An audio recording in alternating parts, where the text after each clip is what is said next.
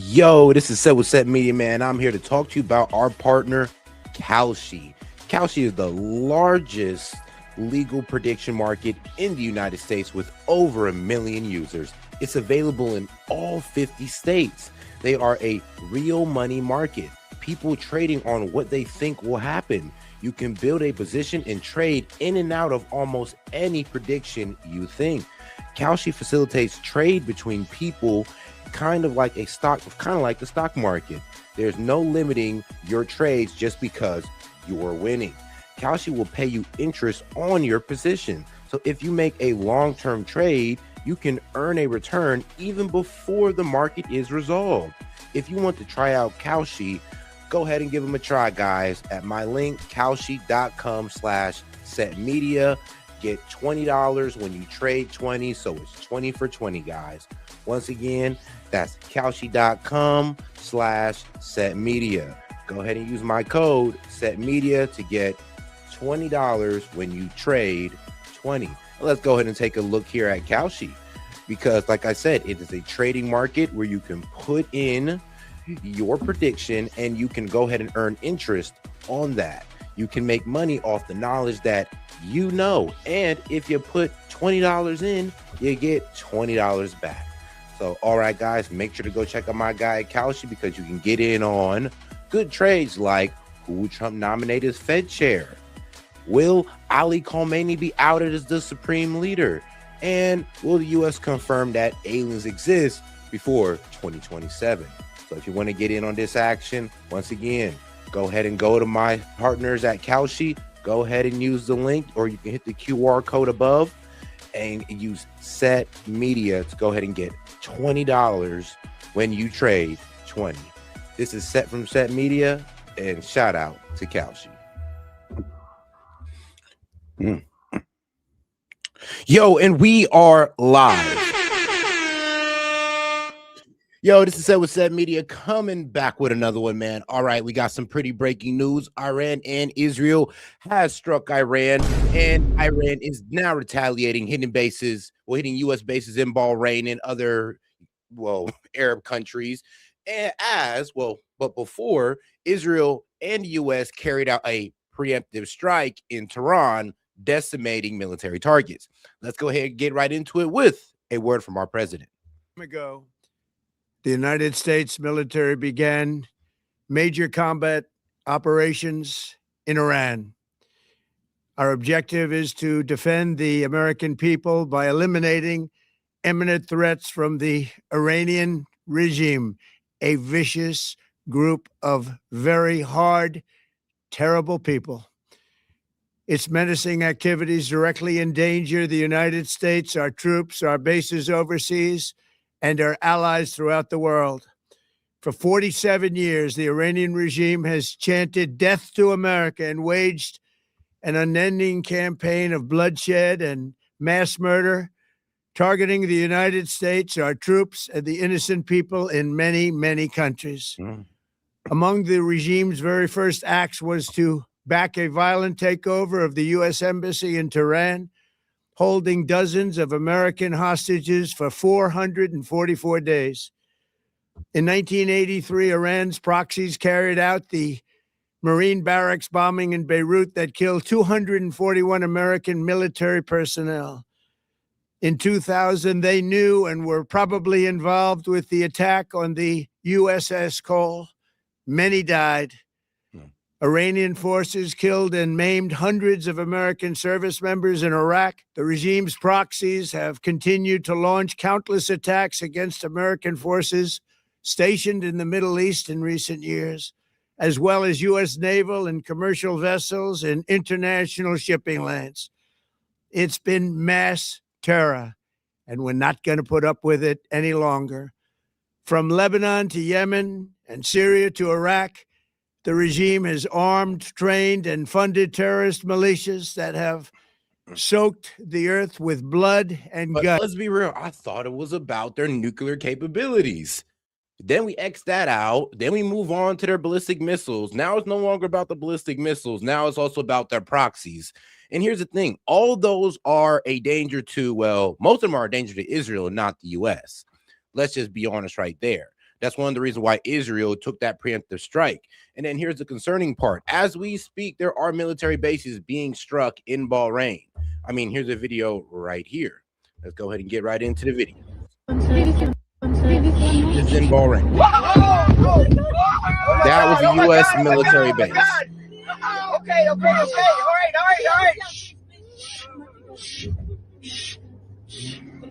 I do it, my love first. I'm going. Yep. And there are other military bases being struck throughout the region in the Middle East. I'll go ahead and get more footage and locations for you as these strikes are happening, because when Israel struck not Tehran, but Iran, they started releasing their missiles as well. There's places that's been Israel stuck, like in Holland, and places in Bahrain that I just showed that's been struck. So they're striking Israel and military bases in the region. That was the U.S. What was it? I believe that was U.S. fifth headquarters. Yes, the U.S. Fifth Fleet headquarters in Bahrain. And it was Iran's proxy, Hamas, that launched the monstrous October 7th attacks on Israel, slaughtering more than 1,000 innocent people, including 46 Americans, while taking 12 of our citizens hostage. It was brutal, something like the world has never seen before. Iran is the world's #1 state sponsor of terror and just recently killed tens of thousands of its own citizens on the street as they protested. It has always been the policy of the United States, in particular, my administration, that this terrorist regime can never have a nuclear weapon. I'll say it again. They can never have a nuclear weapon. That is why in Operation Midnight Hammer last June, we obliterated the... Here's going to be one of the main criticisms that, well, Iran never had a nuclear weapon. We never exposed plans for them to build a nuclear weapon or to have this set up. So, yeah, if it's about nuclear weapons, I mean, we're going in on something that we never proved that they had. Now, we know they got ballistic missiles. We know they fund proxies. That's for sure. But the nuclear weapons, we have no confirmation on. Regime's nuclear program at Fordow, Natanz, and Isfahan. After that attack, we warned them never to resume their malicious pursuit of nuclear weapons, and we sought repeatedly to make a deal. We tried. They wanted to do it. They didn't want to do it. Again, they wanted to do it. They didn't want to do it. They didn't know what was happening. They just wanted to practice evil. Mm-hmm. But Iran refused, just as it has for decades. Look, guys, I'm going to go ahead and give y'all the real. And also, make sure to double tap that screen like the video, guys. Let's get more people in on the conversation. But I'm going to give you the real. We came in there talking about nukes that Iran was ready to give up. We said, look, bro, just make sure you don't enrich uranium past 3%. They were ready to do that. They come in again, probably most likely ready to sign the deal. We're like, yeah, we actually got to take out your ballistic missiles. And they're like, whoa, what does that have to do with our nuclear capability? And they're like, all right, well, maybe we can work something out on that side. Then they come in again and we're like, not only do we want to dismantle all your ballistic missiles, weapon defense system, and we also want you to stop funding the proxies. That's when Iran said, yeah, we're not doing none of that. In decades, they've rejected every opportunity to renounce their nuclear ambitions, and we can't take it anymore. Instead, they attempted to rebuild their nuclear program and to continue developing long-range missiles that can now threaten our very good friends and allies in Europe, our troops stationed overseas, and could soon reach the American homeland. Just imagine how emboldened this regime would be if they ever had and actually were armed with nuclear weapons as a means to deliver their message. For these reasons, the United States military is undertaking a massive and ongoing operation to prevent this very wicked, radical dictatorship from threatening America and our core national security interests. We are going to Iran like we're doing now. Well, that wouldn't have happened. I mean, the only reason we're truly going to war with Iran is for Israel to gain power in the Middle East, and Iran is the only country in their way of doing that. Missile industry to the ground. It will be totally, again, obliterated.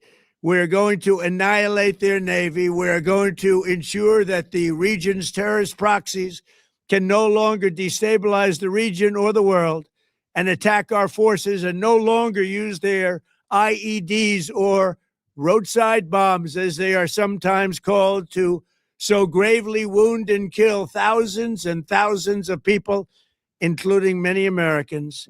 And we will ensure that Iran does not obtain a nuclear weapon.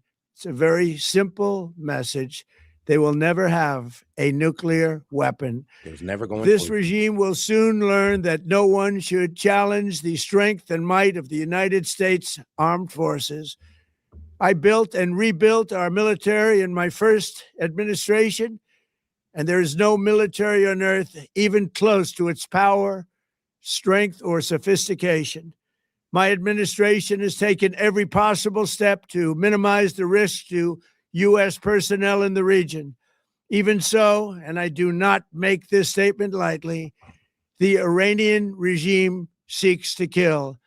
The lives of courageous American heroes may be lost, and we may have casualties. That often happens in war. But we're doing this not for now. We're doing this for the future. Yeah, Gordon. The problem is, though, this does not benefit America whatsoever. This benefits Israel. This helps Israel gain power in the Middle East, but not us. And yeah, we realize that's all about influence. But if we're doing this for Israel to gain influence in the Middle East, this is not going to help us. When Iran closes the Strait of Hormuz, like they're most likely going to do within the next 48 hours, gas prices are going to skyrocket. Gas price already went up 30% just off of them running naval drills. So, I mean, how is Trump going to explain these skyrocketing gas prices to the people? Oh, well, Iran?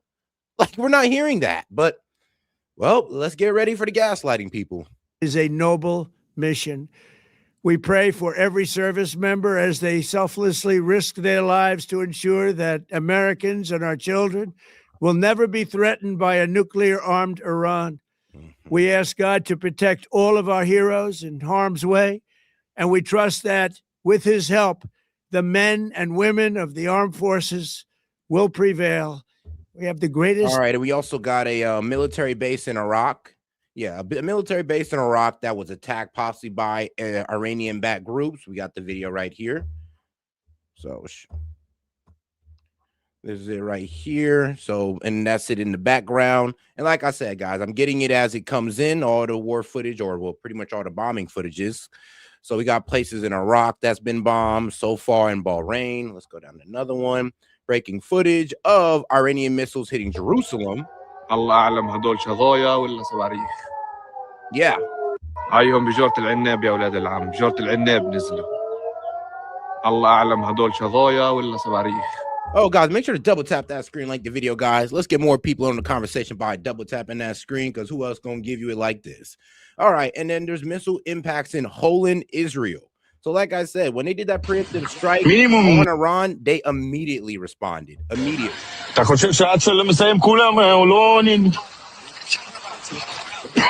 is why we said it was a bad idea. Minimum autobusi misri malchu. Minimum autobusi misri malchu. Esrim autobusi berech malchu.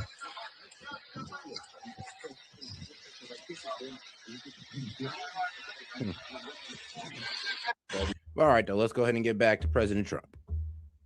In the world, and they will prevail. To the members of the Islamic Revolutionary Guard, the armed forces, and all of the police, I say tonight that you must lay down your weapons and have complete immunity, or in the alternative, face certain death. So lay down your arms. You will be treated fairly with total immunity, or you will face certain death.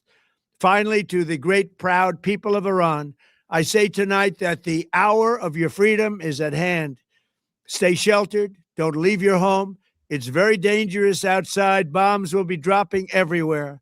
When we are finished, take over your government. It will be yours to take.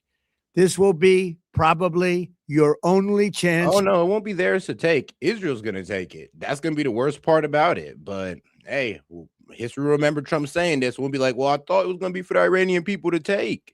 Watch the Iranian people have no say in how Iran's governed going into the future. For generations. For many years, you have asked for America's help, but you never got it. No president was willing to do what I am willing to do tonight. Oh my Now you have a president who is giving you what you want. So let's see how you respond. America is backing you with overwhelming strength and devastating force.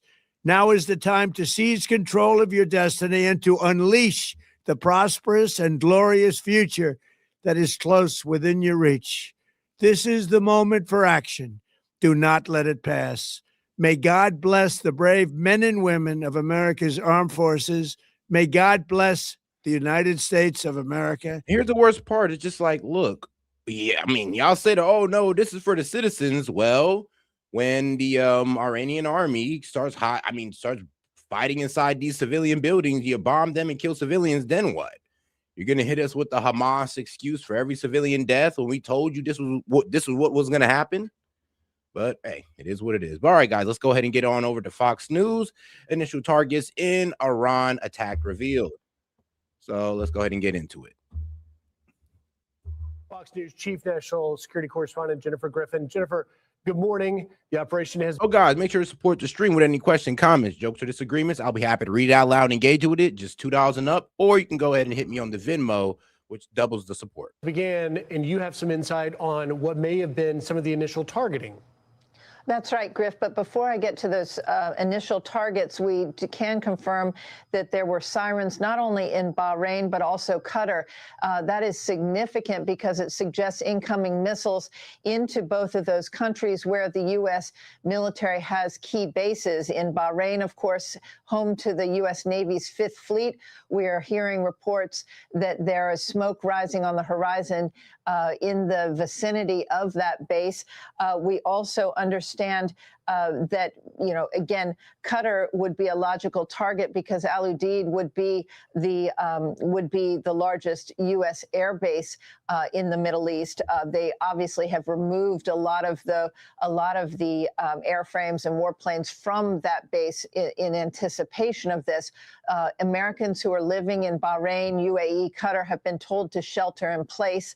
And hey, shout out to my man Captain Alimar. He says, great coverage, bro. Keep it up. Hey, I appreciate that. Don't worry. We're going to go through everything that comes out, all the strikes. As soon as it comes out, guys, I'm going to show it to you. The U.S. military had dispersed a lot of its personnel. Remember, there were about 30,000 to 40,000 American troops at bases across the Middle East, but the U.S. military over the last 2 months have been drawing down and reorienting those individuals. Now, here are some of the targets that we can confirm in these dozens of strikes that have taken place in the last 3.5, 4 hours. The Iranian parliament was targeted. Damn. The National Supreme Council was targeted. Hey, yo. So let's see. The Iranian parliament was targeted. So, okay, so we got their parliament, which pretty much is their governing board. They vote on the laws and all that good stuff. So they took out pretty much their governing order, government building. And what else was hit? The Iranian parliament was targeted. The National Supreme Council was targeted. Ministry of Intelligence, Iranian Atomic Energy Agency. Cyber attacks have taken place on news agencies such as IRNA, which is the state-run news organization. The internet is out in Iran, as far as we know, so it's going to be very difficult for civilians in Iran to get the information about what's occurring right now.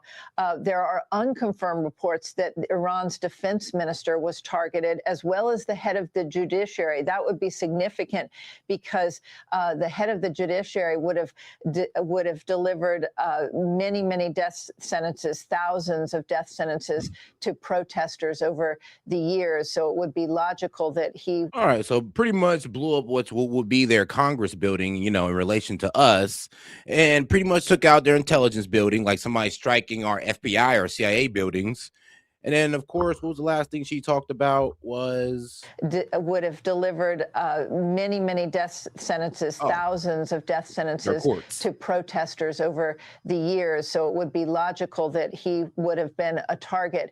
But what's clear, Griff, from these initial strikes is that this is an attempt at regime change. We've talked in recent days about how broad would this mission be? Would it be only the nuclear sites? Would it be the nuclear sites plus the ballistic missile storage sites, which Israel was very concerned about and had pressed the U.S. to include as part of the targeting?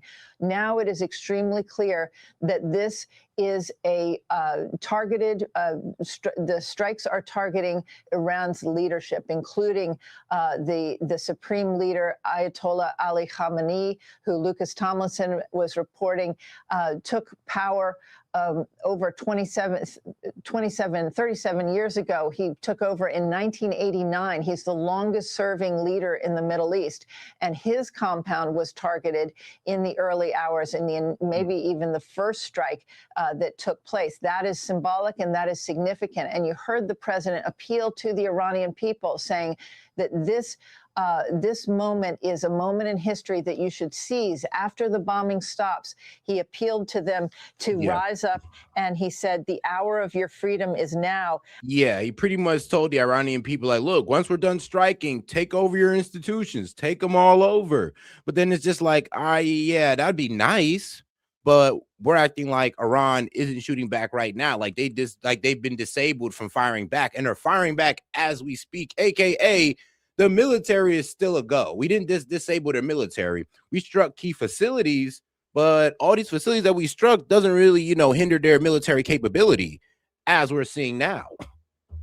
He said, stay in your house until we're finished. But this is the moment that you can take over your government and seize power. That is significant because we weren't sure that this was going and it was a huge strike in Tehran. Huge. Like, let me go ahead and show you the aftermath of the footage right here. Huge strike. به دست ما رسیده از تجاوز هوایی آمریکا و رژیم صهیونیستی به تهران و شهر کشور که در قاب شبکه خبر این تصاویر رو مشاهده می‌کنید. بر اساس اعلام منابع خبری علاوه بر تهران، ساعتی قبل صدای چند انفجار در برخی شهرها از جمله اصفهان، قم، برخی مناطق استان لرستان، کرمانشاه، کرج و تبریز هم شنیده شده. شما آخرین تصاویری که به دست ما رسیده رو از قاب شبکه خبر مشاهده می‌کنید. So yes, that's what the side in Tehran looks like. This is the footage from the U.S. Fifth Fleet facility in Bahrain. يا علي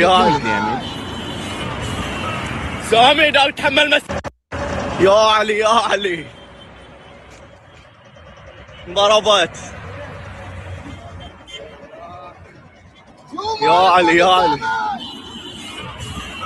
سامي داو تحمل مسؤولية أنت تحمل مسؤولية. And everybody's freaking out all over the Middle East. Like, trust me, they do not like that we did this because they know that Iran was going to strike all the military bases as well in their countries. So let's see how this plays out, guys, because as of right now, Israel and the U.S. are striking Iran as Iran is striking back, mainly striking, U.S. bases and, places in Israel. To be a regime change operation, but it's very clear from the initial set of targets that that is exactly what it is, Griff.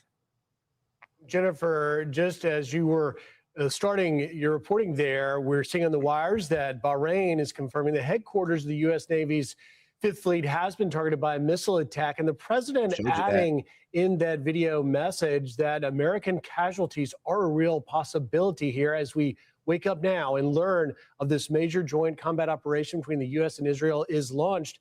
This could pose a significant threat to Americans in this operation. I think what's significant, Griff, is that the American people and even... Oh, guys, make sure you double tap that screen and like the video, guys. Appreciate the support. Make sure you double tap that screen. All right, let's go. And the president himself have been used to carrying out some very significant military operations in which there were no U.S. casualties. The operation in Venezuela last summer, the days of striking during the 12-day war, targeting. Yeah, but this is going to be a bigger operation. Those were one-day operations. We struck them, we left, and that was it. According to Trump, we're going to be continuing doing this into the next day and the day after, to however long it takes to topple the Iranian regime, if that's even possible. But we don't know if that's what's going to be the results of this. But as of right now, the places that Iran has struck is cities in Israel, bases in United Emirates, well, UAE, Qatar, Kuwait, Bahrain, and Saudi Arabia. These are places that's all getting attacked by Iran right now as we speak. Does that sound like a country that's ready to be toppled over? Well, we'll see. It may be. Hey, things may get better for the U.S. plans within the next, 3 days. The nuclear sites. It's significant that the U.S. has not put ground troops in the Middle East. So that is a big difference from the 2003 Iraq War. There's been no large buildup of any sort of ground forces. That is not part of the planning or part of the calculation. This is going to be an air and Navy operation. But again, the Iranians, while they may have been stunned and surprised in the initial hours, and it took them about 3.5 to 4 hours before they launched their first missiles toward Israel and now toward the U.S. base in Bahrain and as well as in Qatar. They were likely, the command and control was likely disrupted in those initial hours. There was likely some electronic warfare that caused it so they couldn't figure out which way anything was coming and how to, and then it was difficult to fire those missiles. But now you can expect in the coming hours and days, the Iranians have a large store of missiles, and they have mobile missile launchers in the West. And at the narrowest point in the Strait of Hormuz, it's just 21 miles across. So those cruise missiles can be fired, and ballistic missiles, and it takes literally minutes before they reach their target. Exactly. And this is going to be a huge problem because when Iran most likely shuts down the Strait of Hormuz because they can and they have the military power to do so, that's going to be a huge problem. But I wonder what Trump's going to tell the American people, because a lot of MAGA like myself did not want war with Iran because we knew this was going to happen. And this could cause a global economic, global economic turmoil. That's the problem with a lot of these. Oh, let's go to war with Iran and bomb them. They're not I'm be real with you. They're not long-term thinkers. They can't think past Friday. And that's the problem with the guys who want a strike with Iran or war with Iran. You don't see the repercussions going to happen down the line that's going to hurt your everyday American citizen. But you're going to see it now. So that is very hard to defend against, even if you have Patriot missile defense systems and THAAD missile systems. And so the U.S. military had done a really good job of drawing down at those bases. I doubt there were more than a few dozen people at the Bahrain headquarters of the U.S. Navy's Fifth Fleet. So again, the president preparing the American people that there could be casualties, and that that's unfortunately a side effect of an outcome of war. And that's the thing that the American people don't want. One, if they're the casualties, that's what's going to hit Trump. The rising gas prices, that's also going to hit Trump. And if this war gets drawn out 3 to 4 months, it's going to be the biggest I told you so ever. It's going to be we've been knew this was going to get dragged out. We've been knew this wasn't going to be in a short operation. And all you guys that was saying that, oh, this is going to be just like Venezuela, I'm be real with you. Y'all sound like a bunch of retards right now. But let's see. Because you know what? I hope it works out like that. Trust me, I do. But it's very unlikely. But again, the American people have gotten used to having no casualties in these recent, very successful operations that the military has carried out. That may not be the case with this. This is a much different operation involving many, many more troops and airmen and sailors. And it is, very possible there can be accidents as well as strikes by the Iranians. That cannot be ruled out at this point. And as we learn more, Jennifer, we'll find out exactly how this initial operation started. But I think it was very fascinating that you brought up, of course, the invasion of Iraq in 2003, a ground invasion. And the force posture at that time had 5 U.S.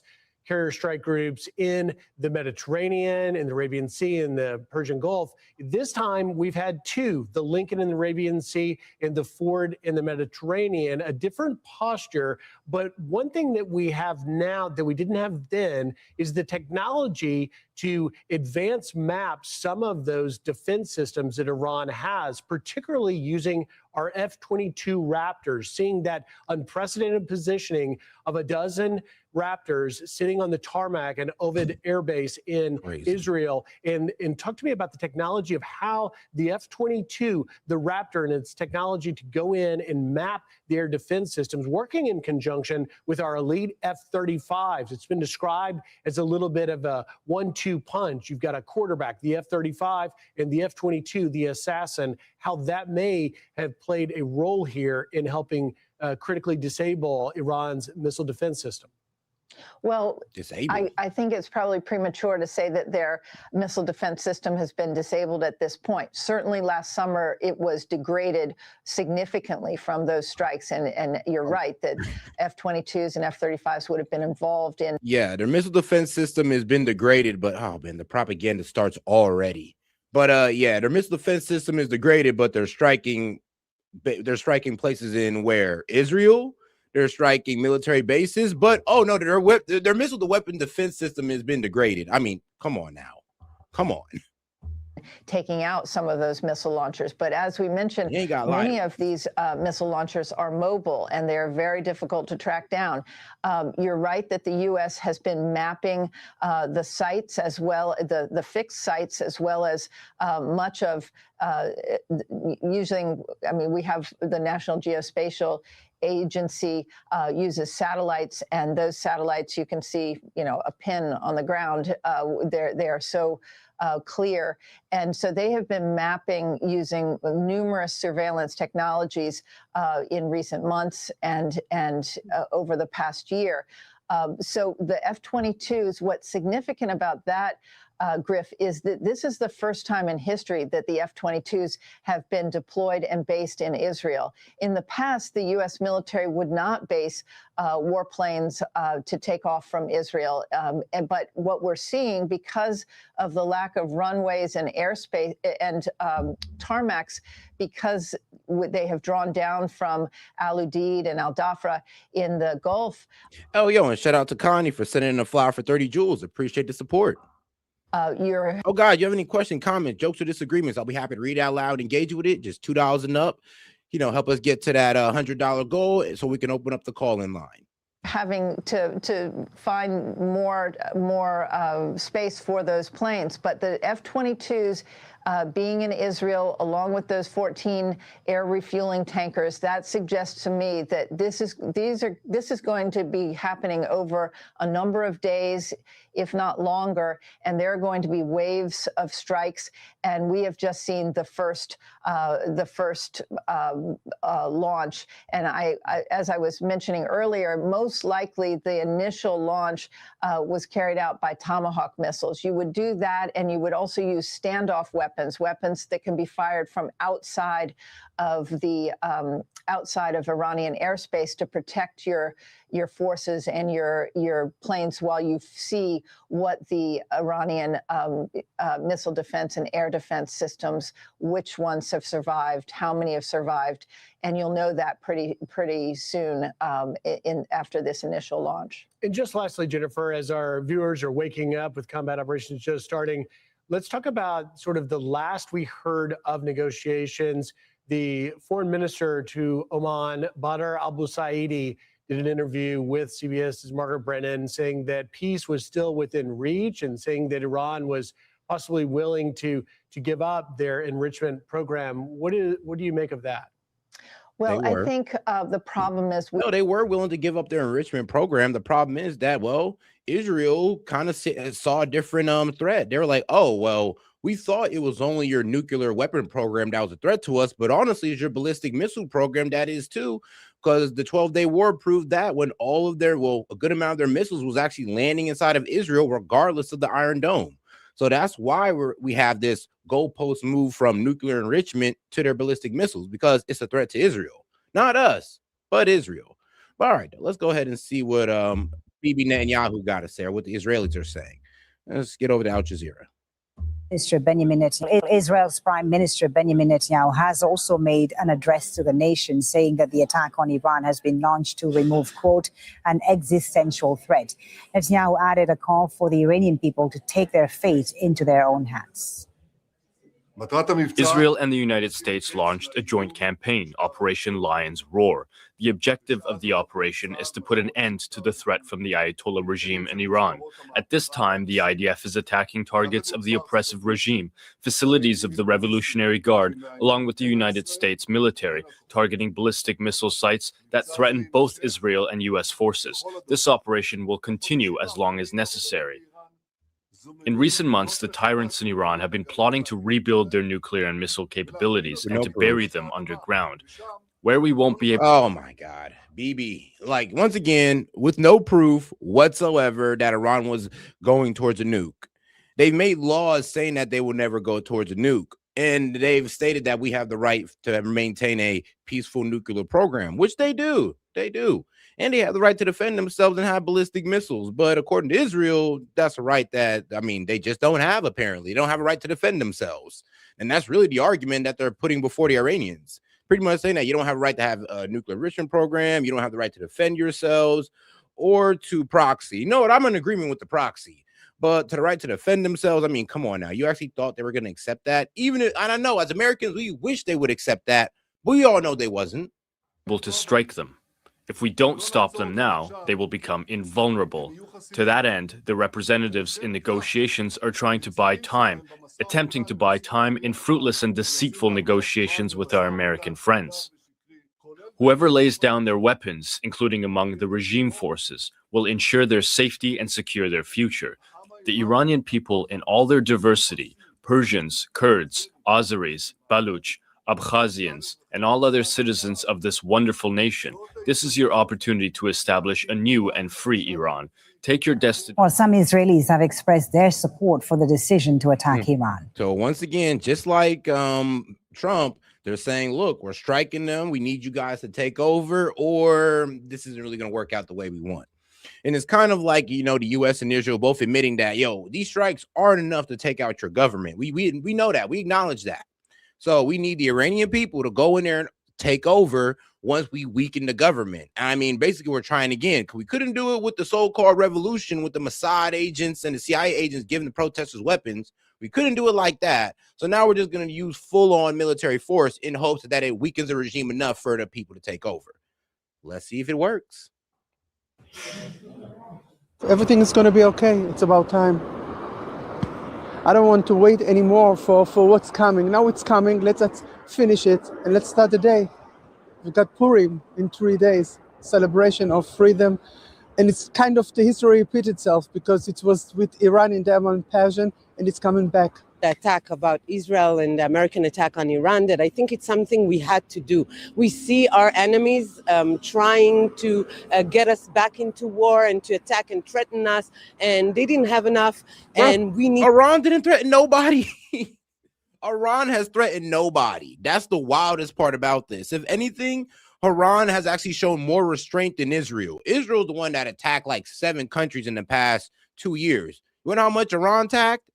Like, you know, first, nobody. The war they got in with Israel is because Israel attacked them first. So it's kind of funny we're painting Iran as this radical regime who just does all this like crazy stuff when, I'm gonna be real with you, the Israeli government proved to be the radical regime that you can't put a collar on. To protect ourselves. And I think with the Arab enemies, we noticed, I'm 43, I've knew some wars in my life, that we have to be the first. We have to establish that we are strong, we are not scared, and we are here to protect our land. To say the truth, I'm quite surprised that Israel is the first one to attack. I was expecting the United States to attack first. I'm not sure that it's good for Israel to be the first one, but once it's taken and once it's done, I think, and the hope for a great change in the Mediterranean. And guys, remember, they're all under the mindset that this is going to end within, like, I'm be real with you, a month at most.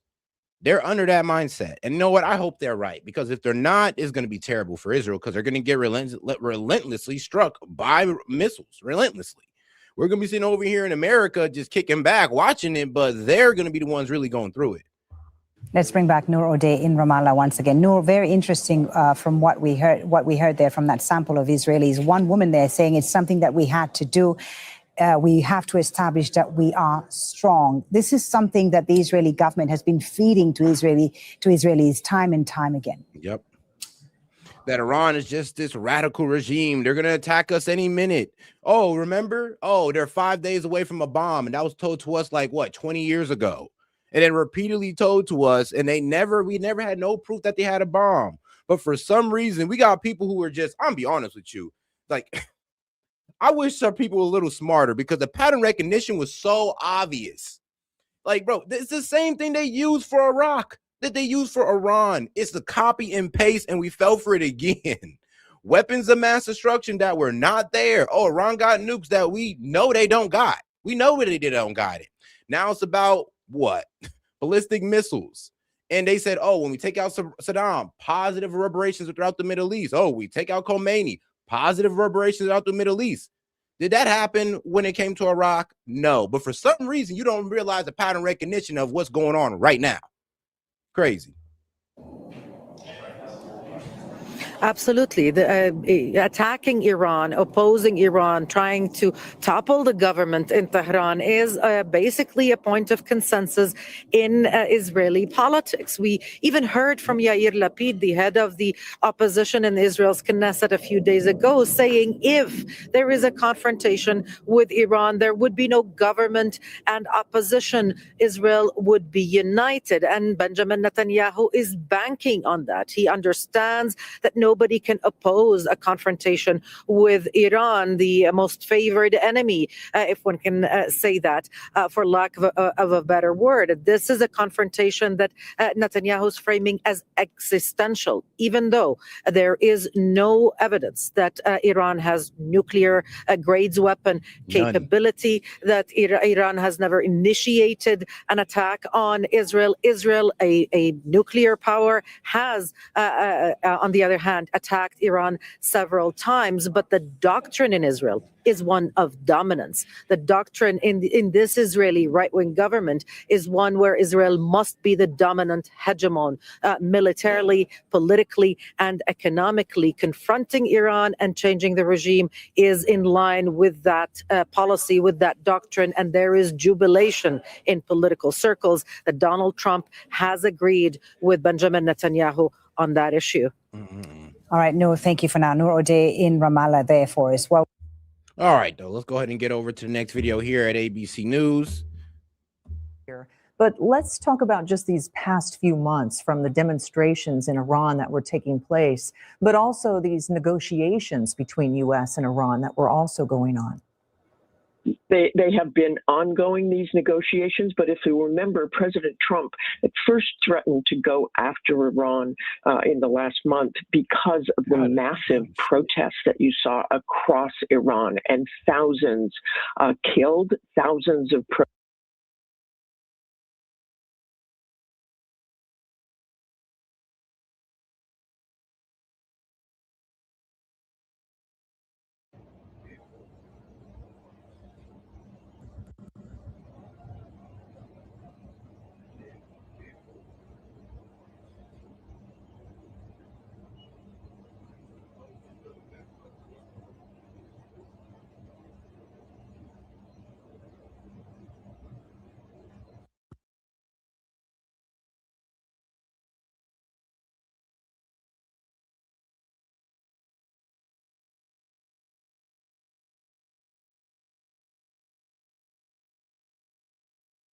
protesters, according to human rights groups who are keeping.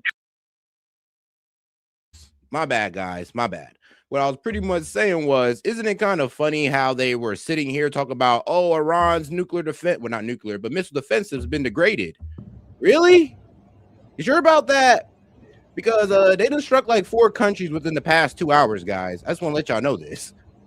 4 or 5 countries in the past 2 hours, but we got Fox News talking about their missile system has been degraded. No, if anything, it's been advanced. And they're most likely going to strut down the Strait of Hormuz, and we're going to see high gas prices. I mean, gas prices went up when they were just running a naval drill. So please, please spare me, guys. But let's get back to it. track of this.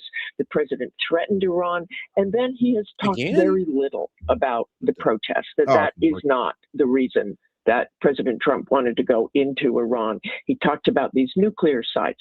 Just at the State of the Union, the president said that he wanted to make sure that Iran didn't have a nuclear weapon, but he also said at the State of the Union that the U.S. had obliterated the nuclear facilities inside Iran. That is clearly not the case if he wants to go back and get rid of the enriched uranium. He wants to make sure these facilities. Oh, guys, is the audio good? Just put a thumbs up in the chat. Are destroyed. I have to say it's quite unusual that they would go after Tehran in the daytime. I think one of the reasons that President Trump in the past, in his first term, didn't want to go after Iran, they were worried about killing people. That is obviously collateral damage, innocent people.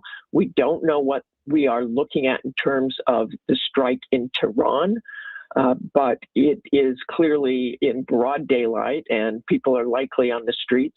During these negotiations, I think one thing to remember is that as of yesterday, when these negotiations and the president said he wasn't happy with them, the Iranians surely knew this would happen and would happen soon, that this wasn't just a show of force. President Trump was very serious about taking action. I mean, trust me, I'm pretty sure the Iranians seen it coming from the negotiations and how it was working out. It's like, think about it. They walk in talking about nuclear enrichment. They're like, okay, we can give you a deal on that. No problem. And then they walk in again and they're talking about, oh, yeah, well, not only do we want you to, no, like, we don't even want you to have a nuclear enrichment program whatsoever, not downgrade your nuclear enrichment to 3%. We don't want you to have one whatsoever. And they're like, okay, hold on now. I don't think we could do that. But they were willing to hear us out. Then they walk in again. And like I said, we're talking about not only do we want you to have no nuclear program, but you can have no ballistic missiles either. And you got to stop funding all your proxies that get in the way of Israel's taking over of the Middle East. Like all that got to stop. And that's where Iran hit us with the hell no. Which was expected. Like I said, I wish they took the deal, but come on now. Let's be real. According to the information obtained from these two corrupt regimes, referring, of course, to the Israelis and Americans, their operations will continue in Tehran and some other cities. The government. I'm weak. So, yes, Iran under attack, the attack carried out by the Zionist regime and the United States against Iran are clear examples of armed aggression. I mean, well, obviously. All right, yeah. And shout out to my man Captain. He says, how much of this is to distract from the files? Most of it. I'll be real with you. You know what? I know a lot of people want to say this distraction from the files, but not really. It's been brewing for a while. Israel's been talking about war with Iran for like 2 decades now. This has just been something that's been coming up for a while. And Trump is the one that's finally giving the Israelis what they've been asking for about 2 decades now, which is a damn shame, by the way. Like he said, no new wars. And like I said, this has not been drawn out as a war yet. But let it be a week, and Iran's still out here throwing missiles, and we're still throwing missiles inside of Iran, and that's exactly what it's going to be. When their first U.S. casualty happened, I mean, when they closed down the Strait of Hormuz, that's when things are going to get bad. And trust me, it's going to be, you know what? It will be a huge distraction from the Epstein files when gas prices start rising. Has already prepared all the needs of society, and there is no concern about the supply of public necessities. Schools and universities will be closed until further notice. Banks will continue to serve the dear nation of Iran. Government offices will operate at 50% capacity of the dear nation of Iran. Government offices will operate at 50% capacity for the time being. So a statement there from Iran's National Security Council. Let's go to Mohammed Val in Tehran for an update on the situation on the ground. Mohammed, what's been happening there? Yes, fully just about. Oh, and guys, we done wanted this for a while. Actually, we've been preparing this for a while, even in the background. Like, did anybody catch how our Secretary of Treasury, Scott Bessent, pretty much said out loud, the quiet part out loud, is that, yeah, we deliberately destroyed their currency, knowing that was going to cause an uprising. We funded the protesters and put guns in their hands, hoping that was going to cause a revolution. And now that didn't work, here we are. I mean, bro, we've been pulling the strings when it came to a conflict with Iran for a minute now. 15 to 20 minutes ago, we had new explosions here in Tehran. we couldn't locate the exact targets of those. Oh, yeah, but shout out Captain, though, bro. Appreciate the support. Guy, you got any questions, comments, jokes, or disagreements? I'll be happy to read that aloud and engage with it. Just $2 and up. Appreciate the support, guys. Yeah, let's keep it going. Those explosions, but that's clearly an indication of the continuation of this operation, as has been promised by the American president. Iranians also are bracing for this, and as you just mentioned, the Supreme National Council, Security Council, has announced that this is going to be an ongoing operation, and that people have to take shelter in safe areas. They have to avoid going to unsafe places. Oh, and breaking news, UAE warns it reserves its full rights to respond to the Iranian missile attack. So UAE might be joining in with Israel and United States when it comes to striking Iran. And that there are also reassurances, on the other hand, that the banks will continue to function. And if you don't know why UAE wants to get involved, it's because they're going through a proxy war with Iran and Yemen. I know you thought Iran was the only people, paying proxies, but so are Saudi Arabians, so are the guys over there in the UAE. Yeah, they also fund proxies in Yemen, which this is why Yemen is like a three-way war through proxies. I mean, it's the proxies that the Saudi Arabians support, proxies that the UAE supports, and the proxies, which is the Houthis, that the Iranians support. But it's kind of crazy how we don't ever touch on those two when they support proxies. Some of the schools and universities will be closing for the moment until further notice. And it has advised people not to rush to stockpile on commodities, because there is enough of those commodities, that the government has been taking the necessary precaution measures for this, so that there will be no crisis in food or any other facilities or amenities. So the government basically is saying that things are under control, that it is gearing up its defenses. The air defense systems are in full action mode inside Tehran and other locations. I can't simply keep track of the number of cities that are being attacked. It is getting to be a very long list now. The latest was Oromia in the northwest, Dizvul. Also, you have Bandar Abbas, Isfahan, Qum. All across the country, you have cities, Shiraz also, that have been targeted. It seems to me that this is no longer just a campaign that is focused on nuclear sites in Iran. This is a very wide range of targets, including government facilities, defense ministry facilities, and also the Iranian army and the Iranian National Guard. As the Americans said, clearly this is a campaign that is going to be continuous until probably regime change can be effected in the country. What about the Iranian people, Mohammed? We heard there from the National Security Council that provisions have been made. There is enough, food and so on. Yeah. But Iranians would have also made. And here's the problem with the Iranian people. Like, we sell this propaganda that 90% of Iran doesn't agree with their government, want their government gone. I mean, bro, if that was true, Iran would have been gone since the revolution. Shoot, they probably would have been gone years ago. But that's just not the truth. If anything, maybe there's 55% who, don't like the government and 45% who do. And that's not a large enough majority to sit there and overthrow the Islamic regime of Iran. So we do sell a propaganda thinking that, it's just going to be this easy conquest to overtop of the regime. They don't got that much support. But I believe we fuck around and find out every time, because that's what happened to Israel. They thought that striking Iran was going to cause the same dysfunction to where the regime was going to be overthrown. No, what they do, gather around the flag and they start striking Israel. It's looking like that's what Iran's about to do again. Gather around the flag and start striking Israel and U.S. bases. Preparations ahead of this. Well, look, I have been following the situation here in Tehran only since I arrived just 1 day ago, and today we have really short on updates because of this blackout. There is a report from an international agency that is monitoring internet in Tehran. It is saying that 96% of the national network has been blocked. So we're not really able to follow on social media and listen or reading what people are saying. But we know from the previous situations, and also we know from the recent days and weeks, that the Iranians are divided, a little bit divided about this. Some of them have been protesting against the government in charge, and they are probably willing to see some kind of change. But that contradicts the need, even among these people, for safety, personal safety, safety for their families, and so on. And now that this campaign is taking place all across Iran, nobody is safe in this war. Yeah. And you have also the people. That's why when people want to post on X, oh, there's Iranians dancing in the street, it's just like, bro, look, stop the propaganda. It's like, bro, those people are scared for their lives right now because they know that they can get struck at any minute and that, well, what's Israel going to do? Oh, just say, well, Iran like to use people as human shields, and we'll go ahead and use the same excuse when we start bombing civilians. Hopefully we don't. But let's be honest, if it gets drawn out, this is exactly what's going to happen. And if we're trying to topple the regime, I mean, it's going to get messy. And if you think this is going to be an easy mission like Venezuela, I'm sorry, but maybe you need to run the numbers, like the population comparison, the size comparison of the country, I mean, weapons capability and all that good stuff, because a lot of y'all are misinformed on that.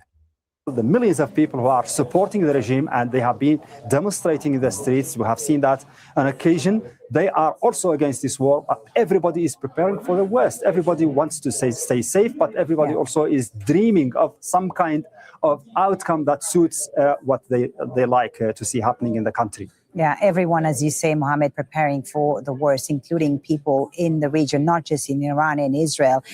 Iran has launched several retaliatory strikes on U.S. assets in the region, including in Bahrain, which has confirmed that there have been attacks inside its territory. It also says the headquarters of the U.S. Navy's Fifth Fleet has been targeted by a missile attack and has urged people to take cover in a safe area. Loud explosions have been heard in Abu Dhabi, the capital of the United Arab Emirates, which has announced the closure of its airspace, both temporarily and partially. These are some of the latest images that appear to show interceptions over the skies, and interceptions of Iranian missiles also here in Qatar, which is home to the largest U.S. military base in the region at Al Udeid. Let's check in with Axel Zaimovic, who's in Doha. Axel, bring us up to speed with what's been happening here. There have been several missiles intercepted here in Qatar. Well, that's correct, Foley. We're actually standing at a location where we saw firsthand that these active Qatar's air defense operations are unfolding, but we see their intercepted missiles coming has said anything. To the direction of the city of Doha. And not long ago, we actually saw that the smoke is actually coming from the direction of the old port. And that goes really with lines what the Qatar official statement says here, that everybody should stay indoors. And they keep urging population, not just people living here, not foreign nationals, but everybody in the country to stay indoors, because this situation is rapidly moving and it's quite changing quickly on the ground.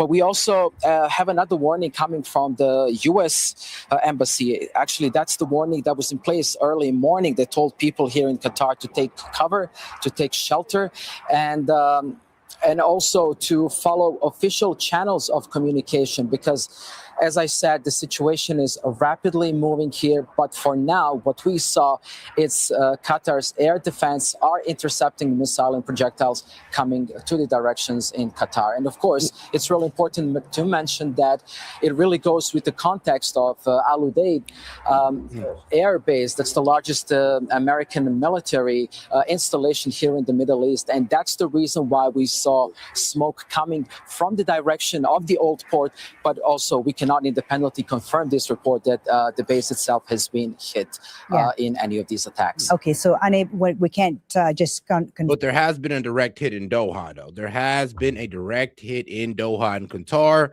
Like I said, I mean, they like to say that, oh, their weapons, the missile defense has been degraded, but they're hitting all these targets as we speak. Let me see here if I can go ahead and pull up the Doha footage. From the reports that the base itself at Al Udeid has been hit.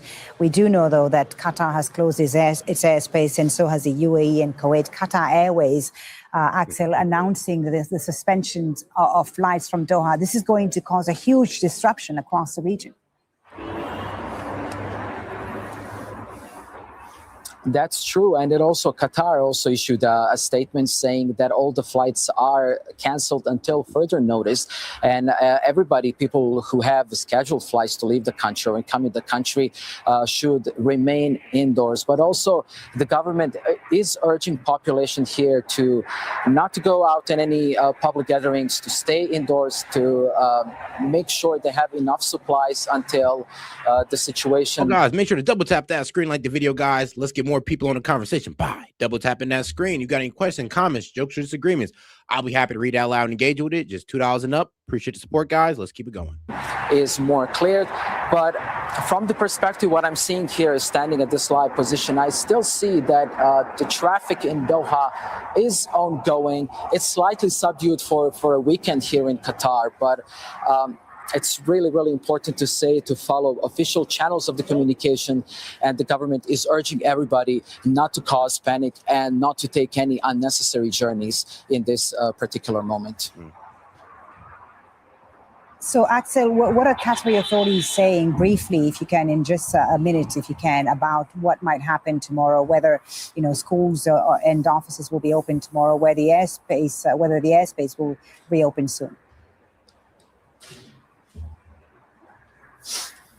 Well, from this perspective, it's really early to say how this situation is going to unfold in the future. But what we know is that some public entities have advised their employees to essentially work from home until further notice, because it's very hard to predict in which direction this entire regional conflict might go. But what we know is that everybody should exercise caution. And as I've been repeating, it's just to basically stay indoors. That's the only most accurate and relevant information that we're getting from the government at this point. Axel, thank you very much for now. Axel Zaimovic in Doha there for us. If you're just joining us on Al Jazeera, it's just past 10 GMT. You know, it's going to be the craziest part when Iranian civilians start dying. You know what the propaganda are going to hit you with? Oh, well, they was with the Ayatollah, so you don't got to feel bad for them. I mean, and there's going to be no proof that they support the Ayatollah or anything like that. But I mean, look, man, when civilians start dying, I just want y'all to prepare for the propaganda they're going to feed you to pretty much, well, I'm be real with you, justify the innocent taking of civilian lives, just like they did in Gaza.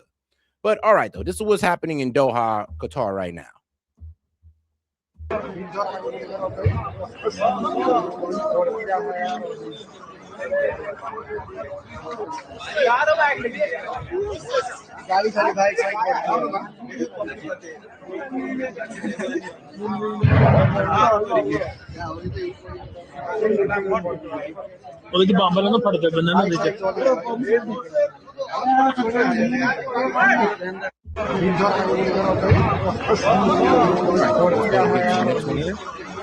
All right, though, let's go ahead and get over here on Fox News. Missiles incoming. Alerts go across Tehran as strikes continue. Get right into it. New York, a little after 11 in the morning, if I'm doing my time calculations correctly. I'm sorry, a little after 10 in the morning in Tel Aviv. In Tehran, it's approaching noon. It's 11:34 there. And U.S. and Israeli forces have begun strikes, massive strikes, on Iranian governmental and military sites throughout that country. Let's get back to Trey Yingst. Trey, we just, we just heard that extraordinary message that the president posted on Truth Social about these attacks, saying, among other things, that we are doing this not for now, but for the future. Any reaction that you're hearing in Israel to what the president had to say? Yeah, John, the United States and Israel are striking Iran as we speak. President Trump addressing the world, saying this operation is massive and ongoing. The Israelis are already responding. I'm talking with sources here who are watching closely what the president says. We understand there was a significant amount of coordination over the past not only several weeks, but several months between American and Israeli counterparts in. Oh, and just in, an Iranian ballistic missile has impacted the U.S. military base in Jordan. So, yes, they just struck Jordan. I'm going to go ahead and get the footage for that soon. Preparation for these strikes. I have learned that we're sharing intelligence and preparation to make sure that the missiles were able to land in the right locations. Again, we understand at this hour, dozens of targets have been hit inside of Iran. And this is described by officials here and in the United States as an ongoing operation that is expected to take multiple days. It's important to look at what President Trump said about how the Americans will go after Iran's ballistic missile program. He says that Iran was developing longer range missiles that threaten the United States and other allies around the world, and that the U.S. will destroy that missile program because it was not only threatening Israel, but the United States. You know that there are somewhere between 30 and 40,000 U.S. troops as we speak in the region. There are bases in places like Qatar, the Al Udeid base, in Kuwait, in Jordan, where there are U.S. jets right now, and of course in Israel. And the president extended an olive branch to the Iranians. He gave them a chance to come to the table and to make those diplomatic concessions about. Well, I'm be real with you. Like, bro, our negotiators did nothing like that. They moved the goalposts because they wanted a war with Iran because they were working for Israel. And I know everybody hates hearing, but what's what's said? Everybody's working for Israel. No, but our negotiators sure was. I mean, Iran comes in talking about bringing it down to 3.5%, and we're talking about their enriched uranium.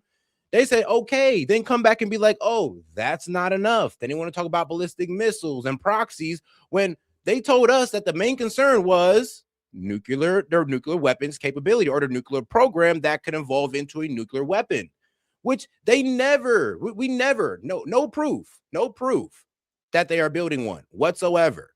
None at all. We just say it because, well, it's good. It's good for propaganda. It gets people thinking that, oh, well, they were actually building a bomb. All right, then, yeah, that's the reason why we attacked them. But guess what? We had no proof that they were ever building a bomb, none whatsoever. And we haven't had one for decades because we've been trying to find out for decades. Like, go ahead and look it up. Look up Bibi Netanyahu telling us that they've been creating a bomb for decades and that they're 2-3 weeks away from it. And it has been the same 2-3 weeks for 20 years. Their nuclear program. And you heard President Trump's special envoy, Steve Witkoff, in an interview on Fox. It was very interesting last weekend. And he said they're not quite sure why the Iranians are not getting the message. President Trump has proven time and time again that he is going to do what he says he's going to do. Remember, when we look at the history here, this is a man who ordered the killing of Qasem Soleimani, a top Iranian general. And we're just getting an alert now as we speak, John, from Israel's home front command. And my cameraman here is going to zoom in on the phone. And so we can see if you can see it here. But there's an alert coming in right now from Israel's home front command. And this is warning people about incoming missile fire. My producer is going to translate it directly for me here. Just stand by 1 second here. And you can see that alert. Jesus. Okay, so the translation here, the top line translation, John, is alert in your area. Please go to a safe room. This is indicative. All right, let's go to some underground footage here. We got footage from what, like I said, an impact that happened in Jordan. What?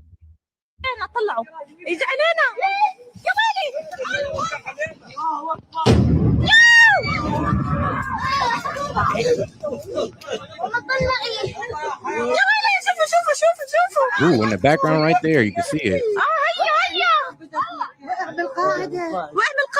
And that was a U.S. air base in Jordan.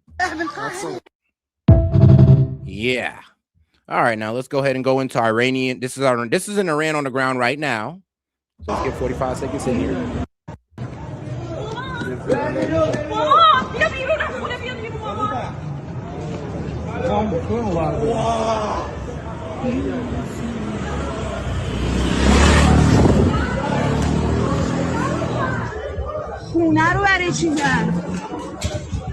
I pray for these people.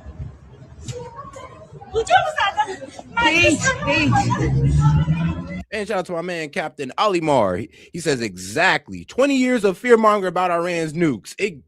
Bro, that's what irritates me. Because remember what they told us the first time? That we obliterated their nuclear capabilities. We set them back 2 years. 6 months later, we're crying about the same nuclear capabilities that we so-called obliterated. Remember that, guys. We said that we obliterated it. Now, all of a sudden, it's the topic of discussion again. Oh, and their missiles and their proxies. But remember, we went in there telling the American people this is all about the nukes or their potential to make nukes. Which was there.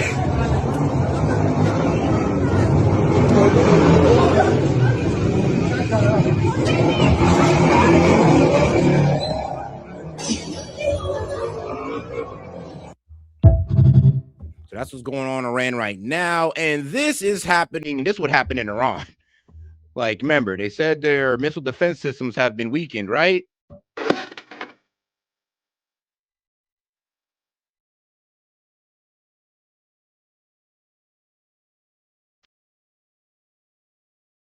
thought they put music behind it. And this is what Iran is like currently doing right now, just sending missiles all over the Middle East, striking whoever they can hit, whatever air base they can hit, because to them, they're all enemies of them. They're all working with the Israelis. They're all working with the United States, and they're not no friend of Iran, which, I mean, that's actually a pretty good point. To be honest with you, they're not wrong. Of incoming ballistic missile fire or drone fire. Just give me 1 second here. I just want to talk to the crew here. Mm-hmm. What do we know? Oh, shit. All right, a drone strike hit Jerusalem. So, John, again, these alerts are expected to go out across the country here. It says, enter to protected space. And again, this is just an indication that the Israelis believe there are possible launches from Iran that could come and target population centers here. As we know, during the ongoing operation that took place last summer, the Israelis had to intercept a lot of the incoming fire, and they had help from the Americans to do so.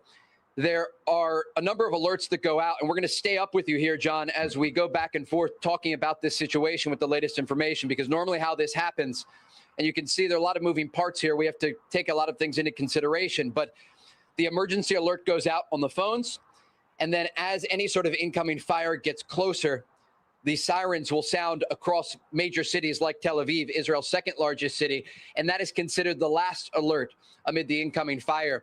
And as this alert has just gone out, I want to break down what Israel has to prepare in terms of the ability to shoot down the incoming fire. They have smaller range systems, including the Iron Dome and David Sling, but it's really the Arrow 2 and 3 systems that will be active if there is any incoming ballistic missile fire. You also have THAAD and Patriot missile defense systems supplied by the Americans that are on the ground here in Israel. And remember, there are some U.S. forces here that are helping in the southern part of the country at the CMCC, because President Trump was able to get that ceasefire together between Israel and Hamas. And so there are American forces on the ground helping to implement that ceasefire. But of course, this is a separate issue here. The decision to launch these strikes against the Iranian regime, according to President Trump, are meant to not only protect U.S. allies in the region, but also to protect the United States. And as we wait to see if there is any incoming fire here, I want to just give you a rundown of what I was talking about before. President Trump gave Iran a diplomatic option. He gave them a chance. Oh, and 4 minutes ago, there was a missile strike on Iran's missile production facilities in Keshmar, or no? Let me go ahead and get the right pronunciation for that one. Chance to come to the table. Yes, there was a Iranian missile production facility that was attacked. This came in about 4 minutes ago. And reach a nuclear agreement to export their enriched uranium, to reduce to zero their enriching process. And the Iranians were going back and forth about this with negotiators, including Steve Witkoff and Jared Kushner, and the answers were not sufficient for President Trump. What's important to remember here, and again, this relates to the interview just last weekend on Fox News that U.S. Special Envoy Steve Witkoff gave, is that President Trump is a man during his first term who ordered a strike against Iran's top general, Qasem Soleimani, outside of Baghdad's international airport. The Iranians had threatened for years that if Soleimani was ever killed, there would be a crushing response. Ultimately, they fired 13 ballistic missiles at a base in western Iraq. We were there on the ground in Baghdad reporting at that time. But President Trump also last year during the 12-day war here ordered Operation Midnight Hammer to destroy Iran's nuclear. Oh, God, do me a favor and double tap that screen and like the video, guys. Let's get more people on the conversation. Bye. Double tapping that screen. Appreciate the support. You got any questions, comments, jokes, or disagreements? $2 and up. I'll be happy to read it out loud and engage with it. Like I said, just $2. Or you can hit me on the Venmo to double your support. Well, let's get right back to it. Facilities from Fordow to Isfahan. He launched these strikes with B-2 bombers and bunker buster bombs. And the Iranians still didn't receive the message. According to intelligence reports, they were trying to rebuild their nuclear program. And ultimately, that was part of the decision-making factor we have learned of why President Trump ordered these strikes against Iran that are ongoing today. But again, to conclude here, what we know at this moment, the Israeli military remains on high alert. We just received a notification, and it comes across on phones as an extreme alert. Reports right now in Israel, and again, we're going to stay with you, John, here. Reports right now in Israel indicate that the IDF has detected incoming missiles toward Israel, and right now there are sirens sounding in northern Israel. You know, it's a bit disturbing that's coming from, well, my side, MAGA. Like, I know you guys are probably hearing me out going like, oh yeah, this guy S.E.T must be a leftist. No, I'm not actually. I'm a conservative. And I believe on holding people to their word. If Trump said no new wars, then I'm going to hold him to his word on no new wars. And guess what? This is looking like a possible new war. Because remember, this day one. We don't know if they're just flexing muscles just to see what one another can do, and it might just stop tomorrow and they come to a deal, or this is actually going to be dragged out. So I'm not calling it a war yet, but this is military engagement, and this is not what I personally voted for. Honestly, I voted for Trump. One of the reasons I voted for Trump because he said we weren't going to get into drawing out wars that's going to cost us American lives, American dollars, and then further crush our economy. Like, this is kind of what comes with war. I hope you know this. And again, or maybe you guys weren't around for the Iraq War, and maybe y'all weren't around for that. Maybe y'all wasn't. Maybe you didn't see how bad that effed us up as Americans. Maybe y'all a bit too young. We're getting these alerts in just now, and so just stay with us here, John. And I'm just checking here with sources who are texting as we speak. Stand by. Yep. Okay. So there are sirens sounding right now in northern Israel. Again, those alerts went out on phones about missile launches that were detected from Iran. They'll often go out across the country to ensure that people can stay close to safe rooms and bomb shelters. Some of them are inside buildings, others are beneath the ground. But we see the amount of damage that these ballistic missiles can cause. More than 24 people were killed during the war last year in the 12-day war in June by these Iranian ballistic missiles. They often can overwhelm air defense systems. And I spoke with one U.S. intelligence official over the past week who said this was the major concern about a possible Iranian response, is that they would try to overwhelm the air defense systems that are here on the ground. We can also expect the Americans to assist in shooting down any of the incoming fire. Remember, the world's largest aircraft carrier, the USS Gerald R. Ford, is currently off the coast of Israel in the eastern Mediterranean. Local media is reporting at least 2 missiles were fired toward northern Israel, triggering those sirens. But again, we can report at this hour, John, that the Iranians have started their response. At this point, it appears to be limited. And that could be because, again, the Israelis and the Americans were working hand in glove over the past several weeks and months to prepare for these strikes. And you have to understand that the ballistic missile program is on the target list. But all right, man, let's go ahead and listen to, I want to go both sides. I want to listen to the guys who are supporting these strikes, and I want to listen to the guys who are not supporting these strikes. So let's go ahead and start off with one of the biggest people. Honestly, let's go to the guy who pretty much called this out. Let's go to him. Shout out to Nick Fuentes. I may not agree with him on race or anything like that, but when it comes to geopolitical stuff, I mean, man, me and this man align on a lot when it comes to geopolitical matters. But all right. When Iran's regime is toppled, Israel becomes the regional hegemon of the Middle East. Yep. Do you know what a valuable... I mean, yeah, because as they destabilize these Muslim countries, they move right in and take their land. Gift, that is. Think about all the oil, all the natural gas. Think about all the money in the Middle East. All the money from their sale of oil. Think about all the trade routes. Think about all the sea routes going through the Red Sea, going through the Persian Gulf. Think about all of the trade that happens in the Indian Ocean and the Eastern Mediterranean. Think about all of the rail, the highways. Think about all the other utilities that run through the Middle East that are going to connect in the future Asia, Europe, and Africa. Israel is being handed that region on a silver platter. They will be, speaking softly, carrying the big stick in the Middle East, running the show over there. So who does this benefit? Not us. That's not our golden age. That's a golden age for them. Our equipment, our lives, our money, it's our ass for their golden age to defeat their enemies so that they can expand their territory. They can control more seas, more oceans, more land more trade routes. And it literally doesn't get more simple than that. This has been their mission since October 7th and even before that. They said after October 7th, we're going to change the status quo in the Middle East that has prevailed for the last 50 years. What did you think they were talking about? They were talking about land for peace. They were talking about Camp David. They were talking about the Islamic Revolution in 79. They were talking about Hezbollah in Lebanon. That is what they were referring to specifically. And all these wars that have been fought, they said it's coming to an end. We are going to inaugurate our golden age. They said Trump is our Messiah. He's our Cyrus the Great. All right, guys. So we do got a bit of bad news right here. Now, I'm just going to read the headline. The Epstein regime has murdered 24 girls at their elementary school in Minab City, which is a school in Iran. And there's already been a news article right here. Let me go ahead and pull this guy's up for you. Yeesh, it's not going to be good. But let's see here. A.com TRCC. Iran says 5 students killed in Israeli strike on girls' school. But they're part of the Ayatollah set. Who cares if these little girls have been killed? They're part of the regime. Oh, that's probably what y'all ready to say, right? Yeah, I know, right? Sick. But yeah, like I said, already civilians, innocent civilians are being killed. And this came out today, guys. There are already kids being killed already. And it ain't even like, bro, it's like what? The first 12 hours of this? But all right, though. There's nothing's going to happen, S.E.T. You're just overreacting. Okay. You keep on bullshitting me.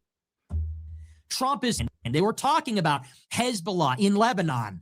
That is what they were referring. Girls' school just bombed in Iran by Israel, killing girls. But this is what the propagandists are going to tell me. But they're part of the Ayatollah set. It doesn't matter.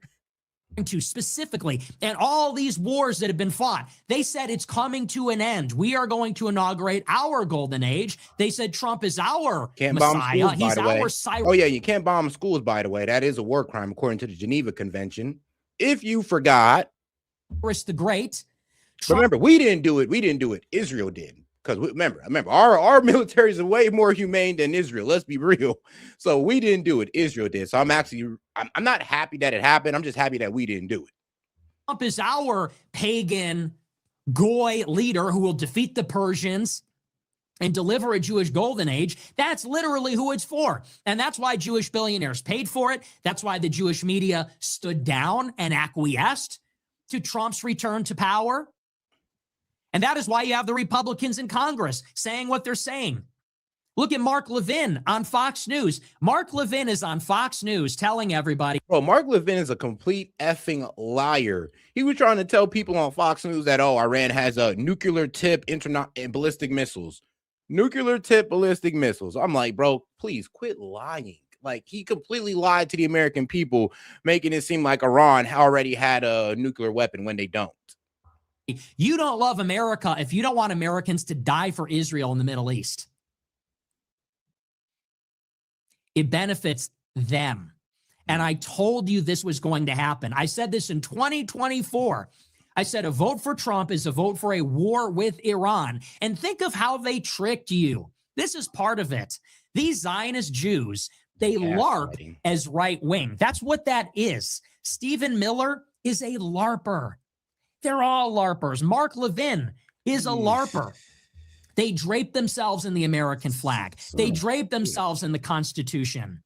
Oh, yeah, and I got the footage right here from the school, from the girls' school being struck. And I mean, bro, this sucks. This sucks. This is it right here in Iran. Girls' school struck, 5 girls killed. That's not going to radicalize nobody against America.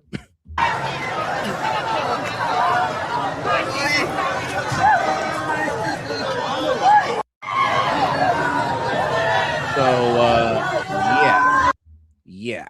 I mean, look, what we didn't want to happen is already happening already. And like I said, there's going to be those on the more bloodthirsty side is going to be like, no, this is what we want. And well, were they wearing hijab set? If they were in hijabs, I mean, they were part of the regime, which means it's okay to kill little girls if that's the case.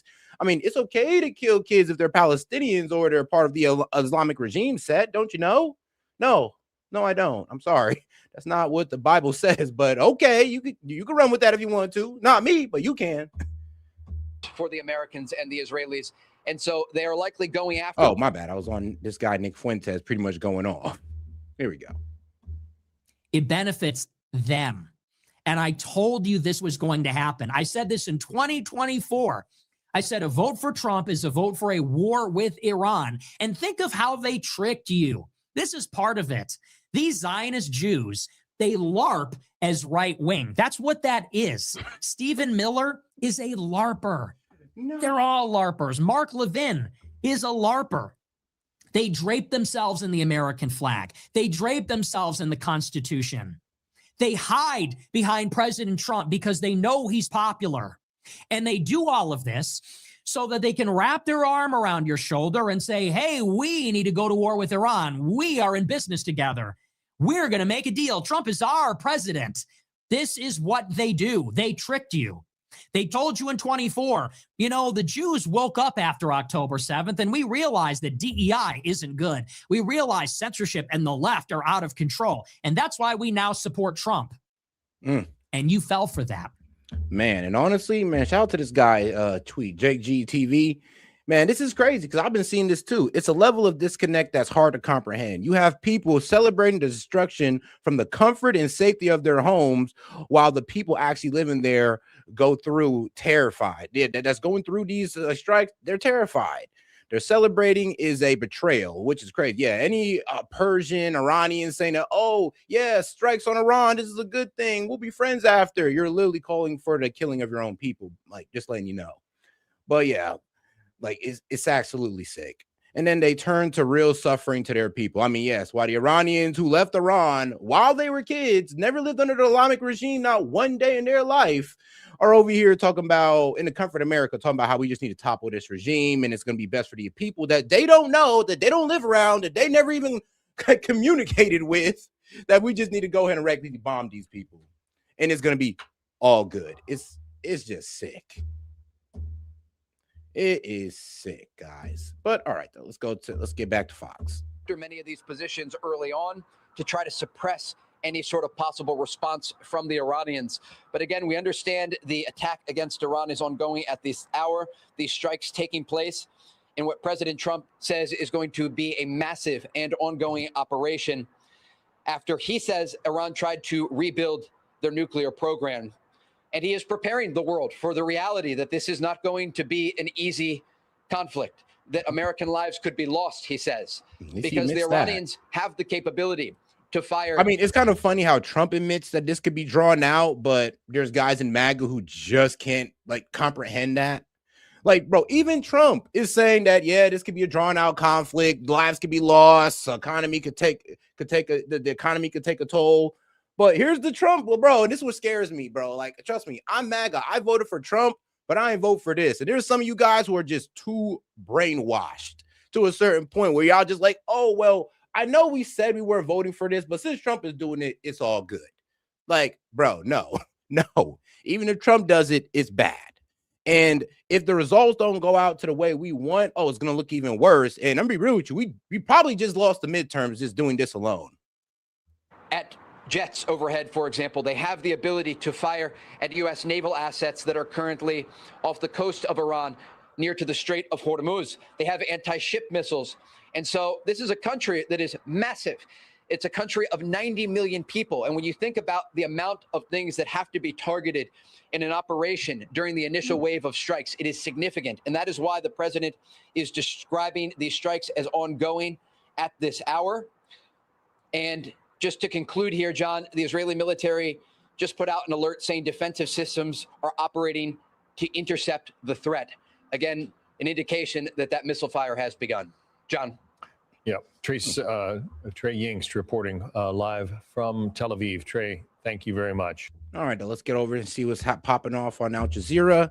While these strikes are still coming in by the minute, by the hour, I'll be right here to report it for you guys. But let's see what Al Jazeera is saying. To Israel's defense minister. Well, let's just go back to our breaking news story that Israel has launched a preventative attack against Iran. That's according to Israel's defense minister. Apparently, air raid sirens have been heard in Tel Aviv and Jerusalem. Witnesses say that they've also heard explosion in Iran's capital, Tehran. Sirens sounded in Israel as Israel warns of the possibility of missiles. That's the latest breaking news we're getting here. Let's just stay with this story and bring in Al Jazeera's Noor O'Day. She's in Ramallah for us in the occupied West Bank. Noor, just tell us what's going on in Israel at the moment. Well, right now, the Israeli army has confirmed that it has launched what it calls a preemptive attack against Iran. It has declared a state of emergency throughout the country and asked citizens to be close to a shelter, whether in their homes, a safe room, or a public shelter. For now, there are no details about the targets of those attacks, but we understand that this is a campaign that Israel has launched, of course, in line with its publicly stated policy that Iran poses a threat to the safety of Israel, and its allegations that its missiles and its nuclear enrichment program also pose a threat, having repeatedly said that the negotiations with the United States were not going to go anywhere and should not have been trusted to begin with. Noor, so what more have Israeli defense officials been saying? Because we heard from the Israeli defense ministers that they've launched this preventative strike. What more details are we getting about the strike itself coming from Israeli officials? Nothing yet about the targets themselves. But again, let's put this in perspective about why would such an attack happen. Israel considers the government in Iran a threat to itself, and so the launching of the attack, irrespective of the targets, is completely consistent with its stated policies. At the moment, the details are very scant. But the focus of the Israeli messaging so far has been domestic about what Israelis should be doing, how Israelis should be acting. But we already know that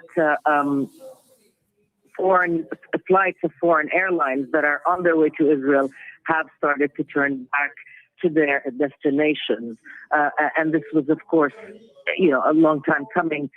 We've seen over the past 24 hours, some airlines canceling flights, some countries calling on their citizens to leave Israel while flights are available. That started now. Let's get over to some, supporting voices and some dissenting voices. Like, this girl right here. This girl right here has been preaching war with Iran.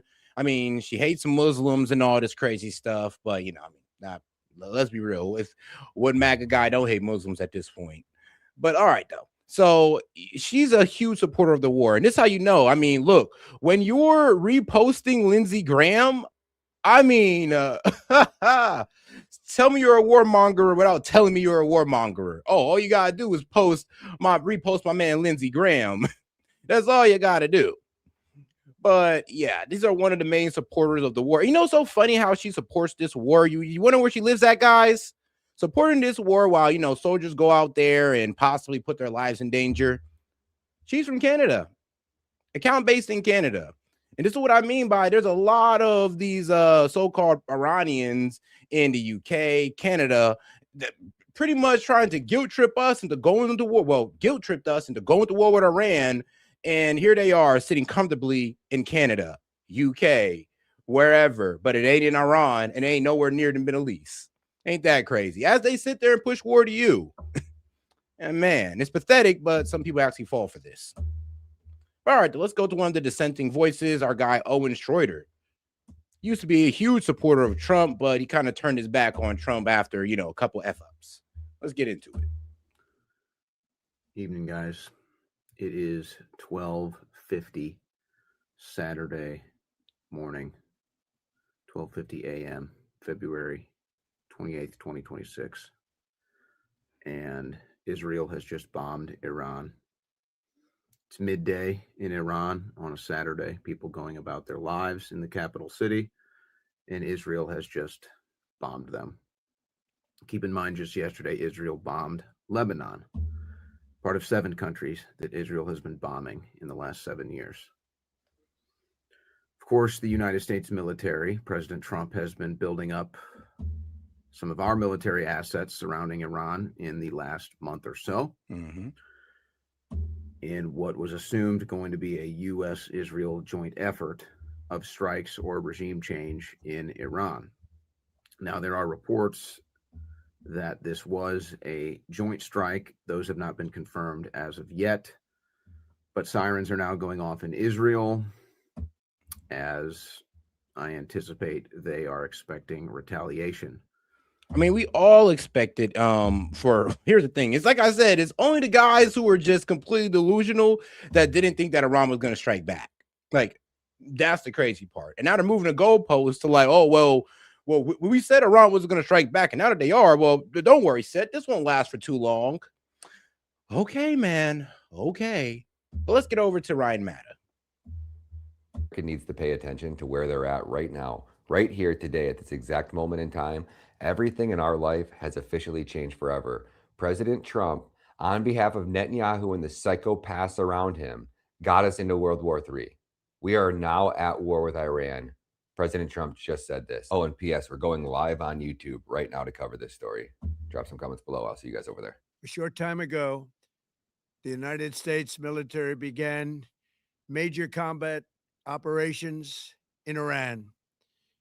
Our objective is to defend the American people by eliminating imminent threats from the Iranian regime, a vicious group of very hard, terrible people. Its menacing activities directly endanger the United States, our troops, our bases overseas, and our allies throughout the world. For 47 years, the Iranian regime has chanted death to America and waged an unending campaign of bloodshed and... I'm sorry, but like, bro, chanting death to America does not automatically call for a strike on your land. I mean, if that's the case, then I guess we need to start bombing liberal neighborhoods then, these blue states that say death to America or America must fall and all that good stuff. I mean, we got Americans who say that. I mean, we got other countries who chant death to America. Does that mean we got to go bomb them too? Mass murder. That's a very targeting low the bar. United States, our troops, and the innocent people in many, many countries. Among the regime's very first acts was to back a violent takeover of the U.S. Embassy in Tehran, holding dozens of American hostages for 444 days. In 1983, Iran's proxies carried out the Marine barracks bombing in Beirut that killed 241 American military personnel. In 2000, they knew and were probably involved with the attack on the USS Cole. Many died. Probably. Iranian forces killed and maimed hundreds of American service members in Iraq. The regime's proxies have continued to launch countless attacks against American forces stationed in the Middle East in recent years, as well as U.S. naval and commercial vessels and international shipping lanes. It's been mass terror, and we're not going to put up with it any longer. From Lebanon to Yemen and Syria to Iraq, the regime has armed, trained, and funded terrorist militias that have soaked the earth with blood and guts. And it was Iran's proxy, Hamas, that launched the monstrous October 7th attacks on Israel, slaughtering more than... All right, guys, and we do got a bit of a breaking here. We got a breaking U.S./Israeli strikes reported on Iran's home to its only operational nuclear power plant, which is what is here reported in Bushehr. So yes, it's Iran's home to its only operational nuclear power plant. Let's see here. This facility was built by Russia, and Russian techs operate it. Russian nuclear fuel runs through it. Oh shit! Yeah, we might have accidentally took out some Russians in the process. But I mean, sure, we supporting the same thing in Ukraine, so it is what it is on that note. 1,000 innocent people, including 46 Americans, while taking 12 of our citizens hostage. It was brutal, something like the world has never seen before. Iran is the world's #1 state sponsor of terror. and just recently killed tens of thousands of its own citizens on the street as they protested. It has always been the policy of the United States, in particular, my administration, that this terrorist regime can never have a nuclear weapon. I'll say it again. They can never have a nuclear weapon. That is why in Operation Midnight Hammer last June, we obliterated the regime's nuclear program at Fordow, Natanz, and Isfahan. After that attack, we warned them never to resume their malicious pursuit of nuclear weapons, and we sought repeatedly to make a deal. We tried. They wanted to do it. They didn't want to do it. Again, they wanted to do it. They didn't want to do it. They didn't know what was happening. They just wanted to practice evil. But Iran refused, just as it has for decades and decades. They've rejected every opportunity to renounce their nuclear ambitions, and we can't take it anymore.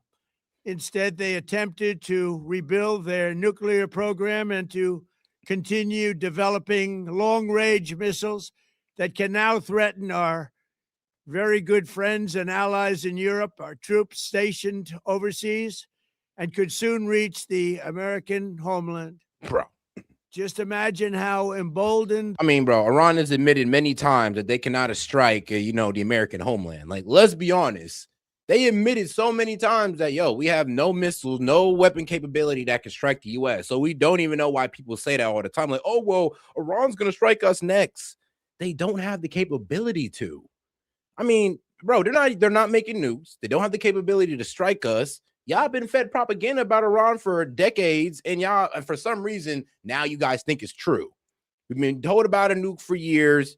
Ain't true. We've been told Iran is this radical regime that's just ready to strike us, and, well, we're the ones striking them first.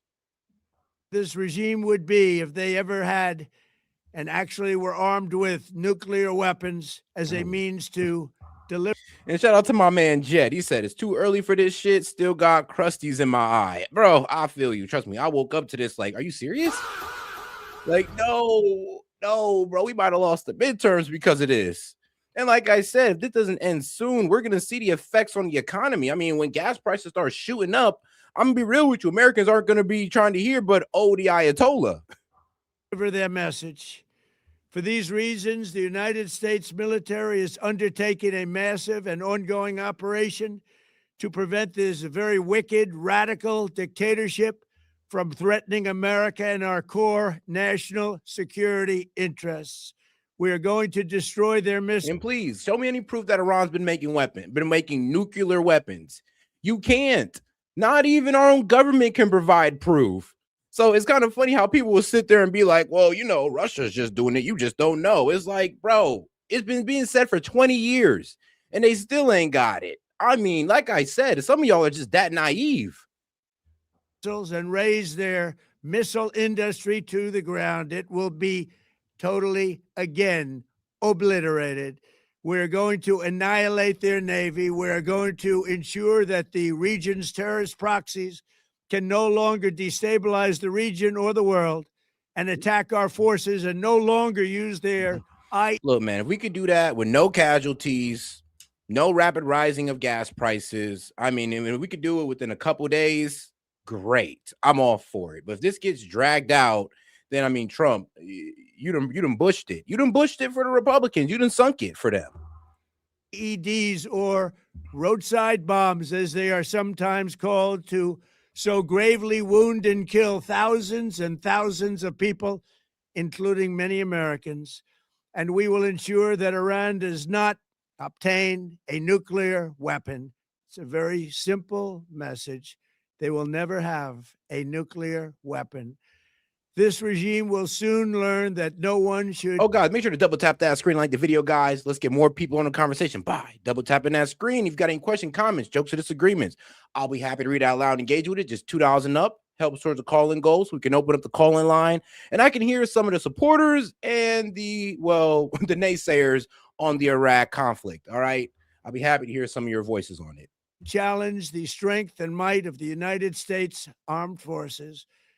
I built and rebuilt our military in my first administration, and there is no military on earth even close to its power, strength, or sophistication.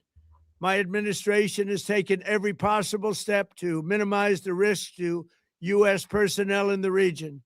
Even so, and I do not make this statement lightly, the Iranian regime seeks to kill. The lives of courageous American heroes may be lost, and we may have casualties. That often happens in war. But we're doing this not for now. yeah, we're in doing war. this for the future. Well, I mean, it is what it is, guys. According to Donald Trump, we are at war with Iran, so this is a war. He said it straight up. He's like, hey, look, man, lives may be lost, but that's what happens in war. And we're like, yeah, I know, but we voted for no new wars in the Middle East specifically. And here you are giving us exactly what, well, MAGA don't want. I mean, most Americans don't want this, of course, and basically a good amount of MAGA don't want it as well. But here we are, guys. Like I said, Trump might have just sunk the midterms for himself, or on my bad, for the Republicans. And it is a noble mission. We pray for every service member as they selflessly risk their lives to ensure that Americans and our children will never be threatened by a nuclear-armed Iran. We ask God to protect all of our heroes in harm's way, and we trust that with his help, the men and women of the armed forces will prevail. We have the greatest in the world, and they will prevail. To the members of the Islamic Revolutionary Guard, the armed forces, and all of the police, I say tonight that you must lay down your weapons and have complete immunity, or in the alternative, face certain death. So lay down your arms. You will be treated fairly with total immunity, or you will face certain death. Finally, to the great, proud people of Iran, I say tonight that the hour of your freedom is at hand. Stay sheltered. I mean, bro, we just bombed a girl's school. According to Iran and, well, I'm be real with you, different media platforms, bro, we might have radicalized the Iranian people against us. I mean, this is why I wasn't for strikes against Iran, because, well, Israel did it, and they rallied around the flag and went full on against Israel. Nobody was talking about Khamenei or F Khamenei. It was the F Israel agenda. And this is exactly what we're about to do to ourselves when it comes to Iran. We struck, bro, we hit a school. Little girls were killed. And you don't think that's going to radicalize some of the people, like, you know, against us? I mean, this is what causes forever wars. Don't leave your home. It's very dangerous outside. Bombs will be dropping everywhere. When we are finished, take over your government. It will be yours to take. This will be probably your only chance for generations. For many years, you have asked for America's help, but you never got it. No president was willing to do what I am willing to do tonight. Now you have a president who is giving you what you want. So let's see how you... What we want, or he must be talking to, I don't even know if he's talking to Iranian people, because we don't know if the Iranian people truly want that. Like I said, we've been fed this propaganda as if 90% of the Iranian people are against the regime. And if that was true, like I said, Iran would have been toppled a long time ago. The Ayatollah would have been gone a long time ago. So obviously it's not no 90%. So he got to be talking to the Iranian people when he talk about, oh, this is what you wanted, because we don't want it. And I'll be real with you, it's Iranians like mostly outside of America that's been asking for this. Because guess what? Their troops ain't going to be thrown in. Their families ain't going to be thrown into this. So they're just sitting back supporting war, knowing that they have no skin in the game. But then we got a bunch of cowards out here going like, oh, well, yeah, this is why we need to go to war with Iran, because the Ayatollah. All right, motherfucker, then you go there then. Please, please, you go. Because I'm tired of people in different countries trying to tell us what we should do with our soldiers and how we should just throw our soldiers' lives into the fire while they just sit back and clap. You respond. America is backing you with overwhelming strength and devastating force. Now is the time to seize control of your destiny and to unleash the prosperous and glorious future that is close within your reach. This is the moment for action. Do not let it pass. May God bless the brave men and women of America's armed forces. May God bless the United States of America. May God bless you all. Thank you.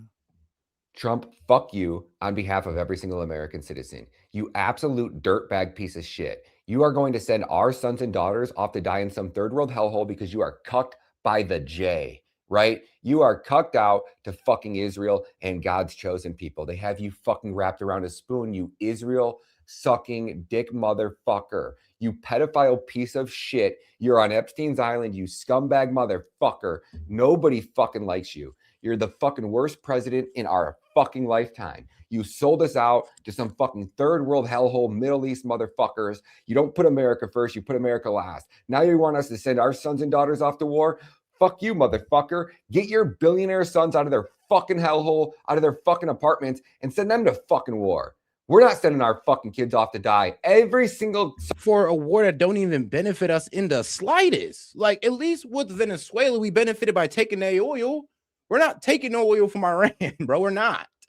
And once we take out the regime, we don't even know who we want to put in there.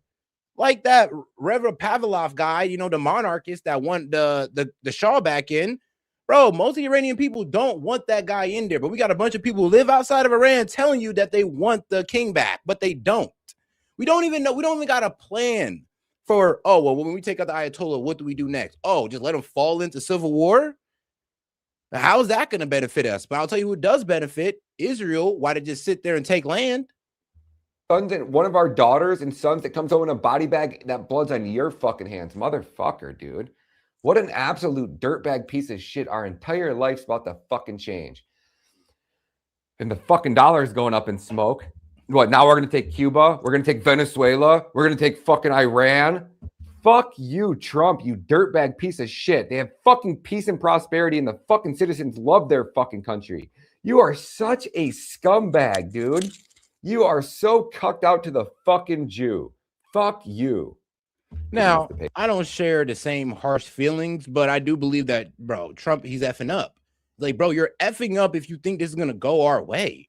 I mean, it could, but if this doesn't end within 3 days and, you know, and we avoid the whole economic fallout, great. But if we don't, then bro, I don't want to hear no Republicans getting mad when there's a blue wave because Trump did it to us. He bushed it. He did a Bush. Bush got us into a war. What happened? It went all to the Dems. This is literally what Trump is doing. It's like Bush 2.0. Like, bro, you're bushing it.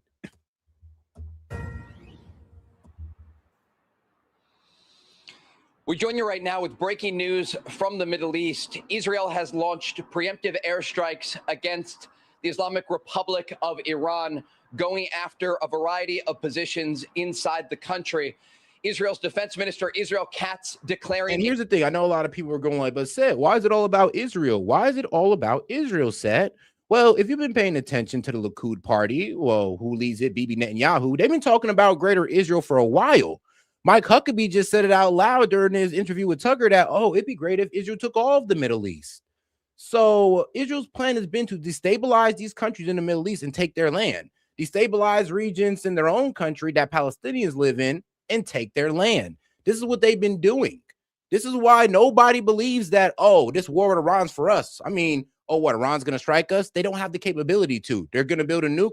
We have no proof that they're going to build a nuke, nor have they said they are. Actually, there's a law forbidding them to build a nuke. So what is this all for? It can't be for Americans because none of our interest is in line with it. But all of Israelis' interest, all of Israel's interest is in line with this. That's why people are bringing up Israel, because none of our interest is being solved in this. And trust me, most of the American people do not want war with Iran. We don't want regime change in Iran because we know the price that it comes with. It's not going to be the same price we paid for Venezuela.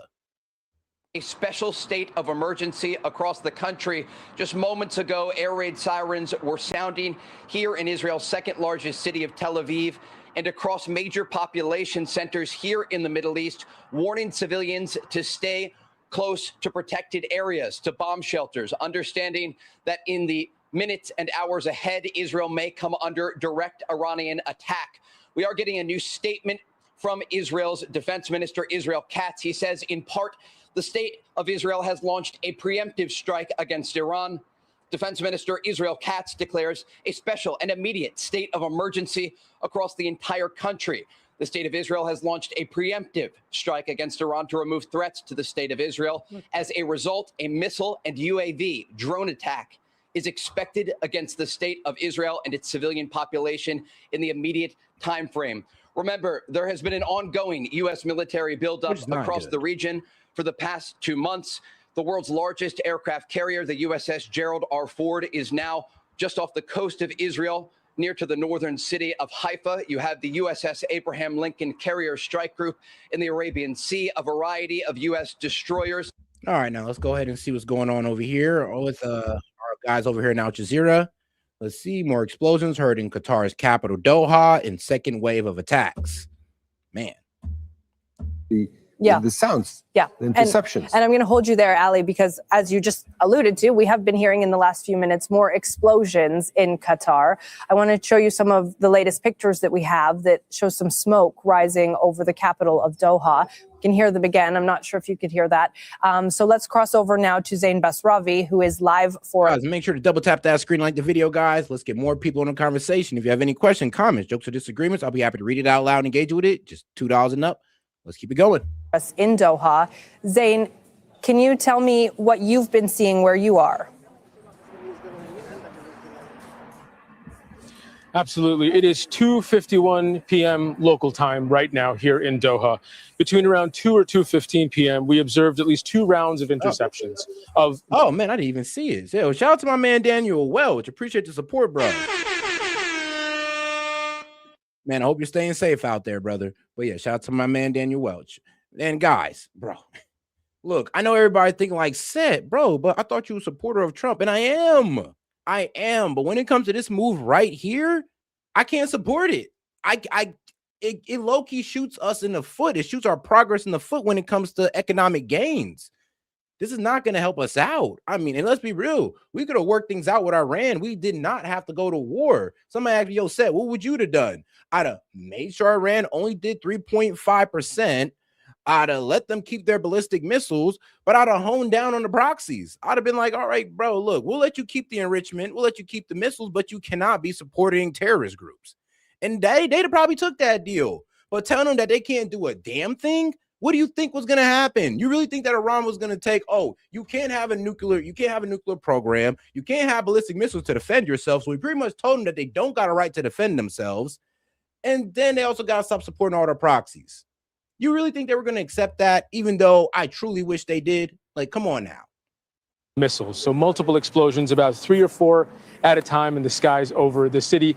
When you look up, even now, you can see plumes of smoke where those defensive weapons, where those Patriot missiles are hitting incoming Iranian projectiles. At 2:35 p.m., another round, similar number, about 3 or 4. Just now, began about 2 or 3 minutes ago at around 2:48 p.m. There was another round, and we've counted about 7 or 8 different explosions so far this morning. Now, there's been dozens since these attacks started this morning of interceptions of these missiles over Doha. In the last hour, at least a dozen different explosions have been heard. We can assume that that's at least a dozen different interceptions of Iranian projectiles. These interceptions, it has to be said, are happening over civilian populated areas. They're happening in parts of Doha around Al Udeid Air Base as the Iranians try to strike that U.S. airbase, as they try to strike CENTCOM headquarters. But these interceptions... Oh, and shout out to my man CSS. He says, Wild Theory, in the 1950s and 60s, Iran was very westernized and friendly with the U.S. If we, you're right, re-democratize Iran, we diminish Israeli influence and importance by having an Iranian democracy to partner with. Here's the problem.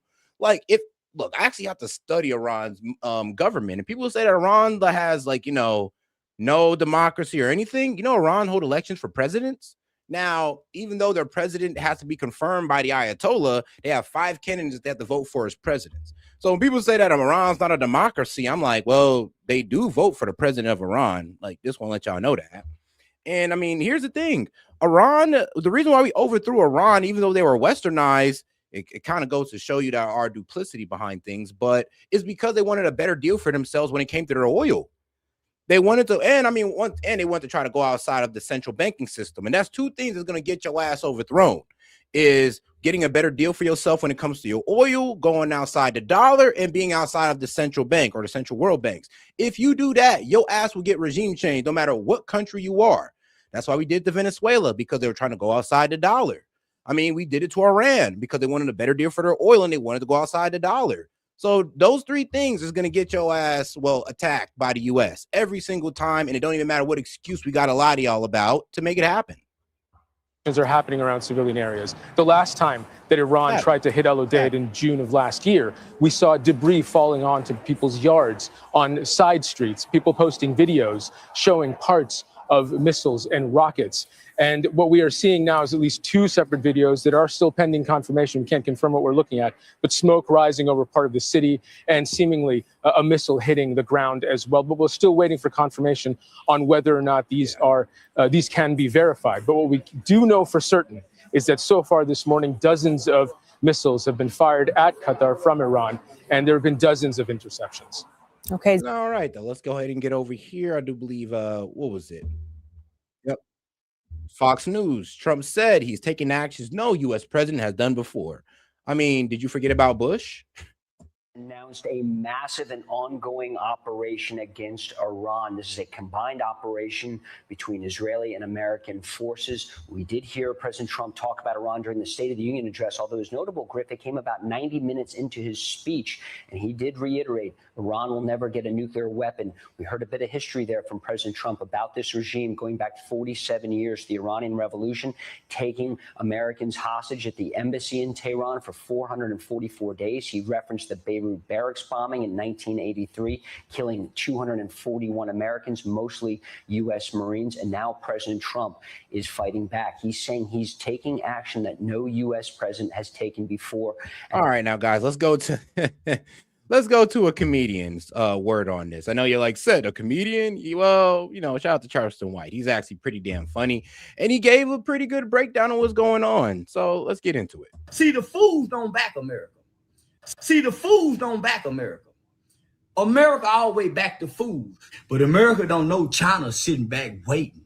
Russia is saying, we got them, y'all. Now they done took on another fight. I'm letting you niggas have yeah, I mean, bro, our adversaries like Russia and China are like, oh my God, thank you. They took on another fight to weaken themselves. Thank you. Thank you, Trump. Thank you for doing that dumbass move. Oh, and now we get to send our weapons to Iran for them to test? Like they're doing right the fuck now.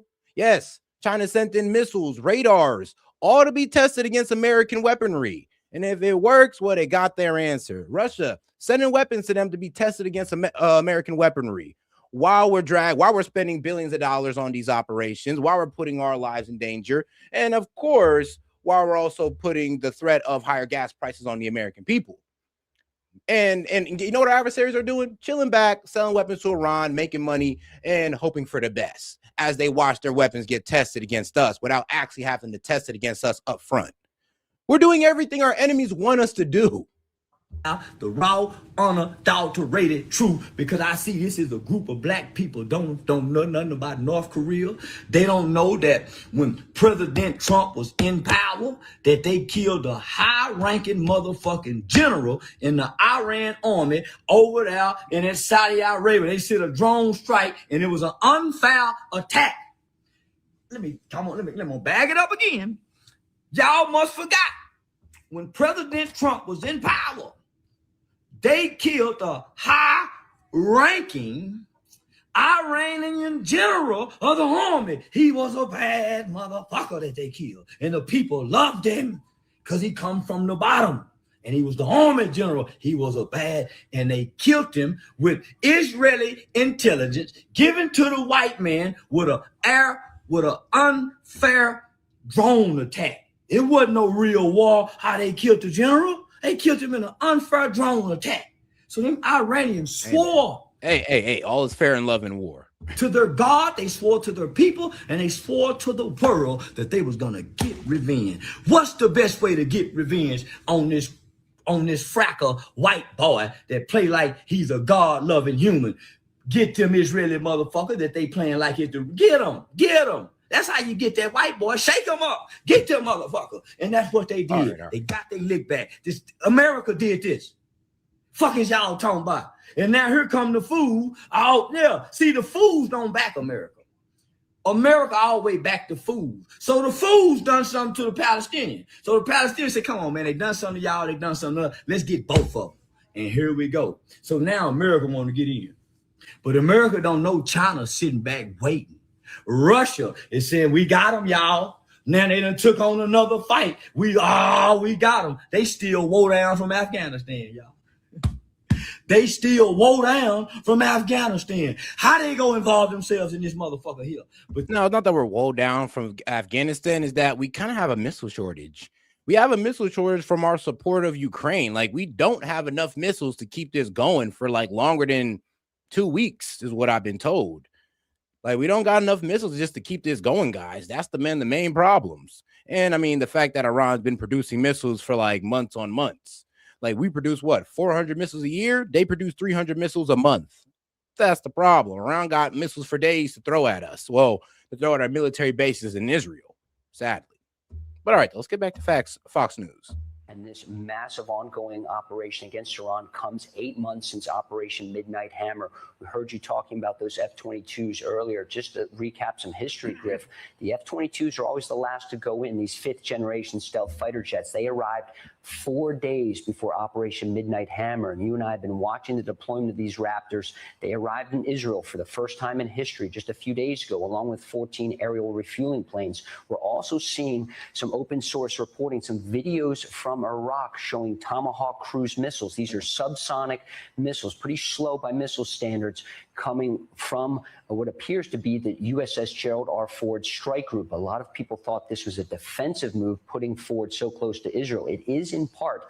Ford's destroyer escorts do have ballistic missile defense capability, but there's also an offensive punch. You can launch strikes from Ford using Tomahawk cruise missiles, and that does appear to be part of the first wave targeting Iran. You can also launch jets from Ford. In fact, if you look at a map, Griff, I don't know if the control room can put one up, the Ford carrier strike group is actually closer to Tehran than the USS Abraham Lincoln strike group in the Arabian Sea. We are seeing Iran firing back. There are reports and some videos which have not been verified showing the Al Dhafra Air Base in the United Arab Emirates. That's where traditionally the U.S. Air Force has kept its fast movers, its fighter jets.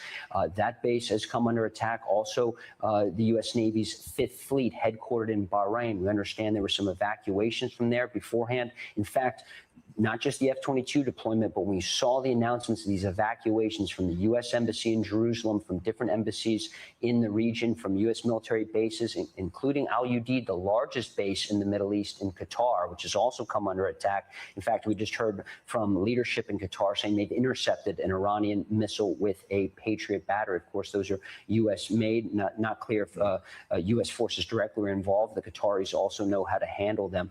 But what we're seeing so far is very different than what we saw when Iran launched its first massive attack on Israel back in April of 2024. We saw hundreds of drones, hundreds of ballistic missiles. So far, we haven't seen that.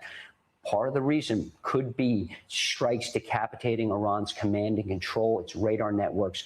Oh, and shout out to Lala Go Harder. Sent a marshmallow high for 100 joules. Appreciate the support. Now, guys, I do want to get over to our guys over here at CNN, because they just released a video on this as well. So you see U.S. and Israel launch an attack on Iran. Let's see what CNN got to say. Rocked multiple cities across Iran, including its capital, Tehran. Videos from Tehran show smoke. You see it here. Yeah, I mean, Tehran is getting, bro. Attacks going on in Tehran, UAE, Saudi Arabia. I mean, it's going on all over the Middle East right now. I mean, let's see here. I do believe the report came up, which is, Bahrain says U.S. headquarters of the U.S. Naval Fifth Fleet has been targeted. But back to it. Billowing over the city. And now we're getting reports of explosions in Gulf Arab countries hosting U.S. military bases. Live look now at Abu Dhabi, where explosions were reported, in addition to Bahrain and Qatar. A video now of an explosion in Bahrain. Officials say a missile hit the service center of the U.S. Navy's Fifth Fleet in the country. These strikes happened barely a day after the latest round of indirect nuclear talks between Iran and the U.S. And sources tell CNN the U.S. military is planning for these attacks to last for days. Israel said the same. And both President Donald Trump and Israeli Prime Minister Benjamin Netanyahu are now calling for regime change. To the great, proud people of Iran, I say tonight that the hour of your freedom is at hand. Stay sheltered. Don't leave your home. It's very dangerous outside. Bombs will be dropping everywhere. When we are finished, take over your government. It will be yours to take. This will be. Brother, I mean, do you think they're going to really want to work with us, Trump, once we just got done bombing a girls' school and now innocent civilian lives have been taken? You think they're really going to want to work with us on that note? I mean, to just be real, though, because it's kind of wild how we go in there, bomb civilians, and think that, oh, well, yeah, work with us and help overthrow your government. I mean, that we're bombing you over. I mean, let's see how this works, guys. Let's see how this works. It could all work out, but most likely not. But hopefully it does, praying. Be probably God your willing. only chance for generations. Yeah, Iran media reported just hours ago that Iran already launched dozens of ballistic missiles at Israel. And Qatari officials say that Qatar already intercepted 2 Iranian missiles, indicating Iran is carrying out that plan to retaliate. And our team is up and covering this breaking story from around the world. We'll get to Zach Cohen and Elena Treen in just a moment. But I want to start with CNN's Jeremy Diamond first. He's in Tel Aviv. Jeremy, have any of the Iron Dome intercepted any of those missiles? Is there a timing on when those might arrive?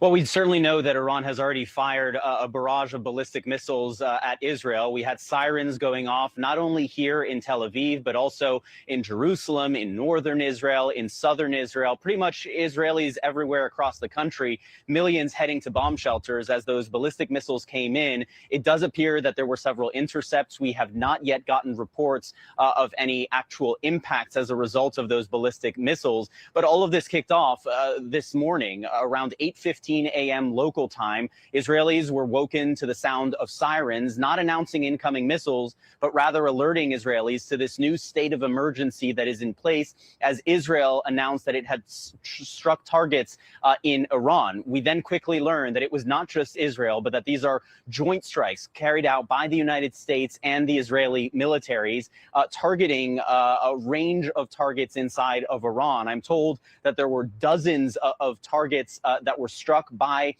both militaries. We have been watching, of course, for weeks now as the United States has been carrying out this enormous military buildup in the region, but simultaneously a diplomatic track was taking place. But this morning, that diplomatic track was completely cast aside in favor of this military action by the United States and Israel. We heard from President Trump making clear that this is not just about going after Iran's ballistic missile and nuclear programs, but setting the conditions for regime change. And we have heard similar comments as well. I mean, yeah, so AKA, they never were trying to work out a deal with Iran. They were just feigning diplomacy. They're faking it. The whole, it was always about war with Iran, but they wanted to just run this like, we'll just run it like they were trying to get a deal with them. And it kind of shows that it's always been about regime change. There was never an attempt to actually make a deal with Iran, or we'd have made a deal a long time ago. Like we was actually about to get into a deal with them, but like I said, we moved the goalposts to their ballistic missiles and their proxies, and that's why everything fell out. But remember, we walked in there telling Iran that, oh no, this is about your nuclear program. Not about your ballistic missiles that we switched it to, and not about your proxies, but the nuclear program. The Israeli Prime Minister Benjamin Netanyahu. We know now that Israel is at a very heightened state of awareness.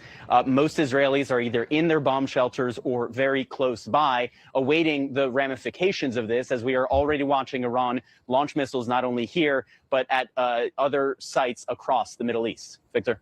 Jeremy Diamond for us there in Tel Aviv. We will get back to you in just a few moments. President Trump is monitoring the strikes from his Mar-a-Lago resort, and he calls on Iranians to stand up to their government and warns the fight could put American lives in danger. He also says the U.S. has done everything it can to keep American troops safe in the region. Earlier, President Trump explained the mission behind the operation.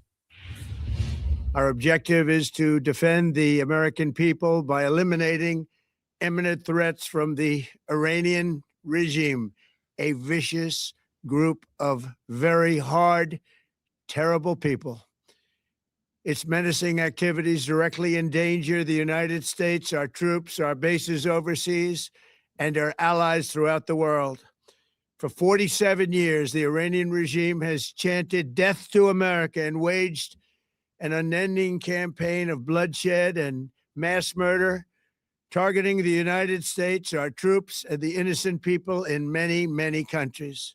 All right, let's bring in CNN's Elena Treen. She's reporting from Palm Beach, Florida. Elena, the president said on Friday that he was not happy with where the talks were with Iran, and now we're seeing the consequences of that.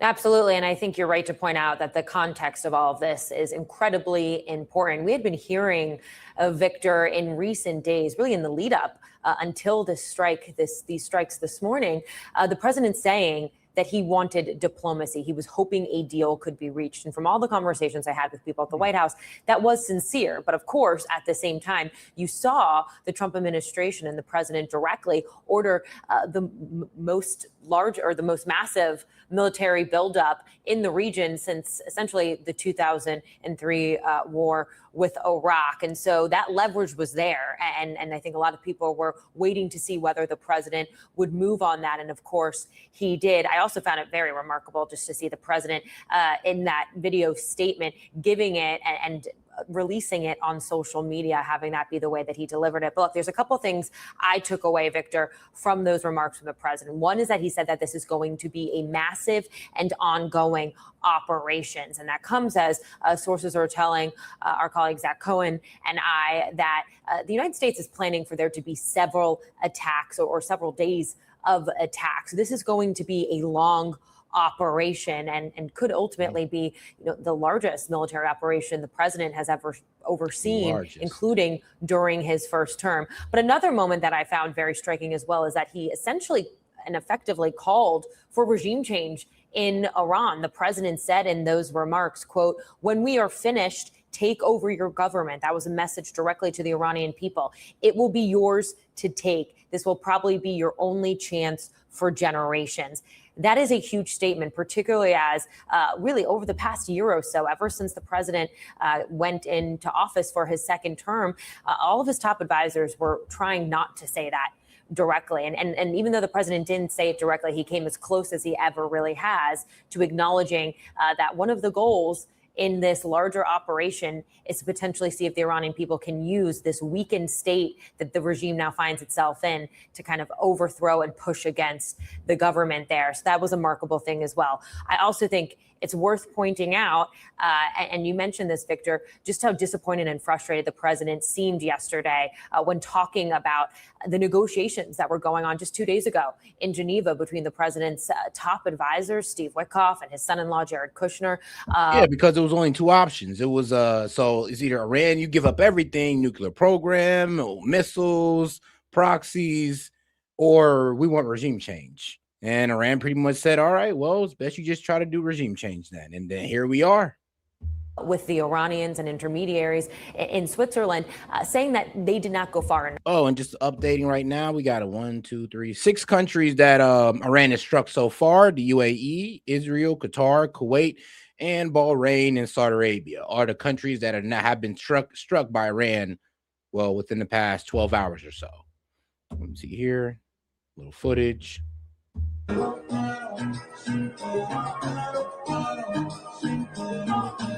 Bro, not music.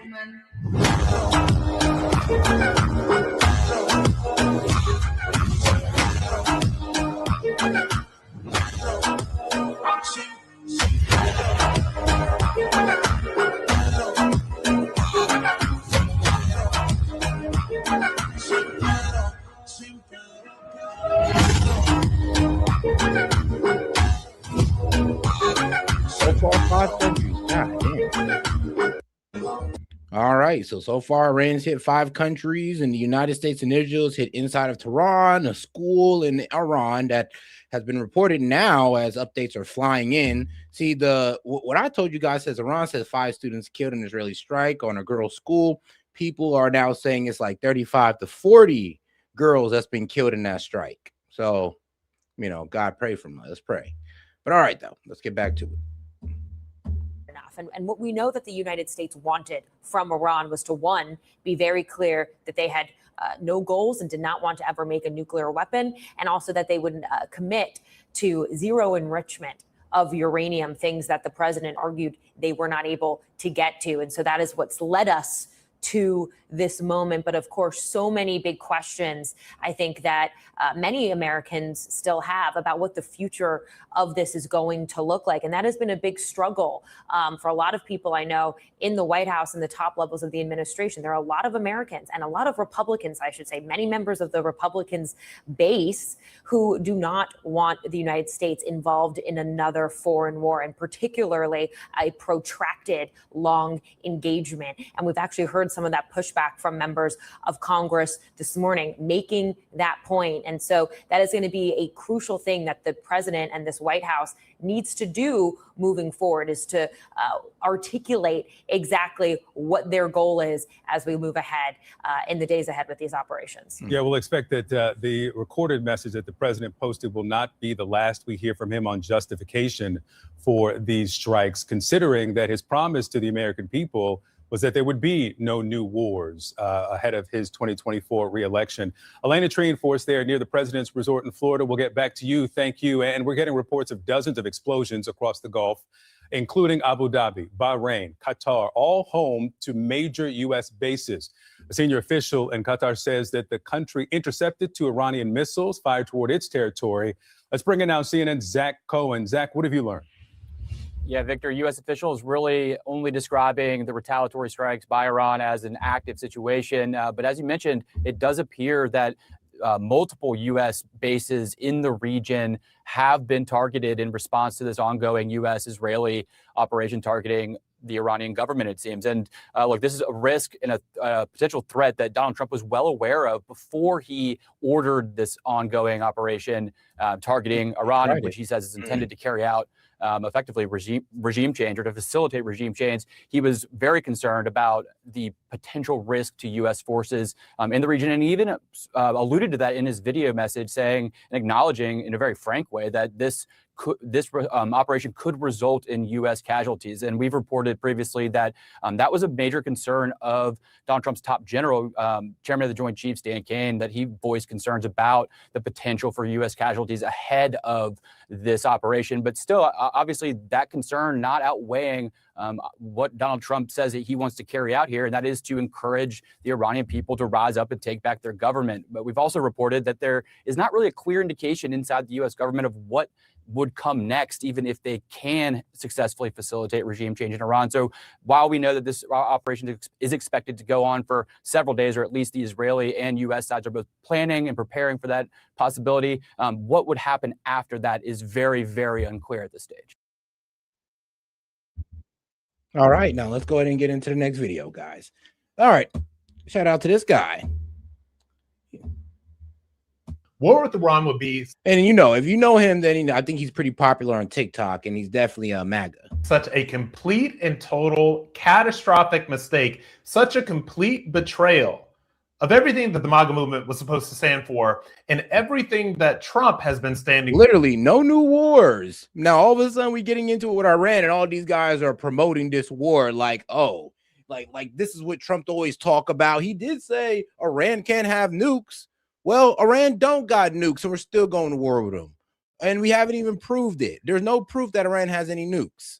So, I mean, Trump got what he wanted, but yet we're still going to war with them. Since he came down that escalator about 11 years ago, I can't even believe that it is a serious conversation. So it is very clear right now that there are a couple of factions who want war with Iran, none of which are the American public. We have a foreign government that wants desperately to have a war with Iran, that has been pushing for war with Iran since 1995.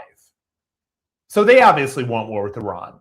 We have a news media and a DC war industrial complex who both want war with Iran because war is big business for these people. And I don't think that a lot of people who are not into the kind of machinations of the swamp understand. Oh, and shout out to Dark Elites. So Dark Elites, I appreciate you. He sent in a goat trophy for 1,000 jewels. Appreciate the support, man. And guys, for every 100 jewels you send, that's $1. So appreciate the support, my man. And how all of this works. For the news media, war with Iran means automatic ratings, big bucks. Yeah, it does mean automatic ratings. It does mean I'm gonna get high viewership, but doesn't mean that I want it. I would love to get good viewership a different way, please. Not because we're going to war with Iran. I would hate that.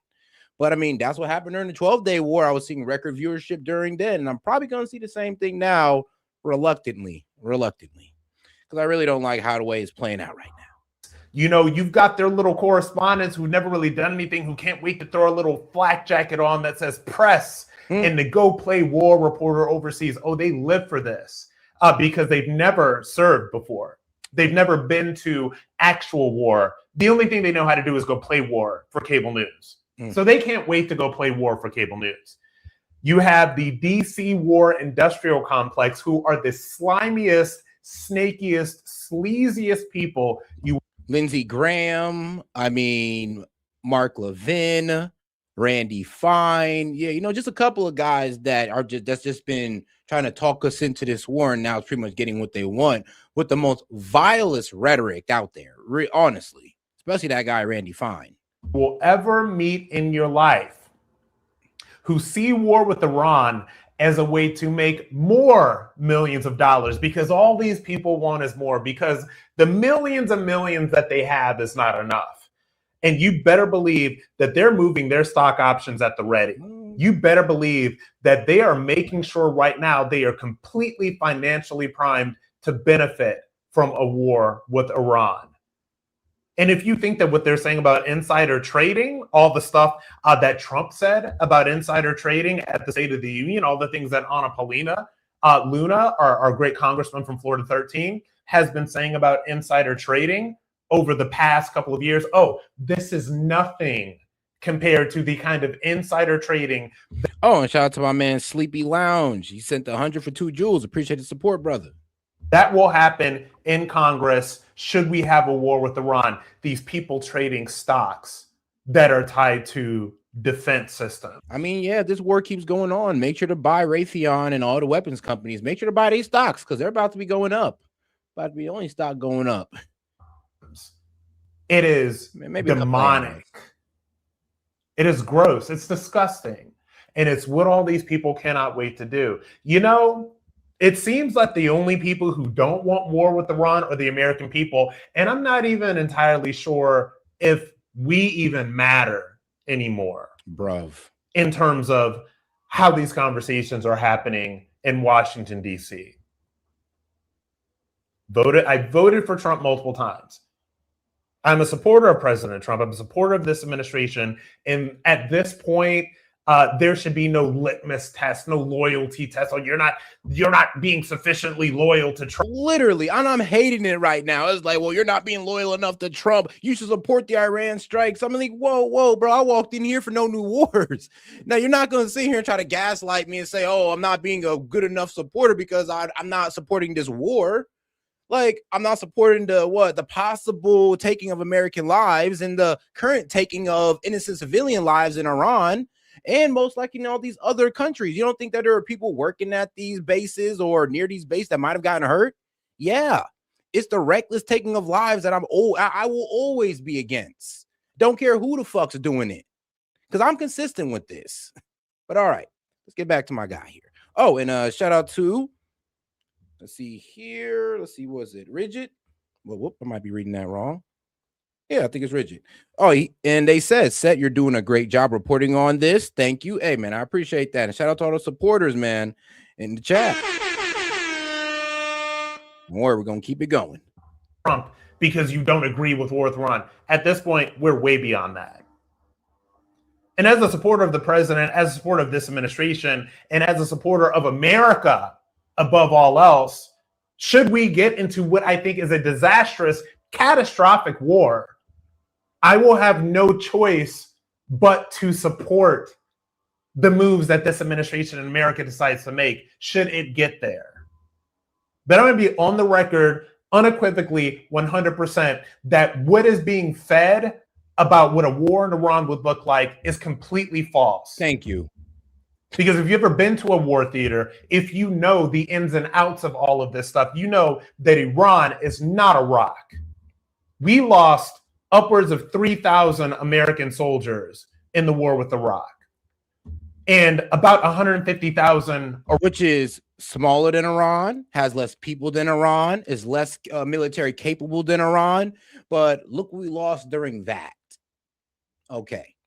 Iraqis by my last count. Even one dead American soldier in a useless foreign war is too much. And if you think that a war in Iran is not going to lead towards tens of thousands of U.S. troops dying. And guys, look, I know some of us don't want to call it a war, but Trump called it a war. Do we need to go back to what Trump was saying? He literally said, American people, hey, look, there's going to be some casualties. That's usually what happens in war. But don't worry, guys, we'll get through it. I'm like, bro, Trump is saying it. I wish I could sit there with you, but when Trump is saying, yo, this is intentionally, my intention to get into a war with Iran, we can't even sit here and play stupid. Then you're kidding yourself.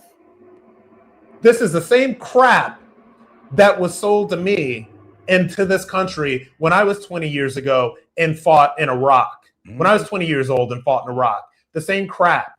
Oh, this is just going to be quick and easy. Bro, same crap. Oh, that we're going to be treated as liberators once we go into Iraq and freedom from Saddam. Did that happen? No. Oh, this is going to be an easy and in and out. Did that happen? No. Then why the fuck are you believing the same shit now?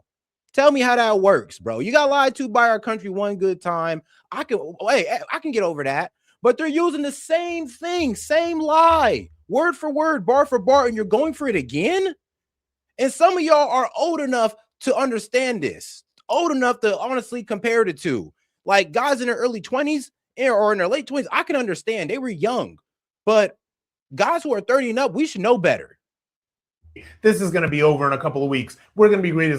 Let me tell you something. It's garbage. And this is not what a war in Iran is going to look like. It is going to look like the catastrophic loss of tens of thousands of American soldiers in the long run. If you think that we're going to be in and out in Iraq, you're kidding yourselves. Bro. But the bloodthirsty warmongers that want nothing but war and death, that seem to have a lot of pull in this administration, want this war. Yep. The American people don't want it. I served in a war theater. I know what that is. I don't want this country to go. But hey, man, if we call it out, brother, we're apparently not MAGA no more, and we don't support this, or we support the Ayatollah. Do you think this man support the Ayatollah? Do you think I support the Ayatollah? No. We're just being consistent with our beliefs. We're being consistent from what we wanted out of Trump, which was no new wars. And we're not getting that. Actually, we're probably about to get higher gas prices. The economy is about to take a hit because of this. So what are the people really getting? The only people that's benefiting is Israel because they're getting what they want. Back there. I don't want to see tens of thousands of young men and women lost to another war. These people in DC, their sons and daughters are not going to be fighting this war. The sons and daughters of the foreign government that want this war so bad, they're going to be fighting and dying in this war. You know who's going to be on the hook for this? Americans, yet again. It is going to be our sons and daughters that die in this war, this fake war that a lot of bloodthirsty people have been advocating for 30 years. This is wrong. This should not happen.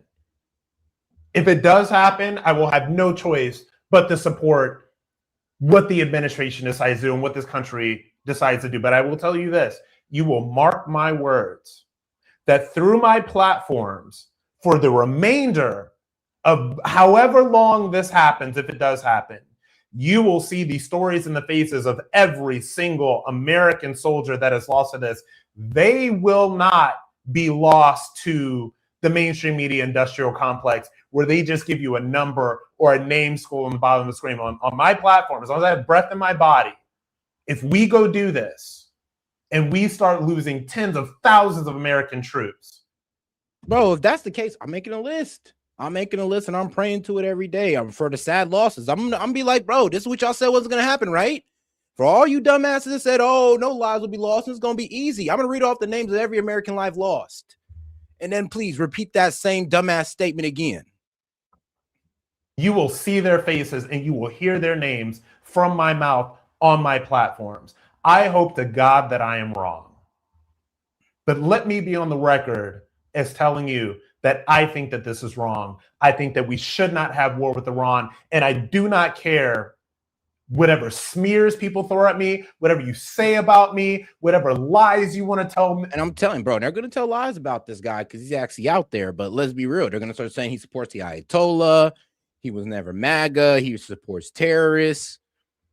It's the craziest type of gaslighting. It's like, instead of like honestly taking us at our word and honestly, championing us on our consistency of no new wars, y'all want to sit there and flip it like we're supporting a Islamic regime, a terrorist dictator regime. And we're not. We're just holding your foot to the fire on what y'all said. And for some reason, there's a lot of people in MAGA that will just go along with Trump no matter what he does. And that ain't me. I'll be real with you. That ain't me. But all right, though, let's get into Israel released footage of strikes on Iran. And then we're going to go ahead and get into Al Jazeera. But this is the strike right here. As you see, this is the strike in Tehran. Dang. And boom, boom. Damn. Hey, yo, whatever that last missile was, took out that whole spot. Taken out. And this is all footage that Israel released of, them bombing Tehran. So this is coming from the Israelis. But all right, though, let's go ahead and make it over here to Al Jazeera. Confirmed there have been attacks inside Bahrain has confirmed there have been attacks inside its territory.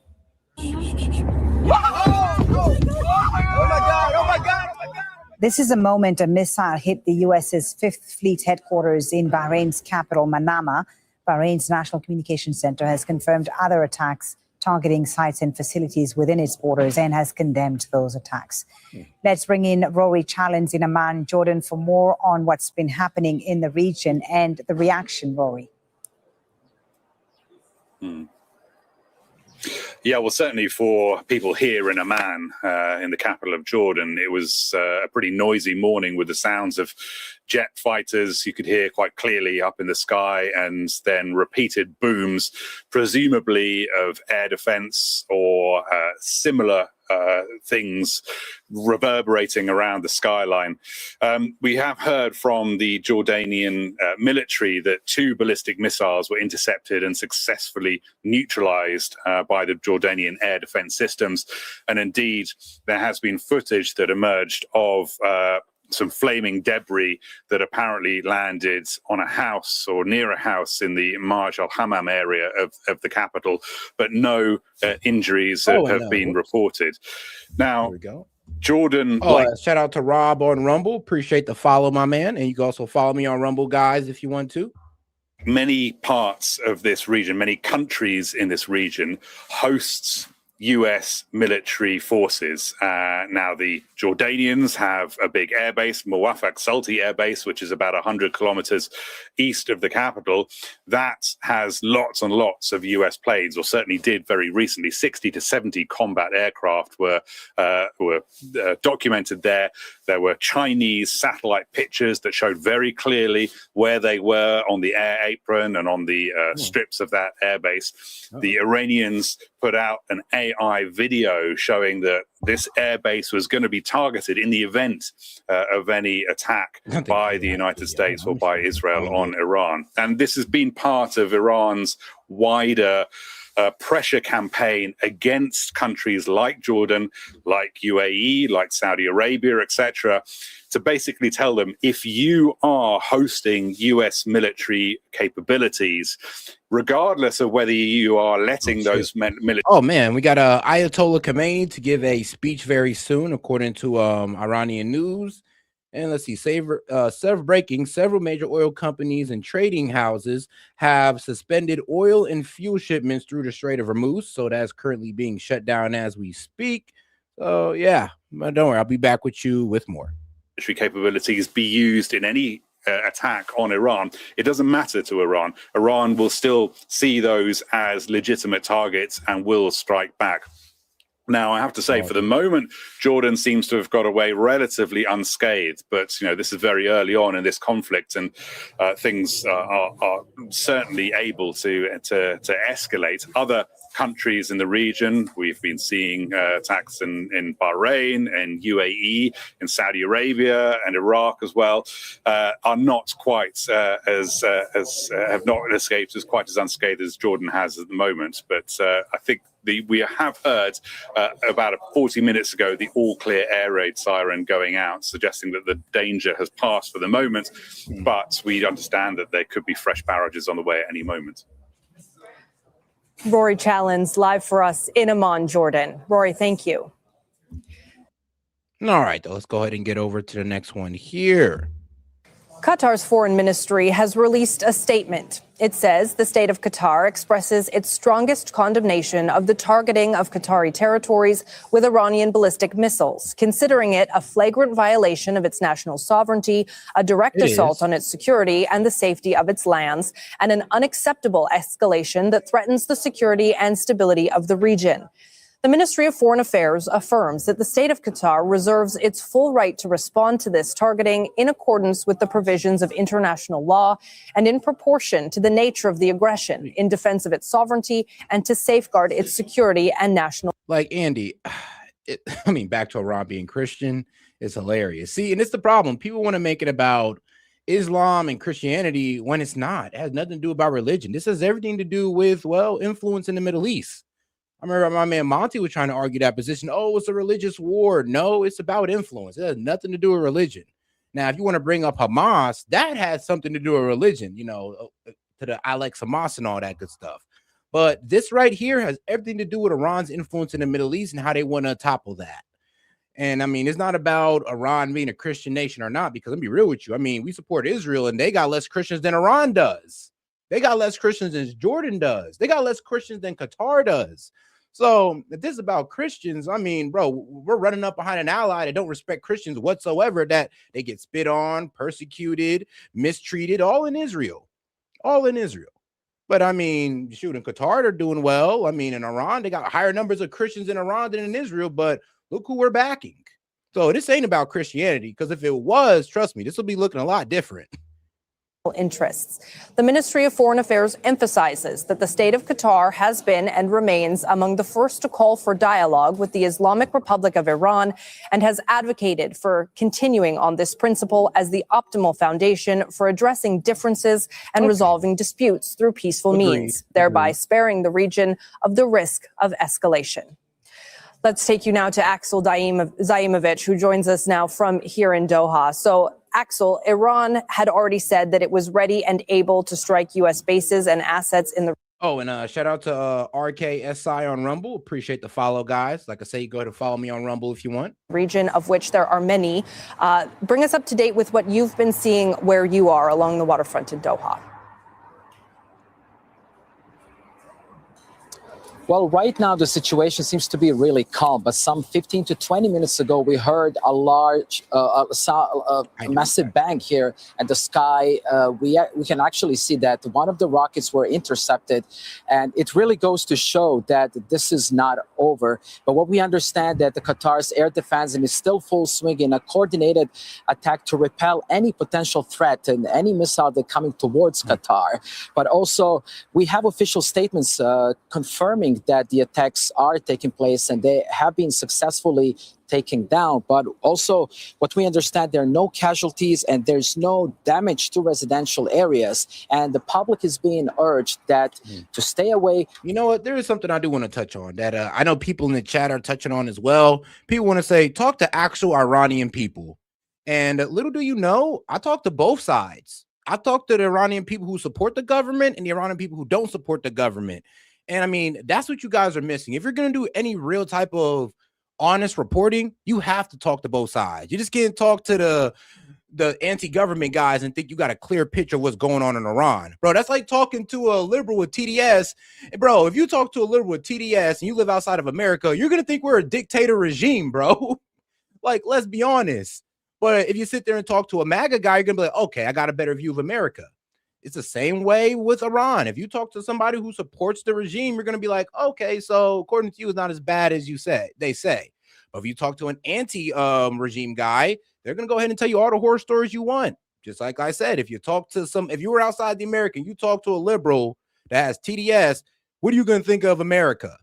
It's good. You're going to think it's a pretty terrible place, right? Right. So if you have any intellectual honesty, please go find the Iranians that not only don't support the government, that support the government as well, and strike up a conversation. Because, I mean, they're all over X. We're ready to talk. They're all over X spewing out, oh, I don't want the war for the pro-government, and I do want the war for the anti-government. You can talk to these guys. They're actually nice people on both sides. From the public area, do not touch any debris if they find it. And if they do find something, to immediately inform the authorities here in Doha. And it really goes to show that there might be some debris falling here, but we also have seen a lot of videos circulating on social media. So one particular neighborhood here in Doha, there's been a large plume of smoke coming from that area, but we don't know any more details about that particular attack. So that's why we are still confirming to see whether it's a debris or is there any potential rocket that might be hitting some of these areas across Doha.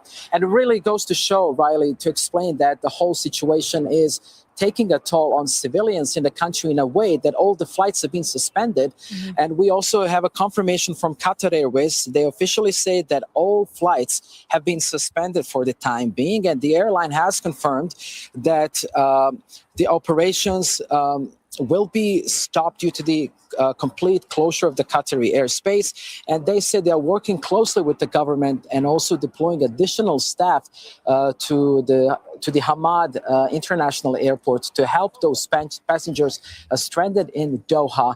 And it's really important to mention again, as the officials here have been saying, they've been advising and urging people not to go out and to follow official channels of communication, and just to follow these words coming from the government, because they also want to stop spreading any potential fake news, especially spreading on social media and unverified channels. But Axel, I also want to ask you, because it's not just Qatar that has closed its airspace. It's not just Qatar where explosions have been reported. It is happening across the wider Gulf region. What can you tell us about what we've been seeing elsewhere? Well, that's true. A similar situation like we see here in Doha, then it seems to be that this destruction is going to affect hundreds of thousands of people who have planned their holidays, who have planned to go back to their home, because this region is an international hub for so many passengers coming here. So that's why all the instructions coming from airlines should be followed from official channels, and they will advise passengers stranded at the respective airports what to do next. Axel Zaimovich, live for us in Doha. Thanks, Axel. All right, now let's go ahead and get over to, let's see, breaking news. Iran counterattack on Israel follows strikes. Came out about an hour ago. Is live in Israel and has some breaking news for us now. Trey. Yeah, John, air raid sirens just sounded across Tel Aviv, Israel's second largest city. The Iranians have started their response. I just received a text message from a source in Tehran who said Iran is firing back. Yep. The sirens that a source in Tehran, aka the Mossad. So yes, there's Mossad still in Iran telling everybody that, hey, yo, look, they're shooting rockets right now. Like, I know we told you guys that we degraded their missile defense system, but obviously not. Across Tel Aviv were a signal of incoming ballistic missile fire towards central Israel. We also understand, according to sources in Haifa in northern Israel, the country's third largest city, that there is missile fire toward that city, but no impacts reported. At least 2 interceptions are being reported on Israeli media. But again, at this moment, John, the latest information that we can bring to you is that air raid sirens just sounded across. You know what's crazy? I know I was having a debate with one of my co-hosts talking about, oh, well, that they can't make it through the Iron Dome. They're not like that. I mean, shoot, they doing it right now as we speak, making it through that Iron Dome, hitting Israel in their top cities. What did I tell you? What did I tell you guys? Israel's second largest city. I hate being right. I did not want to be right about this. I just want to let y'all know. of Tel Aviv, alerts going out on the phones, and I can see the local news in Israel right now, and there are alerts going one after another. Many of them in the West Bank and close to the city of Jerusalem as well. But again, this is a very fluid situation, but an indication that the Iranians have started their response. President Trump, as he said before, that there is going to be an ongoing and massive operation against the Iranians. That likely includes striking some of these missile launching positions, as many as possible, understanding that the Iranians could respond not just against U.S. forces near Iran, but also against Israel. And that is what this country is dealing with at the moment. The air defense systems here remain on high alert, and those special instructions this morning went out to civilians, telling them to remain in bomb shelters. And even just context now in the city of Haifa, sending photos from bomb shelters and the sirens that sounded just a few moments ago. We are learning from Israeli media right now, John, that one missile was intercepted, fired toward central Israel, but again, successfully intercepted. The fact that these missiles are being fired in 1 and 2 missile volleys is an indication that the Iranians may have been hit quite hard when it comes to their missile launching positions. Back during the 12-day war, sometimes they were firing dozens of missiles, even over 100 at a single time. And so we have to see how Yeah, I mean, word on the street is that Iran got like 20,000 missiles to work with. Maybe more. Like I said, like in America, we make like what, 400 missiles a year. In Iran, they're making like 300 missiles a month. That's a problem. And this is why Israel wanted to get rid of their ballistic missile program, not only because they produced these missiles in high numbers, but also because they were able to breach the Iron Dome with them. this plays out. But again, President Trump indicating this is going to be an ongoing and massive operation. The Iranians were given a diplomatic opportunity and they did not take it. No, the F they weren't, bro. I'm gonna be real with you. No, they weren't. Like, look, if they were given a diplomatic opportunity, trust me, they'd have took it. We told them, look, we care about your enrichment program. We want you to bring it down to 3.5. They said, okay, we got you. Then we turned from that to say, no, we don't want you to have a nuclear program whatsoever. And they're like, well, whoa, maybe we could talk about something around that, but like, well, we're not so much in agreement with that. Then we said the ballistic missiles, then the proxies. So can you really sit there and say that we were, like, I would say, negotiating in good faith if we're over here moving the goalposts every time they say yes to something? Like, come on. John? The president has made it clear that he is not messing around this time. As was mentioned earlier, some of the targeting involved the palace or the residence and the offices of the Ayatollah Khamenei. So they are going after the leadership as well as the military hardware. Hey, Sean Hannity here. Hey, click here to subscribe. Let's go ahead and see what's going on CNN. Just came out about a minute ago, 3 minutes ago. Yeah, isn't it kind of funny how, you know, what was it, Al Jazeera and all those guys are first? I mean, guys and X are beating CNN to the news. Just as the strikes began, President Trump posted this message on social media. A short time ago, the United States military began major combat operations in Iran.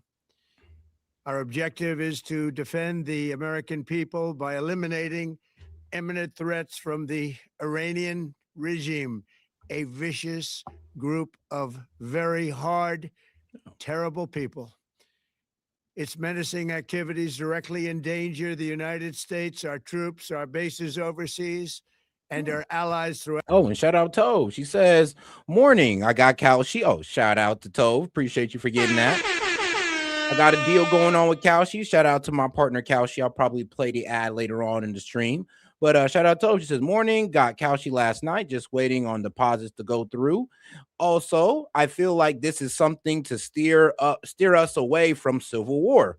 Well, I mean, that is true. I mean, it's really hard to come at each other when we're going to war with another country. I mean, if anything, instead of getting into a civil war, we might be getting into it over, should we be really getting involved in Iran?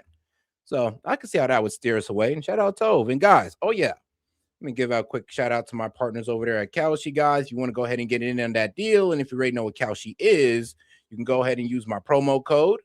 So you can go over there, go to Kalshi.com, KALSHI.com/set media to get $20 when you trade $20. So 20 for 20. And like I said, go over to Kalshi.com where you get that promo code area, type in set media and get you that deal, my friend. Throughout the world. For 47 years, the Iranian regime has chanted death to America and waged an unending campaign of bloodshed and mass murder, targeting the United States, our troops, and the innocent people in many, many countries.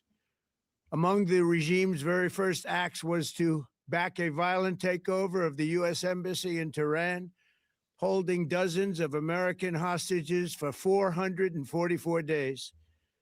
In 1983, Iran's proxies carried out the Marine barracks bombing in Beirut that killed 241 American military personnel. In 2000, they knew and were probably involved with the attack on the USS Cole. Many died. Iranian forces killed and maimed hundreds of American service members in Iraq. The regime's proxies have I mean, bro, we're relitigating old beef. So that's what we're going to do. Instead of talking about what Iran did today or in this current time within the past 5 years, we got to stretch it all the way back to Iraq and be like, well, you know, Iran did this and they were involved in that. And I mean, bro, Iraq was a mistake. That was them defending an ally. We get that now. We understand that we were in the wrong now. You trying to relitigate old beef that Iran did to us. We kind of understand why they did it. Now, no, we don't agree with it. We don't like it, but we understand that, yo, if we was to never get into war, into that BS war, that would have never happened. Here you are trying to relitigate old beef from that BS war. Continue to launch. Damn it, Trump. Damn it, bro. Like, damn it. Well, one thing I was hoping you wasn't going to do was go to war with Iran. And here we are. You're good. He might F up all the good work he did for the economy. He might actually F that up. Countless attacks against American forces stationed in the Middle East in recent years, as well as U.S. naval and commercial vessels in international shipping lanes. It's been mass terror, and we're not going to put up with it any longer. From Lebanon to Yemen and Syria to Iraq, the regime has armed, trained, and funded terrorist militias that have soaked. And shout out to my man Jet. He says, he's like, IDK Trump, sounds like Israel's running the show with it. I mean, really, sounds like Israel's running the show with this one. To be quite honest with you, Jet, I feel the same way. I'm like, bro, how do we benefit? And I mean, if you don't know about Israel's Greater Israel plan, go ahead, look it up. Because you think I'm bullshitting you. Netanyahu literally held a map of Greater Israel, pretty much taking parts of what? Iran, Saudi Arabia, Lebanon, Turkey. That's the plan. And once he's done with Iran, they're going to go after Turkey. God forbid we let him get his way with Iran. God forbid, because that's exactly what's going to happen. We're going to see the striking down of multiple Muslim countries on the guidelines of, oh, but the Muslim Brotherhood. The earth with blood and guts. And it was Iran's proxy, Hamas, that launched the monstrous October 7th attacks on Israel, slaughtering more than 1,000 innocent people, including 46 Americans, while taking 12 of our citizens hostage. It was brutal, something like the world has never seen before. Terrorist militias that have soaked the earth with blood and guts. And it was Iran's proxy, Hamas, that launched the monstrous October 7th attacks on Israel, slaughtering more than 1,000 innocent people, including 46 Americans, while taking 12 of our citizens hostage. It was brutal, something like the world has never seen before. Iran is the world's #1 state sponsor of terror and just recently killed tens of thousands of its own citizens on the street as they protested. It has always been the policy of the United States, in particular, my administration, that this terrorist regime can never have a nuclear weapon. I'll say it again. They can never have a nuclear weapon. That is why in Operation Midnight Hammer last June, we obliterated the regime's nuclear program at Fordow, Natanz, and Isfahan. After that attack, we warned them never to resume their malicious pursuit of nuclear weapons, and we sought repeatedly to make a deal. We tried. They wanted to do it. They didn't want to do it. Again, they wanted to do it. They didn't want to do it. They didn't know what was happening. They just wanted to practice evil. But Iran refused, just as it has for decades and decades. They've rejected every opportunity to renounce their nuclear ambitions, and we can't take it anymore. Instead, they attempted to rebuild their nuclear program and to continue developing long-range missiles that can now threaten our very good friends and allies in Europe, our troops stationed overseas, and could soon reach the American homeland. Just imagine how emboldened this regime would be if they ever had and actually were armed with nuclear weapons as a means to deliver their message. For these reasons, the United States military is undertaking a massive and ongoing operation to prevent this very wicked, radical dictatorship from threatening America and our core national security interests. We are going to destroy their missiles and raise their missile industry to the ground. It will be totally, again, obliterated. We're going to annihilate their Navy. We're going to ensure that the region's terrorist proxies can no longer destabilize the region or the world and attack our forces and no longer use their IEDs or roadside bombs, as they are sometimes called, to so gravely wound and kill thousands and thousands of people, including many Americans. And we will ensure that Iran does not obtain a nuclear weapon. It's a very simple message. They will never have a nuclear weapon. This regime will soon learn that no one should challenge the strength and might of the United States Armed Forces. I built and rebuilt our military in my first administration, and there is no military on earth even close to its power, strength, or sophistication. My administration has taken every possible step to minimize the risk to U.S. personnel in the region. Even so, and I do not make this statement lightly, the Iranian regime seeks to kill. The lives of courageous American heroes may be lost, and we may have casualties. That often happens in war. But we're doing this not for now. We're doing this. I mean, remember what he said. We may have casualties. That often happens in war. She's trying to pretty much downplay the casualties. So when casualties start rolling in, we're like, Trump, but what about this, that, and the third? Well, we're under war. They have casualties. And that's what MAGA is going to be telling us as well. And as innocent women and children get bombed, hey, guys, it's a war. There's casualties. I mean, that's what you're just going to keep gaslighting us with. For the future. And it is a noble mission. We pray for every service member as they selflessly risk their lives to ensure that Americans and our children will never be threatened by a nuclear-armed Iran. We ask God to protect all of our heroes in harm's way, and we trust that Iran was not threatening the United States to strike us with a nuke because it doesn't have a nuke. Actually, Iran already admitted that they cannot strike the U.S. on its homeland. That's why they got to go for our bases. Like, they've admitted this. So I'm not sure why they always got to sell the fear of, oh, well, Iran's going to strike us one day on our homeland when that's impossible. They don't have the tech to do so, nor do they even wish to create it. with his help, the men and women of the armed forces will prevail. We have the greatest in the world, and they will prevail. To the members of the Islamic Revolutionary Guard, the armed forces, and all of the police, I say tonight that you must lay down your weapons and have complete. So you're speaking to the police, right? The same police guys that went out there and shot the Iranian people, according to you guys. We're betting on those police guys, right? Like, what the fuck am I hearing, bro? Get what Trump just said. The Iranian police and military, the same guys who are shooting the rockets all throughout the fucking Middle East right now. We're depending on them. Son of a bitch. Son of a bitch. Excuse my language, but what are you saying, Trump? So the same guy that y'all claim shot up over what 40,000 unverified number, by the way, 40,000 Iranian citizens. Those are the same guys we're trusting to lay down their weapons. Good Lord, man. God help us, bro. God bless the United States. God help us. Community, or in the alternative, face certain death.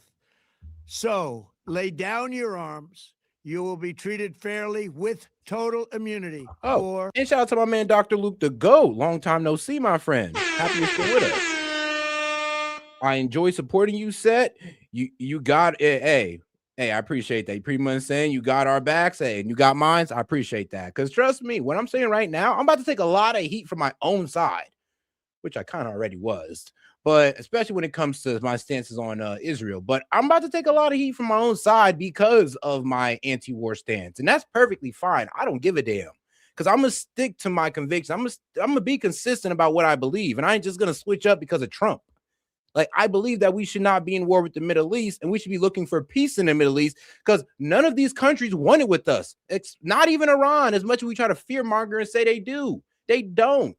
Actually, Iran was one of the first people to try to come to us with a deal because Trump was going out to the Middle East talking about, look, we're no longer going to get involved because we don't like your government. We're no longer going to be doing all this petty stuff with you guys like sanctions because we don't like your government. And then what do? Exactly what we said we weren't going to do to Iran in this case, to Iran. You will face certain death. Finally, to the great, proud people of Iran, I say tonight that the hour of your freedom is at hand. Stay sheltered. Don't leave your home. It's very dangerous outside. Bombs will be dropping everywhere.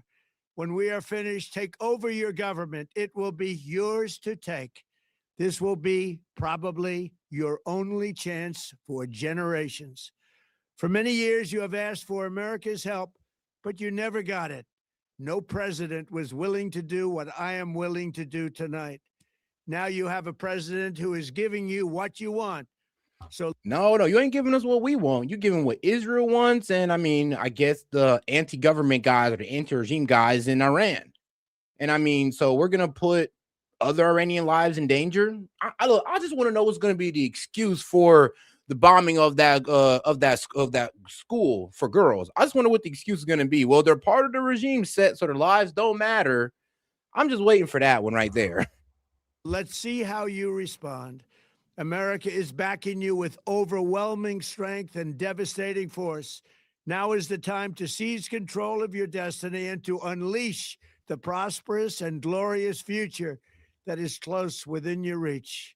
This is the moment for action. Do not let it pass. May God bless the brave men and women of America's armed forces. May God bless the United States of America. May God bless you all. And that was posted at about 2:30 a.m. Eastern time by the president. And since then, we saw, of course, the strike across many cities in Iran and the retaliatory strikes across several states and countries there in the region. The UAE reporting that one person was killed by debris falling from one of the intercepts of a ballistic missile from Iran. Let's talk now about the political implications of this operation with Errol Lewis, political anchor for Spectrum News and the host of The Big Deal with Errol Lewis. Errol, good morning to you. And before we get into those specific elements, let's back up just a bit. I mean, the world is awake and watching this, but put this into a domestic political context. Just the moment that we're watching in President Trump's time in office and the gravity of the address we just played in full. Good morning, Victor. It's interesting that this should be happening right now. There was a poll taken just a couple of days ago, the Associated Press has reported, saying that people have, by and large, Americans have very little confidence in this president to handle a situation of exactly this sort. People are worried, a majority of voters are worried about a nuclear-armed Iran, but an overwhelming majority say they are not entirely comfortable with Donald Trump as the person to try and solve the situation. And so I think when you see that there is this arms buildup, there's this troop buildup, the world's largest aircraft carrier, the USS Gerald R. Ford, steaming into the region, We know that there's a lot of force being directed at Iran, but it's really telling that there's no troop presence. And the president's address really confirmed that. It's not a full-scale invasion. He wants to try and get out of this or get through this, maybe provoke regime change without a lot of American casualties, because I think the White House knows very well that the people are not necessarily behind this, and that what starts out as uncertainty can turn into direct political opposition if this goes on for too long. Yeah. I mean, yeah, that's true. Direct political opposition. I mean, look at this video right here. Now, like I said, when you strike a country, there's two things that happen. I mean, there's the people who hate the government is going to sit there and cheer. And, those are the voices that, MAGA pay attention to. But they don't want to ever pay attention to, the voices of the people who do support the government. And I get it. You don't like the regime, but I mean, these are people that, we're pretty much saying that we're okay with killing. I just want to let y'all know that. But yeah, and this happened after we struck the school. The school for girls that are reportedly like, well, they say 5. Ron says 5, but all over X they're saying like 35, 40 children. But let's just stick with 5.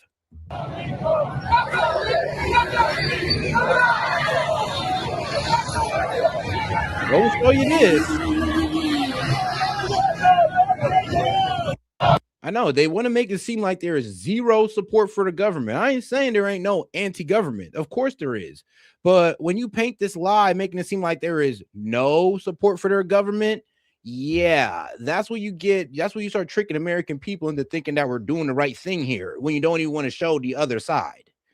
So, yeah, you're working off one side of the story thinking what all Iranian people think. It's like I said, it's like going over to America and listening to nothing but liberals about America. You're going to think we're living in a dictator regime. But I'm pretty sure that's not going to connect to some of you guys because you're a bit too thirsty to believe this about Iran. And that's fine. It is what it is. Israeli airstrikes targeted Iran's supreme leader Ali Khamenei. However, the Israelis failed to achieve their goal. Reuters reports that Khamenei was moved to a secure location before the attacks and is safe.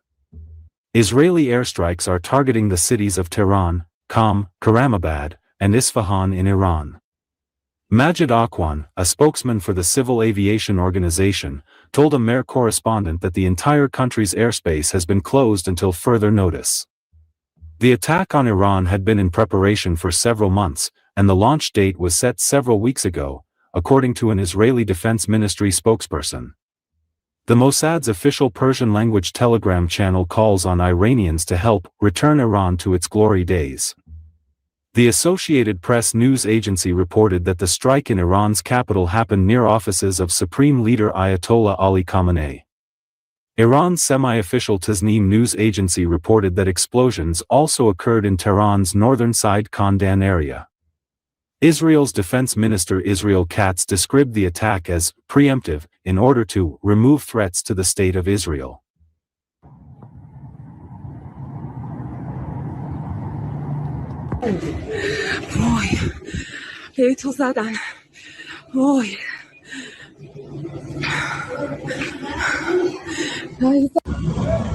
Oh, guys, and let's see. I think this might be breaking. I'm about to go look deeper into this, but let's see. Amir Hatami, the Islamic regime's defense minister, was eliminated.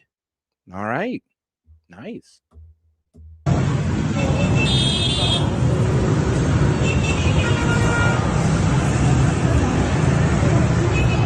Not gonna sit here and be mad at progress.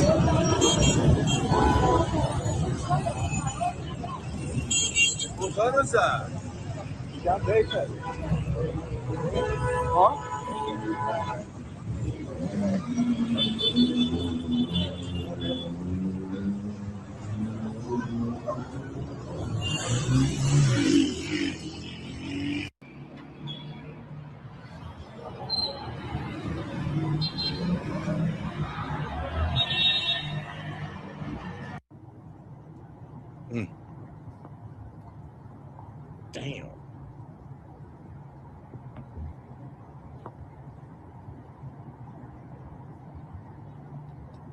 All right, and death toll at the girls' school that was struck in Iran has risen to 57 students. So yeah, and I mean everybody's kind of going off on Twitter.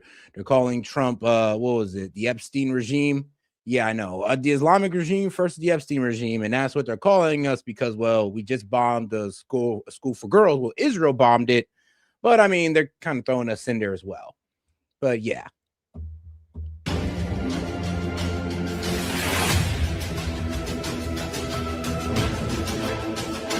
And let's see, here it is right here. Let's see here. I mean, like the filthy Epstein regime has slaughtered 57 little girls at their elementary school in Manab City. So, yeah. I know what people are saying, like, wait, they go to school on a Saturday? Yeah, didn't you go to Bible school as well, dude? They have such thing as like Quran school. Like, they study their religion on Saturdays, just like, some Christians go to Bible school on Saturdays.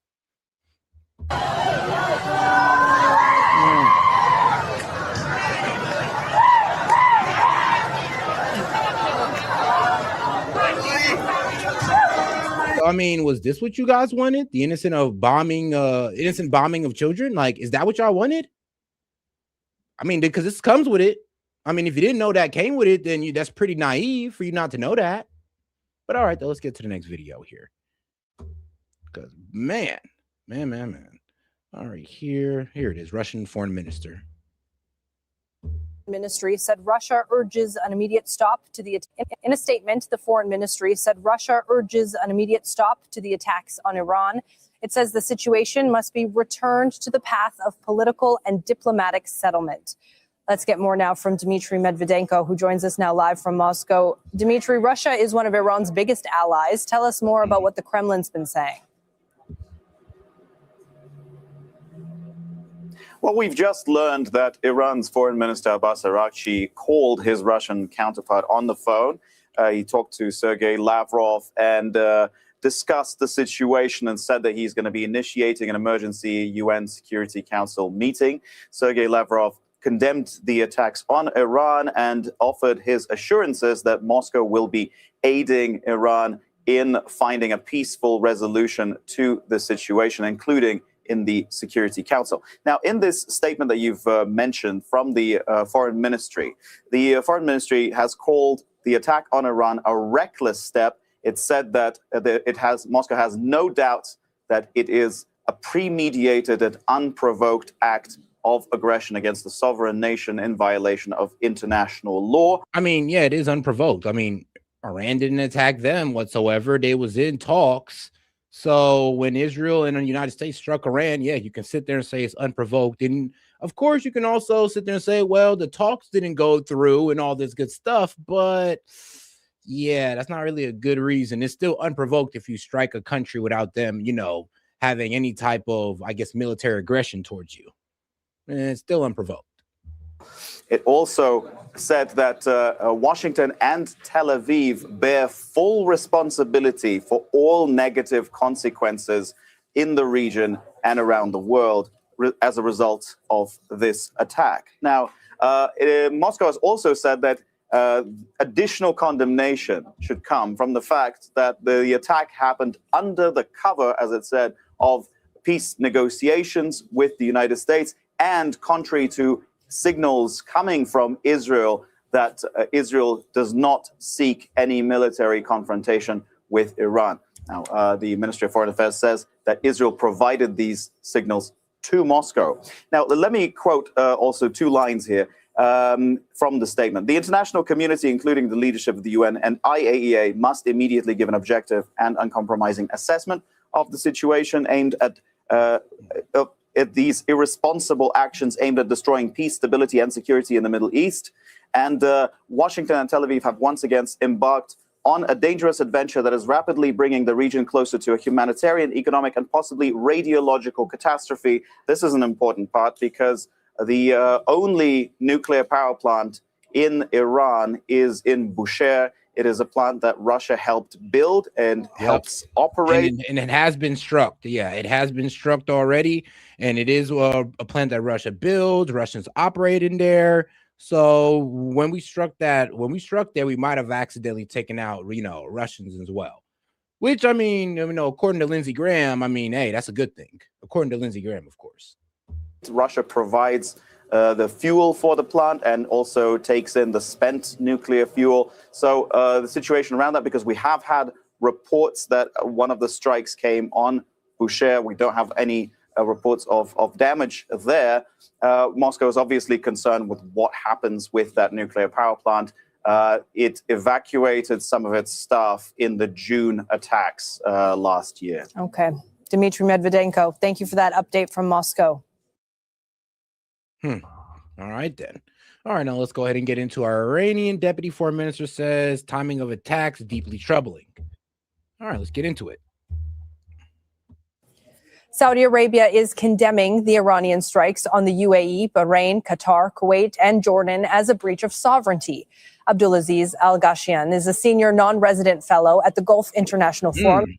Shout out to Oman. The Oman foreign minister saying something real. He's like, I urge the United States not to get stuck in further. This is not your war. I mean, no, it's not. You're right. This is for Israel. This is all about what Israel wants in the Middle East and nothing about what the U.S. wants in the Middle East. We were okay with Iran having 3.5% nuclear enrichment. Israel said no. We were okay with Iran having ballistic missiles. Israel said no. Shit, we were even okay with Iran's proxies because we allow Saudi Arabia and the UAE to have their proxies. Israel said no. So when y'all want to sit here and think this is about American interest, it's not. Go, but Iran can strike us too. They can't. We know who they can strike? Israel. That's why you always have some Israeli talking about, oh, you guys are next when we're not. Like, we didn't recklessly strike Iran. You guys did that first time, not us. Their beef is with y'all, not us. And he joins us now live from the Saudi capital of Riyadh. Thank you very much for being here with us for this breaking news. Can we start with, please, how is this being received in Saudi Arabia and what are people there saying today? Well, thank you very much for having me. I mean, needless to say, things aren't really hunky-dory. It is exactly what the Saudi diplomacy and GCC diplomacy has been trying to avoid for years. Nightmare scenario after nightmare scenario has been manifesting before our very eyes. And this is why, unfortunately, the diplomacy has been invested in so much to avoid this. And unfortunately, we have reached this limit. Right now, I think the strikes on Iran, which led to the strikes on these Gulf capitals and these Gulf states, just simply making sure that, or reminding us that of how insecure we are really in the region. And therefore, I think that the condemnation that Saudi Arabia has issued speaks to the fact that I think it has done everything it can, just like what the Qatari statement suggested, that it does everything it can to try to avoid being targeted. It did not facilitate any American, needless to say, Israeli strikes on Iran, yet Iran still decided to strike some of these states and trespass the sovereignty. So we're right now in an era, really, of a nightmare scenario that's just taking place time and again. Yeah, I mean, the reason why Iran's striking these countries is because they hold military bases. They weren't holding military bases, Iran wouldn't be striking these countries. And I'm not saying it's their fault for doing so. I'm just saying it goes to show how Iran, what they say is true, that they can't strike American on our soil. So they got to go for our military bases in the region. And they got to go for closing down the Strait of Hormuz and attacking oil sites around in the Middle East. And that's the only way they can honestly hurt us, because they can't strike us on American soil. I mean, if you believe that, then, I mean, you're lost. You don't even know what you're talking about. And I think what we're going to see now is a new era of just insecurity. The reason why, Riley, the reason why we have invested a great deal of this diplomacy is because we in the GCC and Saudi Arabia are on the front line of two other people's wars, and now three people's wars. It's the United States, Israel, and Iran. We are on the front line here. And then as a result, the landscape is something that we're going to suffer from. So this is why there's going to be a lot of frustration and a lot of diplomacy going to be at play. And we're just going to have to wait and see. There's just many variables that are not in our hands or not in the hands of the GCC. So I anticipate the Saudi ruling elite, as well as the Gulf states and their ruling elites, are not going to throw more fuel into the fire. I think They are the most level-headed out of all these actors. So we are just going to wait and see. I think American officials have suggested that this may be a few days long. I'm very sorry to interrupt you. We have another guest that we have to get to in short order. Hamid Ganbari is the Deputy Minister of Foreign Affairs of Iran, and he joins us now live from Dubai. Thank you for being with us on Al Jazeera. Iran has strongly condemned the recent U.S.-Israeli airstrikes. What is Iran's official assessment of these attacks? What the? Hello, and thank you for having me. Iran strongly condemns these airstrikes. From our perspective, they constitute a clear violation of the UN Charter. Oh, crap. Hold on now. And an Israeli fighter jet was shot down by Iranian missile defense. Just in, first footage of Israeli fighter jet downed by Iranian air defense system in Iraq airspace. Let's go ahead and take a look at it. I mean, holy shit. I didn't think they'd be able to hit a jet. There it is right there. Israeli jet is struck over Iraq as it's falling. I actually hope the pilot actually got out in time. Allah. So yeah. And this is what the Iranian air defense did to an Israeli fighter jet. I mean, of course it wouldn't hit ours. Ours is a little bit more advanced than Israel's. Let's just be real. Like and we're the ones who sold them that jet after us watering it down, which we always do, by the way. It's something that we always do, no matter who the country. Especially the principles of sovereignty, territorial. Hello, and thank you for having me. Iran strongly condemns these airstrikes. From our perspective, they constitute a clear violation of the UN Charter, especially the principles of sovereignty, territorial integrity, and prohibition of use of force. Military attacks on Iranian territory undermines international law and threaten regional peace and stability. Iran has always emphasized that disputes should be resolved through diplomacy, not through force. So these strikes occurred while diplomatic contacts between Iran and the United States were ongoing. How does Iran interpret this timing? You know, the timing is deeply troubling. Iran entered diplomatic contacts in good faith because we believe that dialogue and diplomacy are the most responsible ways to reduce tensions and avoid conflicts. When military attacks takes place during diplomatic engagement, it damages trust and raises serious doubts about the commitment to peaceful solutions. So Iran has now responded to the missile strikes on Israeli targets and U.S. military facilities in the region. What is the legal basis you have for this response?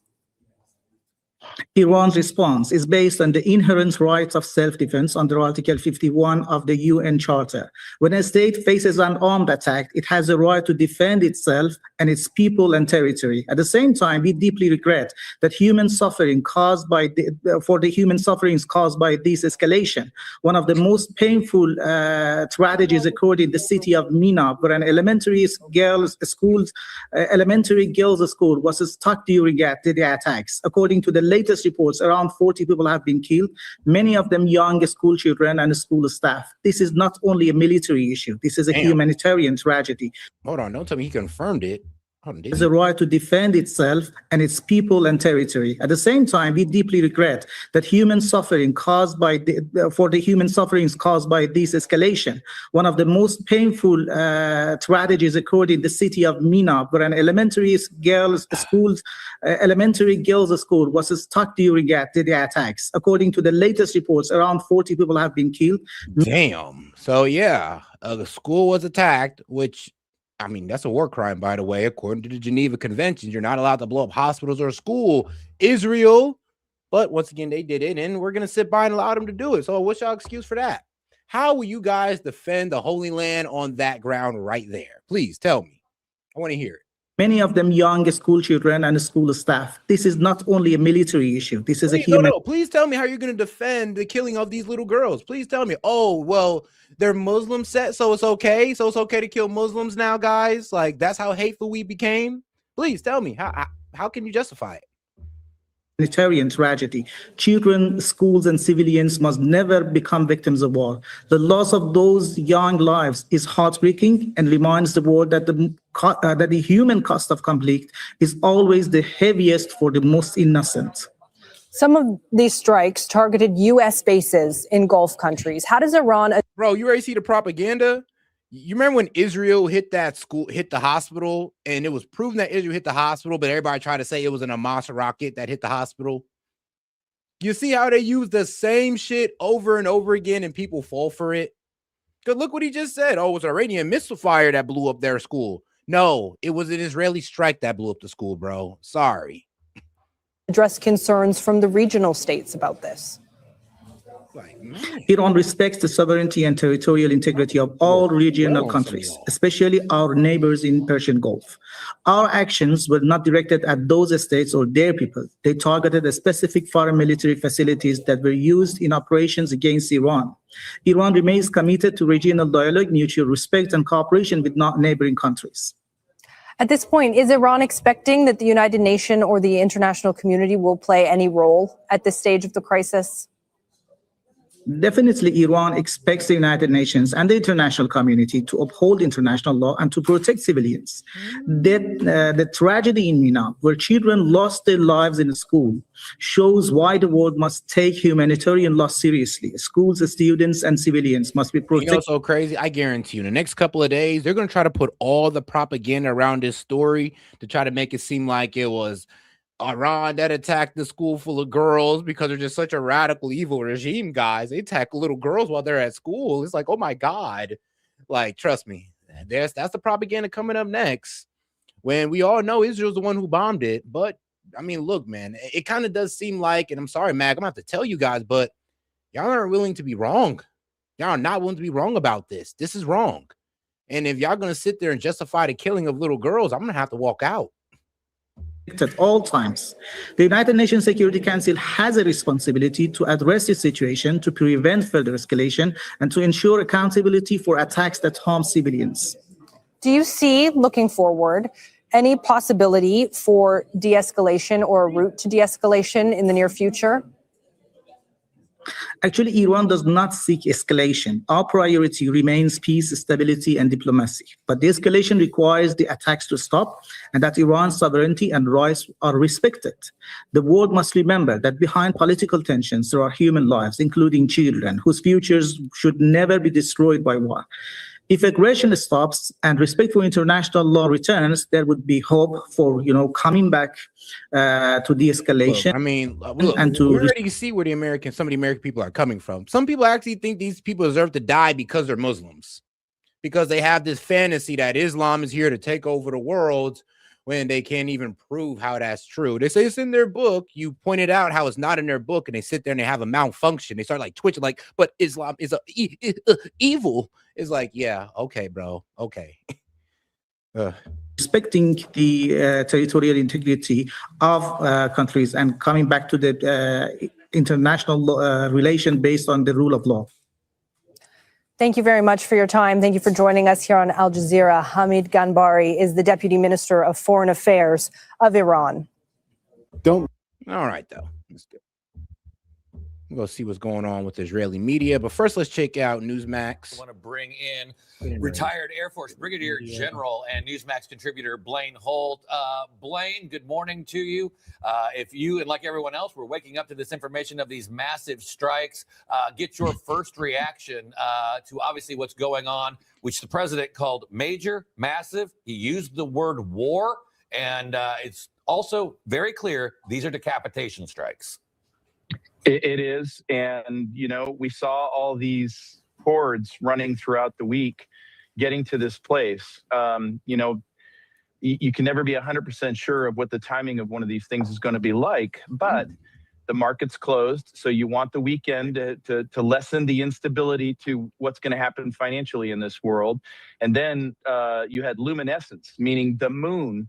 And the lighting of the moon was perfect for night vision goggle work and aerial operations. And then third, you had a recalcitrant regime which said, under no circumstances are we giving up this program or our missiles. So that checks all three boxes. And while we could have seen a massive deception and something else to get the regime out of there, now it's very clear. There is no way that this ends with the regime intact at the end of this thing. This is going to go to its logical conclusion. I would only say that war has second and third order effects. And there is no way to understand what is going to happen in the days ahead. So we have to stay resilient. We got to stay resilient here at home with terror groups potentially being activated, war is not without risk. And so we pray for the soldiers and the sailors and the airmen and the Marines, but we also need to stay resilient here at home. Blaine, you were a former pilot, and what do you make of going in broad daylight? Obviously, stealth fighters can't be seen by radar, but they can be seen by the naked eye. Yeah. So, would you expect all of our major attack in the daytime? No, you might loosen up a little bit, and you might get a little bit relaxed. And the reason the night vision goggle information is so important is because before you hit one thing, there's a lot of preparation steps in an air campaign. There's a lot of things flying before you're going to actually throw a bomb at somebody. And so what we have done now is we're blinding them. We're taking out command and control systems. We're moving in on aerial defense systems. We're protecting all of our assets by getting launchers to the best extent we can. They fired a barrage that was really quite something in the early morning of this. So we'll just have to see where it goes from here.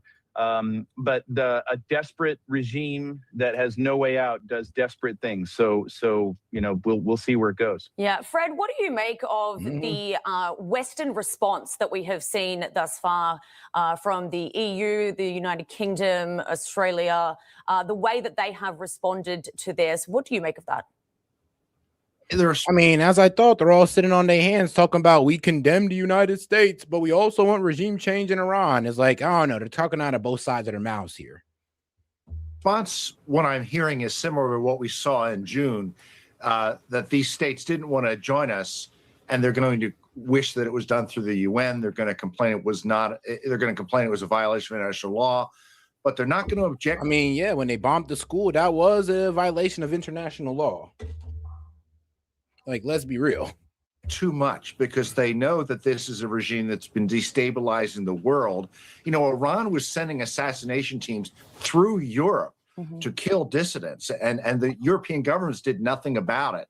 So I think at the end of the day, if this is successful, we may not get open statements by most European nations thanking the U.S. and Israel for this, but privately they will be doing that. Yeah, we also haven't really heard much statement as well from the axis of resistance that really plagues that entire region as well. Iranian proxies yet to really come out and say whether or not they're going to support Iran and join this war. Jonathan, what do you expect to happen there? Do you think we will hear from Hezbollah? Do you think that they will come in of support of Iran? Yeah, that's a very, very important question. I mean, maybe, because Hezbollah, I mean, they've been weakened over the past year due to the strikes in Lebanon and that pager, the little pager ordeal where they bombed, where they set off the pager that killed a good amount of Hezbollah's leadership. I mean, they've completely decimated Hamas, decimated Hezbollah. They're working on the Houthis still. So it's really hard to tell if they're actually going to want to join in on this since they've been weakened like so much. Question. So far, what we've heard is the democratically elected prime minister of Lebanon warning Hezbollah in Lebanon not to drag Lebanon into a war at the behest of a foreign power, i.e. Iran, and staying out of it. And one could hope that Hezbollah would listen to it. So far, they have neither said nor done. Oh, that's funny. We were trying to tell our government the same thing. Don't get into a war because Israel wants to get into it. Funny. Anything in the opposite. However, Iranian proxy forces in Iraq, they just issued a statement that they are going to join in the fighting, and they will. You know, so funny. It's now, guys. I wish I wasn't being so delusional right now. When Donald Trump calls it a war, when Donald Trump literally sits there in front of our face and say there's going to be casualties, just like there is in any war. You sitting there trying to say this is not a war is not helping you when Donald Trump says it's a war. He's pretty much laying out the plan that he plans for this to be a war. Now, he says it on public TV. He may withdraw his statement, but as of now, as of what Donald Trump's saying, he's considering this a war. So who the hell are you to say it's not when he's considering it? Be firing at American targets, and the Houthis in Yemen, another Iranian proxy, have said or indicated that they're going to fire at maritime targets and also return to firing towards Israel. So it's a kind of a mixed bag. The most of the firepower is Hezbollah. And if they join in, I think the consequences for the region, but specifically Israel and Lebanon, could be quite serious. And one would hope that Hezbollah would be wise enough to stay out and understand that it would be a losing battle for them to join in. Israel is prepared for that. We have a lot of air defenses and a lot of troops that are positioned in northern Israel, focusing and ready. These are different tiers, different levels of our air defense against Iranian ballistic missiles. It's mostly the Arrow and Patriot interceptors. Here it is Iron Dome and the David Sling. So Israel technically can deal with both of these fronts simultaneously, even though Israel would prefer not to. So let's hope that the Iranian proxies will stay out of it for the benefit of Lebanon, of Iraq, and Yemen, and do the smarter thing here. Yeah, Blaine, to that larger point, and I know I've seen a lot of reporting about the historic nature of this attack, but also the historic use of military assets, and the Gerald R. Ford, the carrier group, the most powerful modern carrier on the planet, not being sent to the front lines, being stationed off the coast of Israel to protect Israel while the Abraham Lincoln is sitting there launching the attacks. They said that's not something that's been done since World War II when you do a defensive carrier position. Well, both are very comparable. Both are very comparable assets. And thanks. Both are very comparable assets. And the reason that the Ford is there is because the array of technology that it has on board to aid with missile defense, to help Israel through that and the region through that, makes much more sense to have that asset there. The Abraham Lincoln is right now in position as, well, they've got to defend the fleet. All of those ships do. But they're there as an offensive weapon as well, and they're going to be continuing round-the-clock strikes in what is not just a naval campaign. This is a joint and combined and integrated campaign with Israel. So this is orchestrated, many moving parts, but we do this so well. It's done beautifully from our Air Operations Center, and they're all working together. So the whole net is up and alive, 24/7, strikes available. But to the extent that we're decisive is what's going to determine whether the proxies want to be in the fight or not in the fight. If their life support system's cut off, very likely they're not going to be in the fight. Yeah, Fred, I'll bring you back into the conversation as we continue to talk about the reaction and the response that we are seeing from other countries around the world. We are now seeing. I mean, we do have, breaking. We do have a complaint from Thomas Massey. Thomas Massey is calling this an act of war unauthorized by Congress. The U.S. is attacking Iran, according to AP. I mean, well, we'll see about that. I'm pretty sure there's going to be some legal complications in this. There you go. That response there from Russia as well, from former Russian President Dmitry Medvedev, saying the peacemaker once again showed his face. All negotiations with Iran are a cover operation. No one doubted it. No one really wanted to negotiate anything. Fred, your reaction to that? I really wanted with Iran are a Medvedev saying the peacemaker once again showed his face. All negotiations with Iran are a cover operation. No one doubted it. No one really wanted to negotiate anything. I know. I mean, shout out to the former Russian president for calling that out, because that's actually what's been going on. No one really wanted to negotiate. I'm talking about us on the United States side. We did not really want to negotiate with Iran. We sat there, we feigned diplomacy. We sat there and we said, all right, well, we want you to lower your nuclear enrichment. They said, okay. We switched from that to no nukes, no ballistic missiles, to no supporting proxies.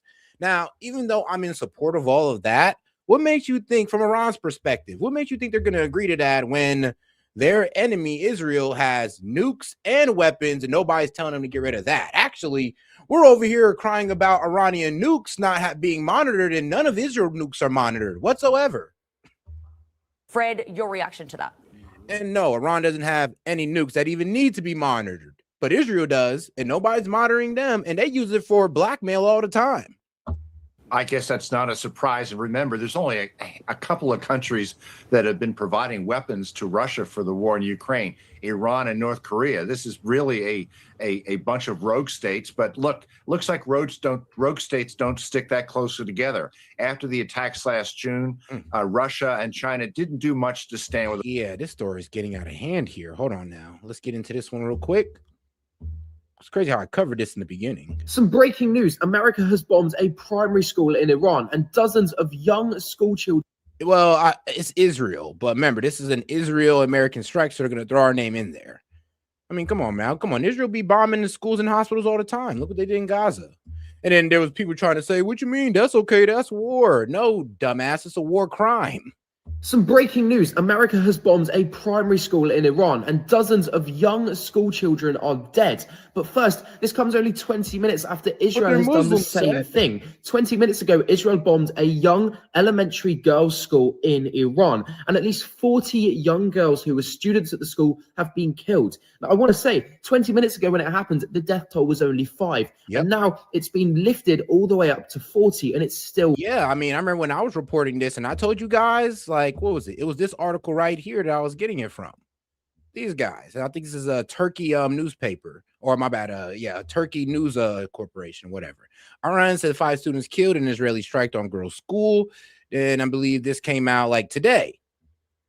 And now all of a sudden we're hearing it went from 5 to 40. Phew, to 40, guys. Just remember that. And I told you that this was going to happen. That's the wild part. I told people that this was going to happen. First, this comes only 20 minutes after Israel has done the same thing. 20 minutes ago, Israel bombed a young elementary girls' school in Iran, and at least 40 young girls who were students at the school have been killed. Now, I want to say, 20 minutes ago when it happened, the death toll was only 5, and now it's been lifted all the way up to 40, and it's still growing. It was a brutal attack, and there's videos of it, and it's really horrible. So this is a confirmed thing. Israel has bombed a primary school. But as I said, only 2 minutes ago, America has done the same thing, and they've bombed a school east of Tehran, the capital of Iran. And in that attack, at least 2 students have been killed who were in that school too. It certainly wasn't a military. So we're out here bombing schools, and then we're going to expect the Iranian people to be on our side? Like, bro, what the fuck are we doing? What are we doing? Like, why are we doing this? And I mean, please don't tell me it's because, oh, well, S.E.T, they're part of the regime. Their lives don't matter. They're Muslims. Their lives don't matter. Please miss me with that bullshit right there. I ain't hearing it. Targets, but it seems like this similar thing is happening there too. The death toll is expected to rise to a lot more than just 2 in this strike. And so this is not an opinion, and this is not Iranian propaganda. There is videos of these, and it's absolutely horrible. Even Al Jazeera is reporting it. America and Israel are bombing civilian targets all across Iran. And I told you this was going to happen. I literally said, I remember when Gaiman tried to come out there and try to hit me with the, well, you know, when this war starts, or like the Iranian guys are going to start hiding in schools, or we're going to start bombing them. It's like, so pretty much you're already creating the excuse for human shields already before the war even starts. And I guarantee it, they're gonna say, oh, well, the Iranians, or what was it? The IRC was hiding in there. Like, that's why we had to bomb and kill 40 children. Like, because the Iranians were hiding in there, guys. It's going to be the same lie again. And then we're going to bomb more hospitals, more schools. And y'all going to come up with the same excuse, but S.E.T, they're part of the regime. They're Muslim. Oh, like what the Palestinians said. Hamas is hiding under there. Oh, well, that's Hamas. So it don't really matter, even though it's just a 14-year-old kid. So what? We're just going to do the same thing again? Walk blindly into it? And then get mad at anybody who calls it out, right? All right, go ahead. Keep doing that. See what that does for us in the midterms. Whereas Iran, on the other hand, are bombing military bases and military targets. It seems likely that hundreds of civilians are already dead due to the American and Israeli attacks that have taken place this morning. And it seems to be only getting worse. This really is not a good look for America or Israel. And as this seems to be getting worse, I'm going to continue to make videos on it throughout the day. So leave me a follow because I'm covering this more than anyone else is. So, I mean, basically Israel committed a war crime, and apparently we committed one as well, striking a school, a civilian area, which we said we were above, and which we kind of blame, these Muslim countries for doing, but we're the ones doing it. Interesting. China had opportunities to send substantial weapons to Iran over the last few months. They didn't do it because they don't want to get involved either. Let me mention one other thing. That's the Strait of Hormuz, which I think the U.S. is very determined to make sure that Iran does not block it. There's been heavy attacks on the Iranian Navy to sink it, so they cannot destroy or block this crucial naval passage. Also, there are large numbers of missiles, including anti-ship cruise missiles along the coast near the Strait of Hormuz. I'm sure they are a major focus of this operation because this strait is crucial to global commerce and to movement of oil. Yeah, Jonathan, I'll just bring you into the conversation as well. If you could just follow on from Fred's comments there. Yeah, I think, what we're seeing here is unprecedented levels of intel planning and coordination by U.S. and Israeli naval and mostly air forces. So far, it appears as if the BDA is positive. And, eventually, I think it will boil down, it'll be a contest between the Iranian capacity to fire missiles from mostly Western Iran versus the joint US-Israeli capacity to strike down missile launchers and launch sites before or slightly after they are used.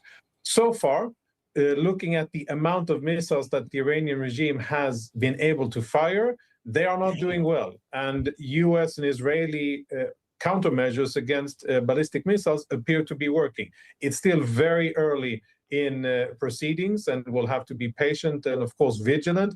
But I was expecting hundreds of Iranian missiles to be fired at Israel by now, based also on the lessons that the Iranians learned during the 12 days of war in June 2025.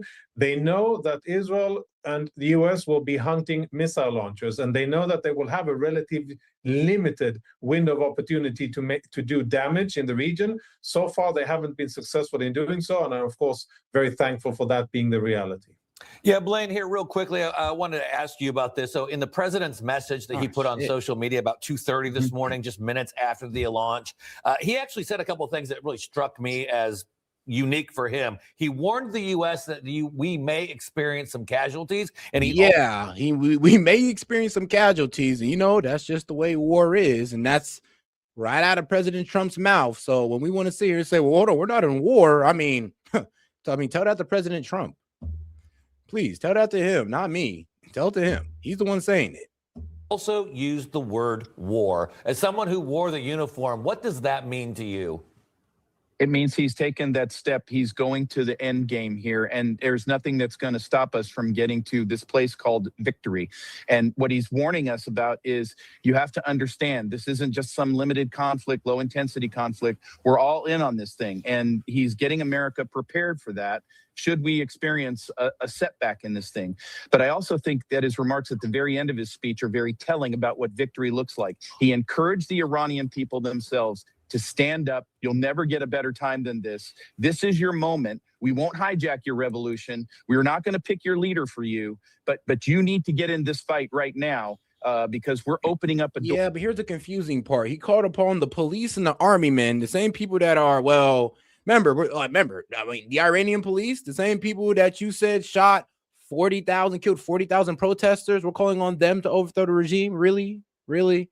The army men, the same guys that are firing the ballistic missiles right now into other Middle Eastern countries and Israel, those are the guys we're depending to overthrow Iran. Are we serious? For you. And at the same time, we should be prepared to protect ourselves here at home in the United States. Yeah, Blaine, you were there. You served the last time we did regime change in the Middle East. It didn't really work out very well for us. Do you see this going differently? I do see it going differently because I don't sense that we're about to send 150,000 forces for 15 years into Iran. I also don't sense that we're going to break things to the extent that we leave this a third world decimated country. I think we need Iran in the world community, and minus its regime, we can all welcome the Iranian people back into a world of freedom and prosperity.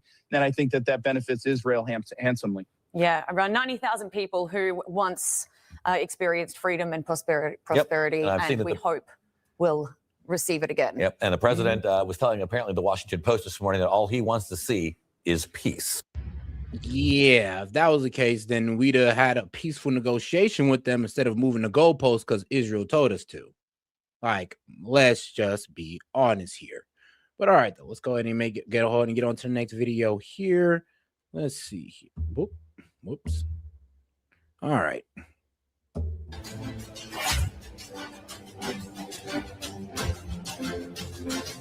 Whoa, wrong video. My bad. Let's get over here to Fox News.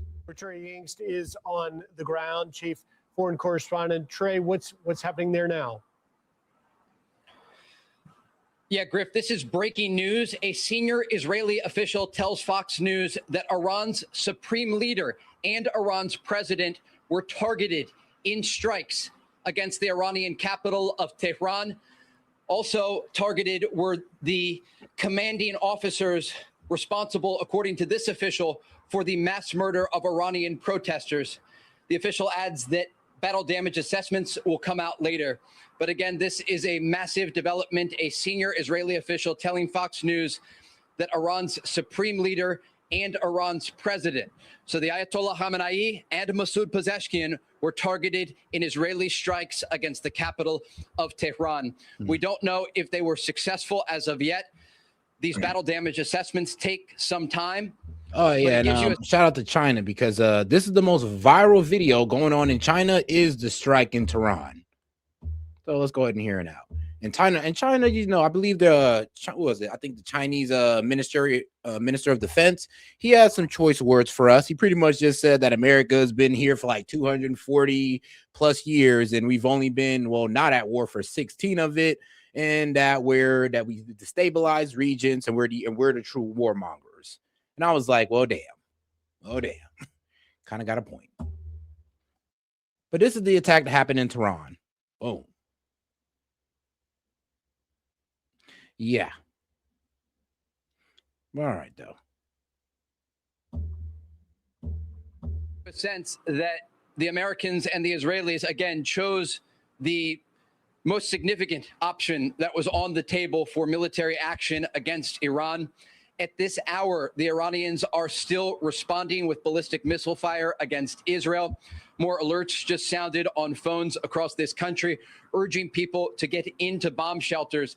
This will be a back and forth that continues in the days ahead as the Iranians not just continue their targeting of Israel, but also regional Gulf countries from the UAE to Saudi Arabia to Bahrain. This is a regional war that is developing following these American and Israeli strikes. Yeah, I believe Omar, they said that they were actually going to strike back. That they said they have the right to strike back at Iran for them striking, you know, Oman for having, you know, a U.S. military base. So, I mean, I'm actually supportive of that. I mean, shoot, fight back if y'all can. I mean, don't just let Iran just bitch y'all like this. Strike them back. I ain't mad at that. I'm mad at the fact that we even got into it with Iran, endangering all the people around them. And of course, endangering fellow U.S. citizens who are in the Army, military, Navy. I mean, all that good stuff, Air Force, all that. And an Israeli jet has already been shot down by Iranian missiles. I mean, God forbid that happens to one of our jets, which is more advanced than Israel's, by the way. Iranian leadership, and you can hear that right now, Griff. Air raid sirens are sounding across Israel's second largest city of Tel Aviv. Stay with me here. Can you grab my vest? Just stay with us, Griff. He's there in Tel Aviv as he puts on his protective wear, the flak jacket there. Sirens are ringing. And a threat from, let's see, the IRGC's general. He pretty much released a statement saying Trump should know that today we fired missiles from the back of our stockpile. Soon we will unveil weapons that you have never seen before. I mean, whoa, what do you mean by that? So they're pretty much saying, like, look, guys, this is just the back of the stockpile, man. We didn't even set out the brand new shit. Like, we didn't even set out the new missiles. This is all the old stuff we've been trying to get rid of.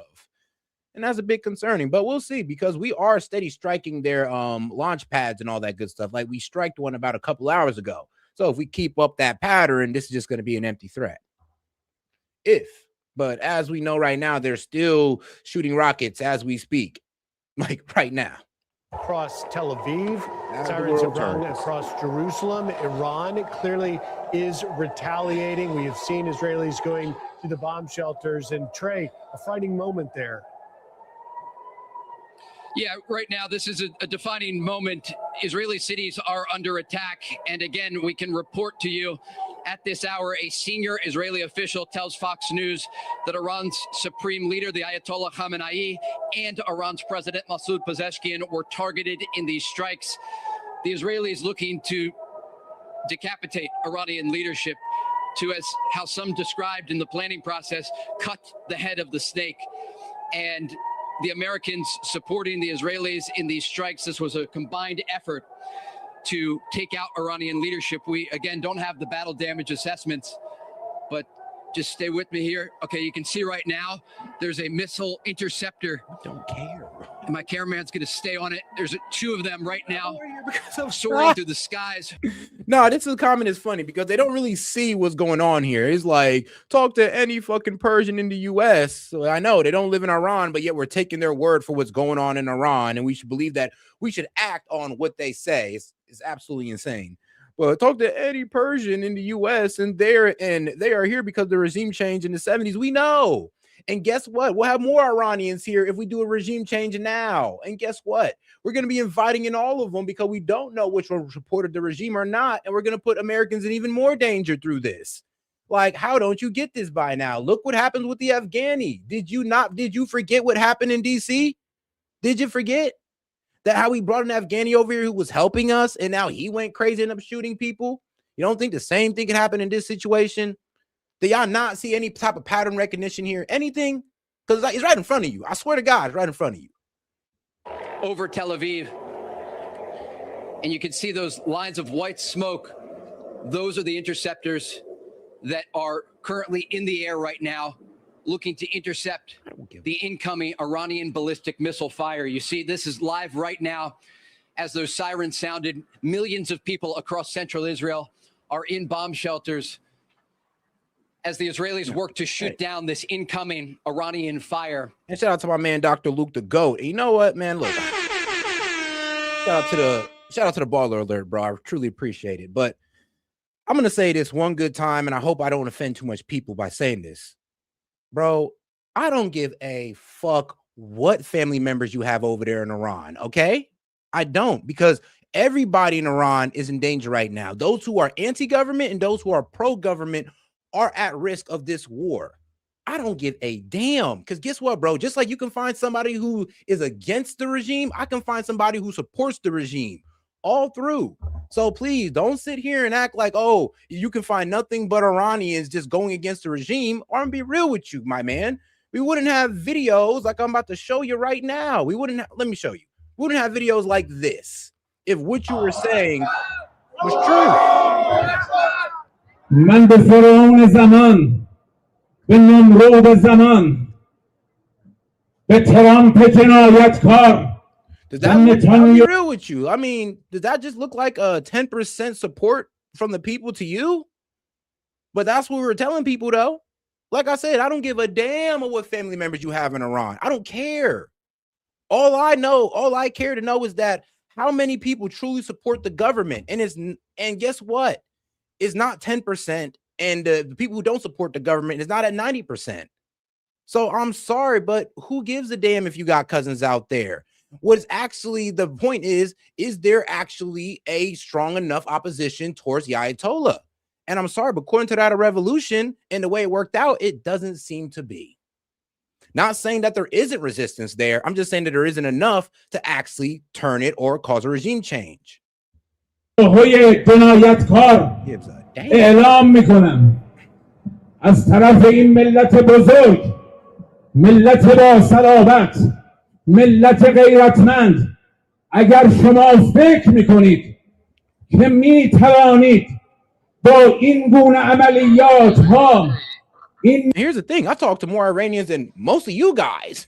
I actually talk to the pro-regime guys. I talk to the anti-regime guys because I actually want to know what's going on instead of being fed propaganda that's, well, feeds my self-confirming bias. It's like, please. I mean, they're right on X. You can go there right now and find pro-Iranians, regime guys that will talk to you. They're nice people. And you'll find anti-regime guys that are Iranians, and they're nice people. You can go and sit here and talk to them, but apparently you hear one side that you don't like and you're ready to just throw a temper tantrum. It's like, bro, don't be such a crybaby over this. Like, look for the truth and not just look and sit there and try and be right. Like, come on now. People's lives are on the line here. They may not be yours, but y'all claim to care about children's lives, but we're about to stand by and watch kids be bombed to death. I mean, you say you care about American lives, but we're putting American lives in danger. So please be consistent, MAGA. Please. ملت را از مسیر خودشون جدا کنید و بین این امت و امامش جدایی بیاندازید. کور خونده اید. این ملت با تمام وجود پای امامش، پای دینش، پای قرآنش ایستاده و میستد و خواهد ایستاد.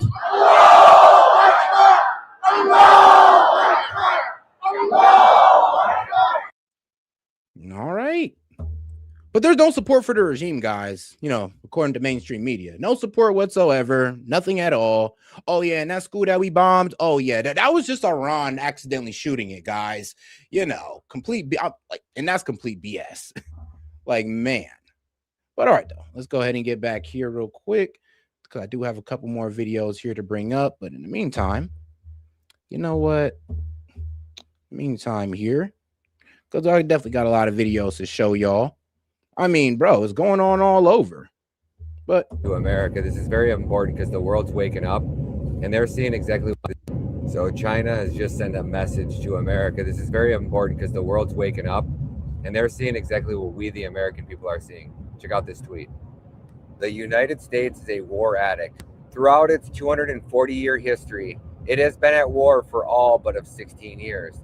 The U.S. has over 800 overseas military bases in 80 different countries and regions. The U.S. is the main cause of international disorder, global turbulence, and regional instability. I mean, that's just fucking crazy to think about. The United States government has been at war all over the world in the last 240 years. I know, it's kind of effed up. You know how we call a lot of these Muslim countries shithole countries, but we never really look up the reason why they became shithole countries. And if you look up the reason, it's through American interference. I mean, I think the best example right now that I can think of is Somalia. We interfered in the 90s, and Somalia ain't never been the same since. Actually, in the 90s, when all of these Somalians started coming over, including Ilhan Omar, aka if we was to never interfere in Somalia, we never have to deal with an Ilhan Omar. I mean, maybe y'all could take that one and be like, you know what? Maybe you're right, Seth. Maybe we don't get involved with Muslim countries. We won't have to deal with the immigrant or the Muslim immigrants that come over here that we like to bitch about. Because, you know, Islam is taking over, though. Even though we're bombing their countries and they're coming over here. So it's like we're helping with the takeover, according to you guys. We have only not been at war for 16 years. 16 years out of our country's entire existence. We have 80 military bases all around the world. And we're supposed to be we're supposed to be keeping the world safe. We have created more chaos, death, and destruction than any country in all of human history. Yeah, and it is time that the rest. Somebody was like, so you told me Somalia was a good place before we interfered? Yes. Yes. Just like Iran was. Iran was a great place before we interfered and we overthrew the Shah because he wanted a better oil deal to go away from our dollar. Yes. You could say that about almost actually every Muslim country. It was a better place before we got involved. Yes, bro. That's exactly what the fuck I'm telling you. And if you read a history book, it'll tell you the same damn thing. The world decoupled from the United States is what we've been warning you about. We've been telling you to relentlessly stack Bitcoin. We've been telling you to get out of the US dollar. We've been telling you to get the wealth out of the system. Might be too late now. You guys can use my affiliate codes over on Coinbase. I'll leave links down below. If you're in the United States, if you're outside the United States, you can use Bybit. You guys got to get your wealth out of the system. I don't care. You guys can go buy gold. I suggest going to a local pawn shop or a local dealer and just buying it in physical gold right over the counter. However you want to get your wealth out of the system, do it. But letting your wealth sit in US dollars, keeping your investments in US stock markets, when the world does, and they should, and they will, wake the hell up and get their heads out of their ass, and they decouple from us, it is going to be worse than losing a world war. And now we're starting a world war while we're $38 trillion in debt, and the entire world is despising us. Bro, we're $38 trillion and actually $39 trillion in debt, and we have a shortage on missiles, and we're just ready to just go to war with Iran. It's just like, bro, this shit don't make sense. It don't make sense. We are a genocidal, warmongering neocon machine, and nobody buys the U.S. bullshit. Like, we don't even buy it. Like, so you think these other world leaders are stupid enough to believe the fake news? You think they don't understand how our propaganda works? You don't think they understand how rotten and corrupt our government is? They're watching pedophiles on Epstein's list walk scot-free. They're watching mega conglomerates like the Ellisons buy up all of the media outlets here in America. They bought up TikTok, social media platforms. The world sees this. Yeah. They're not dumb. So you guys can choose to think what you want to think, but staying in US dollars and staying decoupled and part of a slave in this system, it's just suicide to me. We out. Peace. Shout out to our guy Ryan Matta. But all right, let's go ahead and get over to our guy Benny Johnson. We are at war. Let's get into it. You know, it's crazy. It's crazy how some guys in MAGA are, you know, kind of supporting the war when even the political pundits like myself aren't doing it. It's absolutely insane. But here we are.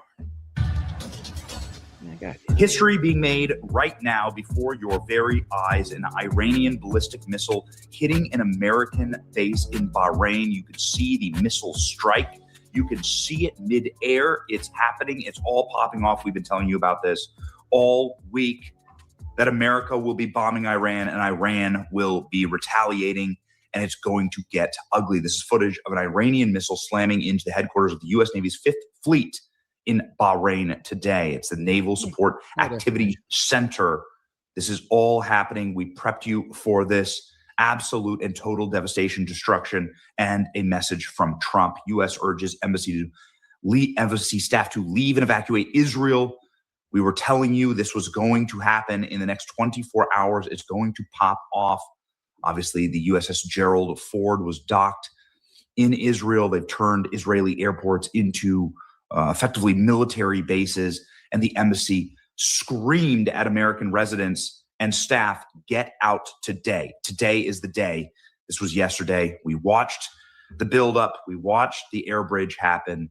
And now, ladies and gentlemen, we are listening. Dan Scavino posting from the White House, the B-2 bomber video. Operation Epic Fury has commenced. Middle East at war. Tehran is... Oh, and shout out to Keith Holy. Appreciate the support. He says, U.S. is at war for resources and control over new race for AI.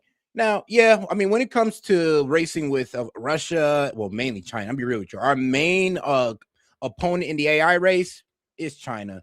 Nobody else comes close. Actually, I feel pretty confident in saying that the only people in the AI race is America and China. Only ones.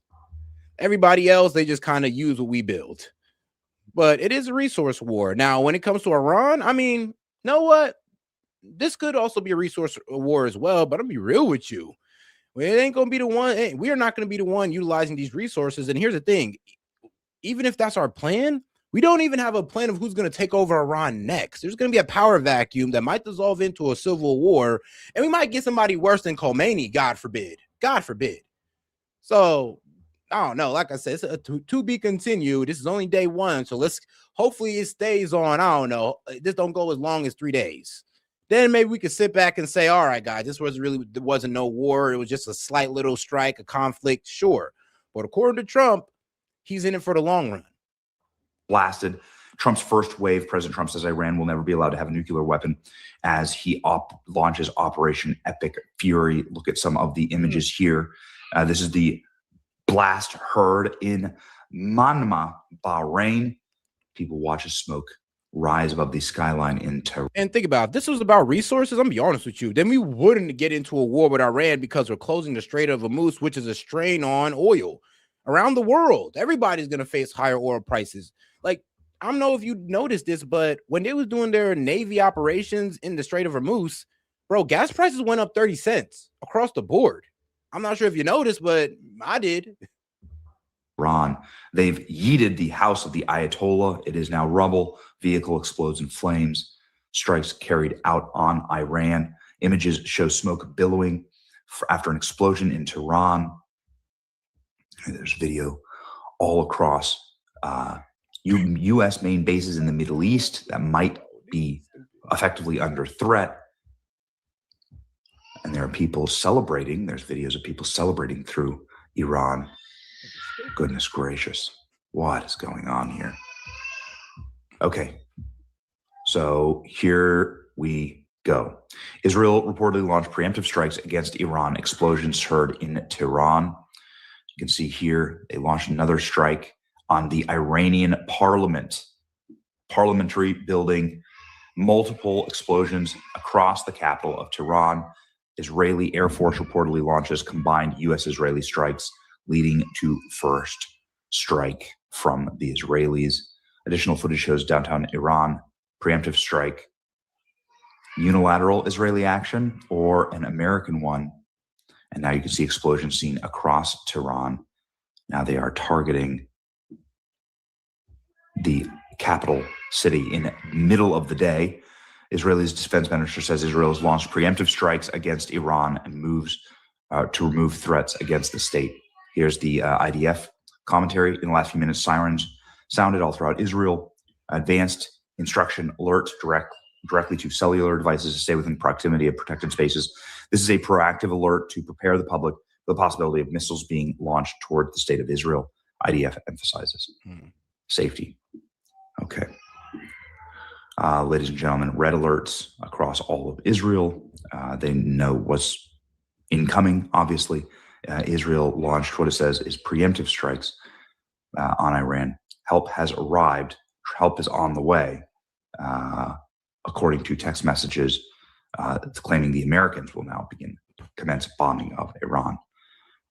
Several days of war they are preparing for. Several days of war. Officials told the New York Times that dozens of airstrikes are now being carried out against the regime using aircraft carriers.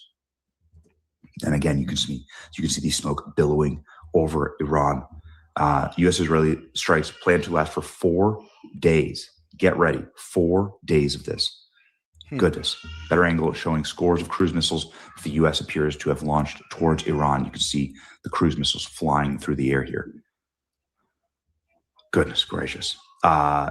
They say this is going to be far more extensive than these strikes last June. Shit. All right, a bit of an update right now. Let's see here. Foreign minister here. Let's see. The foreign minister of Iran. Almost all of our officials are safe and alive. We may have lost 1 or 2 commanders, but that is not a big problem, according to the Iranian foreign minister. Well, this guy right here. Almost all officials are safe and sound and alive. We may have lost 1 or 2 commanders, but that is not a big problem. Almost all officials are safe and sound and alive. We may have lost 1 or 2 commanders, but that is not a big problem. All right. So they lost about 1 or 2 commanders in the strike so far. They're playing it off as not a big problem. We'll see, depending on who those commanders were and what did they command. Here we go again. The pizza tracker popping off at the Pentagon. Ladies and gentlemen, live updates. Goodness gracious. Okay. So this is the American base. This is Iran targeting American bases. This is the American base in Bahrain getting bombed. So this American sovereign territory. Iran has attacked U.S. bases across the Middle East and Dubai, Abu Dhabi, and Israel in revenge strikes. And shout out to my man, Dr. Luke the GOAT, man. Appreciate the support with another baller alert. Yeah, let's keep the show going. Don't worry, bro. I got you. Iran has struck the 5th Fleet Service Center. We played you that clip. You can see the bomb actually landing. Dubai, Iraq, and Jordan have all reported various missile activities. This comes after Trump declared war and that he will raise their missile industry to the ground. He warned troops in Iran to lay down their arms or face certain death. The first wave of strikes, which followed weeks of knife-edge tensions building up between the two countries, happened near the offices of the leader of the Ayatollah Khomeini. They have now leveled his house. This is understood that at least 5 cities have been targeted in Iran with counterstrikes reported in Qatar, Kuwait. Yeah, they did level Ali Khamenei's house, but obviously they moved him to a secure location. I mean, let's be real. They kind of knew that they were going to come after him, like obviously. Bahrain and UAE. President Trump said in a video on Truth Social, which I'll play for you in just a moment, that he began major combat operations in Iran to prevent the nation from gaining a nuclear weapon, something obviously America has been talking about for a very, very long time. U.S. downs explosive-laden drones near Iraqi airport. So you can see that here. 4 killed by Iranian missile in Syria. Italian troops safe after Kuwait base targeted by Iranian missiles. Fury from Congress at Trump's illegal attack on Iran with no foreign wars promised. Chilling wars. U.S. troops may die. Francis Macron calls for urgent UN Security Conference meeting. Where have the missile strikes taken place so far? The U.S. and Israeli First Fleet struck targets across Iran, including Tehran and 4 other cities. The capital, Khomeini's palace compound, Ministry Intelligence, and the Ministry of Defense were all affected. Elsewhere, 2 nations have been hit. Lebanon, Hezbollah infrastructure. So they're going like total war now. In response, Iran has launched missiles against Israel Tel Aviv, Haifa, and Jerusalem. There's been a fifth strike at a U.S. base. Okay, so we are up to date here. We are up to date. Jordan shoots down ballistic missiles. Sports presenter forced off air in Qatar amid shelter-in-place warning. Okay, Israelis in Tel Aviv sheltering in place. IDF releases footage of strikes in western Iran. Let's go ahead and look. Okay. IDF strikes hundreds of targets in western Iran. I'm weak. I was like, I done pretty much showed you guys like all these videos. In Operation Roaring Lion. There we go. You can see what looks like missile facilities getting blown up. Iranian Revolutionary Guard killed in strike. All right, though, let's go to, I believe this is ABC. Oh, CBS News. Let's go ahead and get into the latest details on the joint U.S.-Israeli strikes on Iran. See, here's came out about an hour ago, so let's see what they got to say. Saturday morning, I'm Adriana. Welcome to CBS Saturday Morning. I'm Adriana Diaz. And I'm Kelly O'Grady. We come on the air this morning with breaking news. Overnight, the United States and Israel began striking targets inside Iran. The attacks began in daylight, just after 10 a.m. local time. Explosions rocked Iran's capital, Tehran, and large plumes of smoke were seen near the offices of Iran's supreme leader. In an address posted to Truth Social, President Trump confirmed U.S. involvement, saying major combat operations are underway, and the objective is to defend Americans by eliminating, quote, imminent threats from the Iranian regime.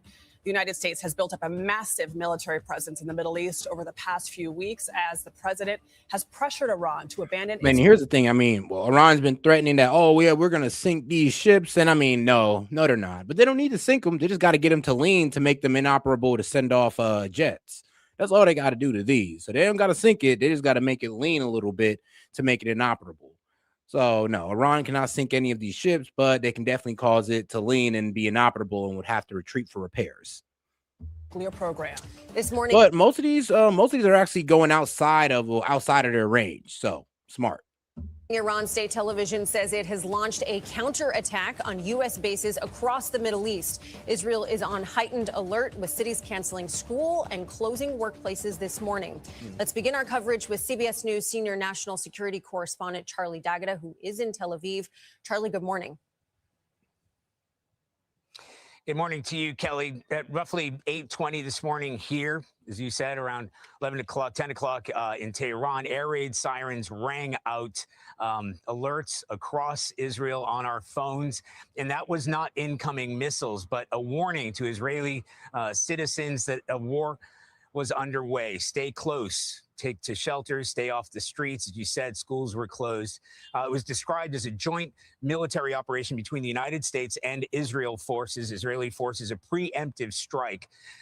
Explosions were then reported in Tehran and in 4 other cities across Iran.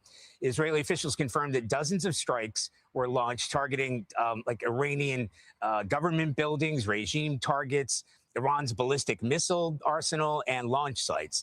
Now, within maybe 30 minutes or so, the air raid sirens rang out again here. That was the counterattack that was already underway. Residents were instructed to take shelter. We then started learning and confirming that Iran had begun targeting U.S. military installations across the region. The headquarters of the 5th Fleet in Bahrain, the Navy's 5th Fleet in Bahrain, the largest U.S. airfield in the region, the Middle East, Al Udeid in Qatar. The Qataris saying that they intercepted a couple of incoming missiles there. Explosions then heard in northern Iraq at air bases there. And then alarms sounded in Kuwait and other parts of the UAE.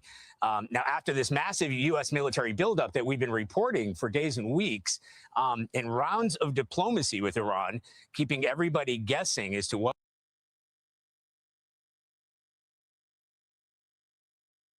was about to unfold here, there was no ambiguity or disambiguity in President Trump's message today. This is about regime change. He's telling Iran's military to lay down their weapons, don't try to fight back or face certain death, spelling out a litany of attacks against U.S. forces in this region, going back to the attacks on the Marine barracks in Lebanon, attacks throughout the Iraq war, Iranian-backed attacks on U.S. military, telling Iranian residents to take shelter, get low until the bombing's over, and then overthrow the government. That's what we're looking at this morning, Kelly.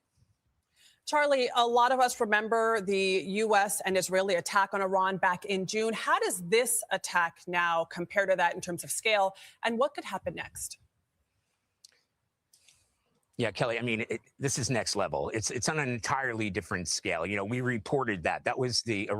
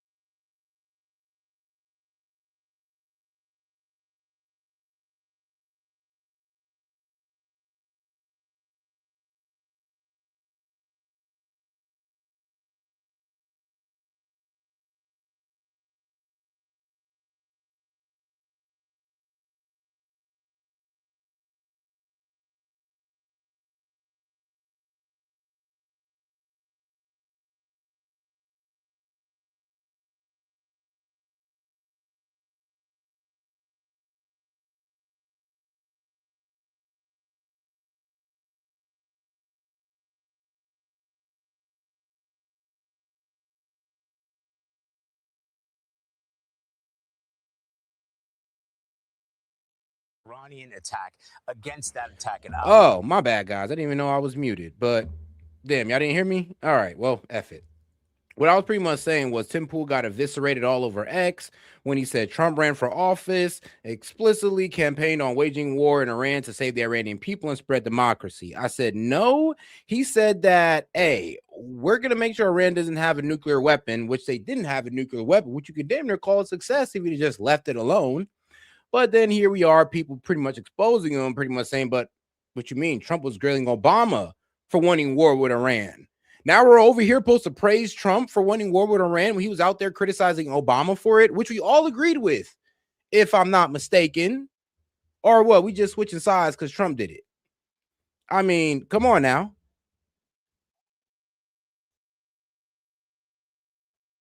Like, come on. No ability to do y'all not remember this? Do y'all not remember this right here? Our president will start a war with Iran because he has absolutely no ability to negotiate. He's weak and he's ineffective. So the only way he figures that he's going to get reelected, and as sure as you're sitting there, is to start a war with Iran. Our president. So, yeah. So wait. So if Obama's weak and he can't negotiate for wanting a war with Iran, what does that make you, Trump? All right then. I mean, do we not remember? Don't let Obama play the Iran card in order to start a war in order to get elected. Trump. I mean, so all of a sudden we're switching up. The same thing he condemned Obama for, he's doing himself. That's the problem. It is crazy. Like people like Tim Pool's gonna sit here and try to gaslight us on like, oh well, you know, he always said this. No, he didn't. Stop lying. Like we're not stupid. But for some reason, y'all trying to treat us like we stupid. The United States has spent $8 trillion fighting and policing in the Middle East. Thousands of our great soldiers have died or been badly wounded. Millions of people have died on the other side. Going into the Middle East is the worst decision ever made. Trump, October 9th, 2019. My nigga, what happened to this guy? Man. Against that base in Al-Udeid. That was pre-warned. U.S. forces knew that was about to happen, and it was a big attack. I mean, they had launched the largest Patriot missile defenses against those incoming missiles, and again, they knew it was coming. What we're seeing here, when I talked about that attack at the 5th Fleet in Bahrain, at Al-Udeid, at U.S. forces in northern Iraq, this is on a scale and a level with no warning, going after essentially everything that they can go after. And I also have to mention, the United States and Israel isn't just going after targets inside Iran. We're also learning that they're going after Iranian-backed militias inside Iraq. So this has spread.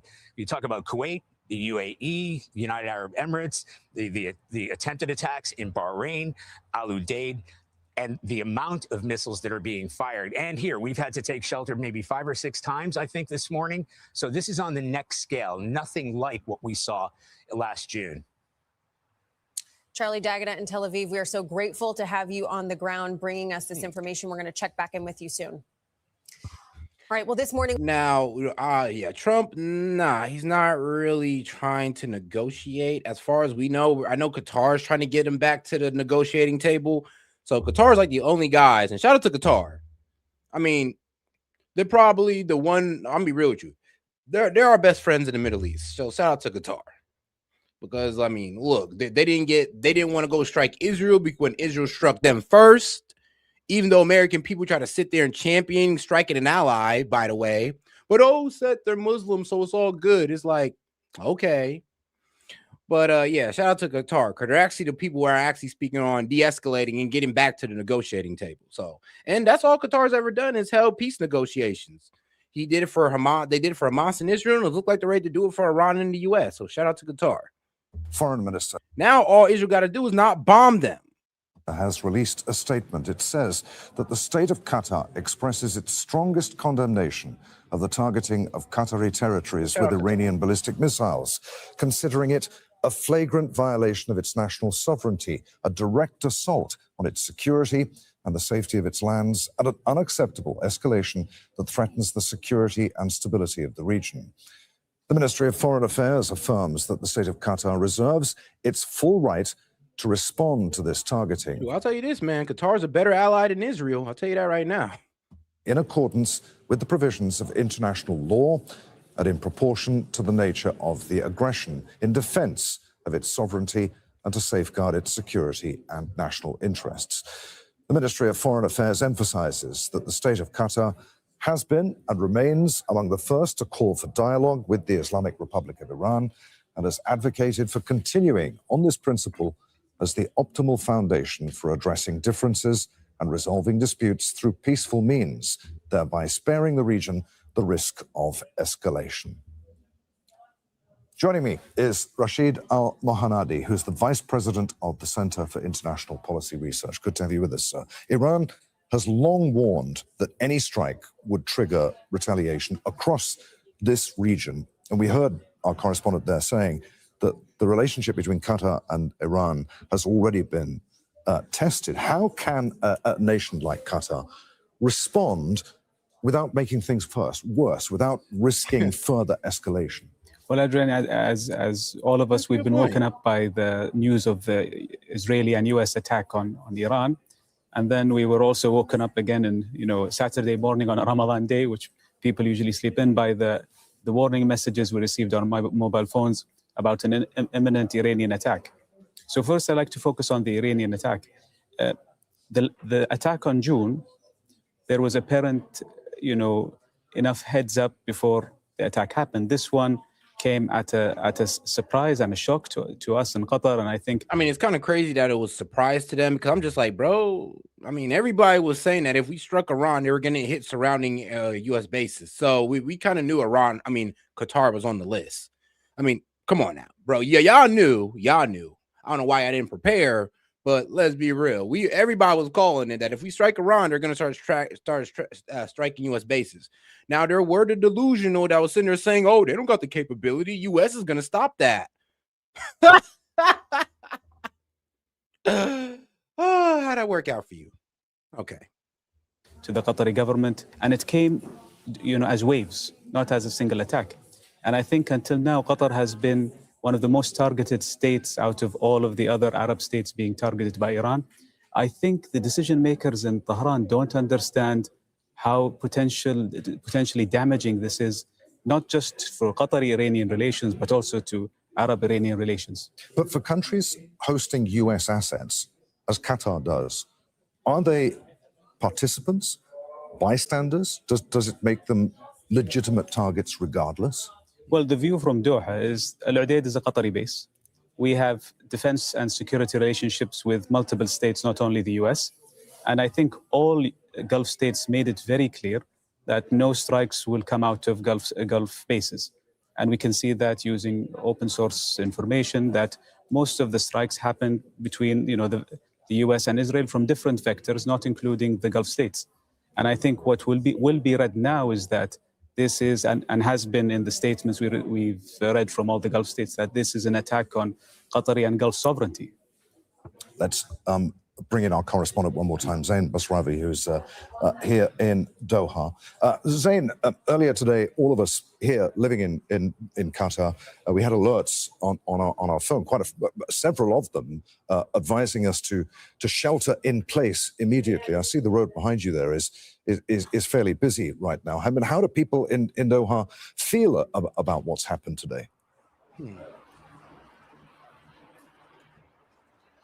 Well, when we were out in the morning by the Corniche and we were reporting from there, the alerts were coming in, people were aware, you could hear the explosions, and there were multiple already. But it does give you a sense of how incongruous this kind of violence is to what a peaceful place the GCC has been for so long. A peaceful place on the edge of all kinds of conflicts. And people were really unaffected. They were going about their business. There were tour groups coming in, cycling groups coming in, they were taking pictures. And it went on for a good long while. It wasn't until a few hours in that the crowd began to dissipate and people began to go back. But as we can see, there's still traffic on the streets. Largely, people are staying home, those that are residents here, but life is continuing. And even though these attacks have been consistent throughout the day, dozens of interceptions have happened throughout the day, it isn't this sort of widespread chaos that no doubt Iran is experiencing, for instance. But one thing that we should point out is that Qatar has been a longtime ally of Iran. Even Saudi Arabia has enjoyed much warmer relations with Iran in recent years. And diplomatically, this is going to be a real strain. It's going to be a strain going forward that is likely to affect life in all of these cities. Earlier today, there was a phone call between Sheikh Tamim bin Hamad Al Thani, the Emir of Qatar, and Saudi Crown Prince Mohammed bin Salman. Again, two people that have been, in one form or another, advocates and allies of Iran in the past 12 to 14 months, despite perhaps the less than cordial relations that Saudi and Iran have had in the past. But most recently, there has been call for cooperation.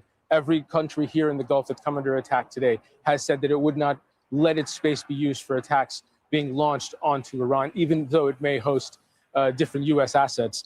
Both sides in that phone call, the two leaders of Saudi Arabia and Qatar, they emphasized the necessity for an immediate cessation of all escalatory actions and a return to dialogue to preserve the region's security and prevent a slide into wider confrontations. Now, that's a statement from the Emir Diwan here in Qatar. But the reality is what the U.S. is telling. All right, now let's go ahead and see what our guys over here, well, not our guy, but our guy, Alex Jones, got to say about this. And I've been up ever since. I woke up at about 2 a.m, right when the U.S.-Israeli attack, basically going to full war with Iran, began. And I've been up ever since then, really thinking about what I was going to say. So there's a lot of different layers to this. Most people are just down to, oh, we shouldn't have regime change. Oh, Trump said he wasn't going to do regime change. And people that want regime change, hey, the Iranian people are under a dictatorship, let's help them. So that's kind of the main debate going on, and I'll get to that in a moment. But what you have to understand is that a lot of this is declassified.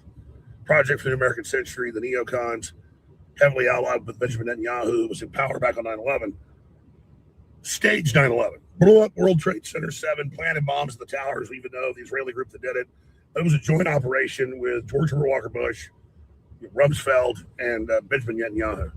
And I've made films on it, written books. It's just established, known fact by any serious people, any military people. This is just a known fact. I mean, it was a known fact that Israel knew that 9/11 was going to happen, but they sat by and watched it happen. But I mean, oh my God, the Muslims. Okay.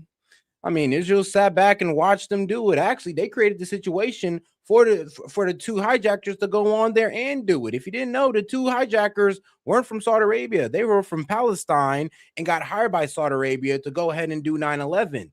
But the reason why these guys did it is because of Israel's actions that was going on in Palestine, or as you guys like to say, Gaza.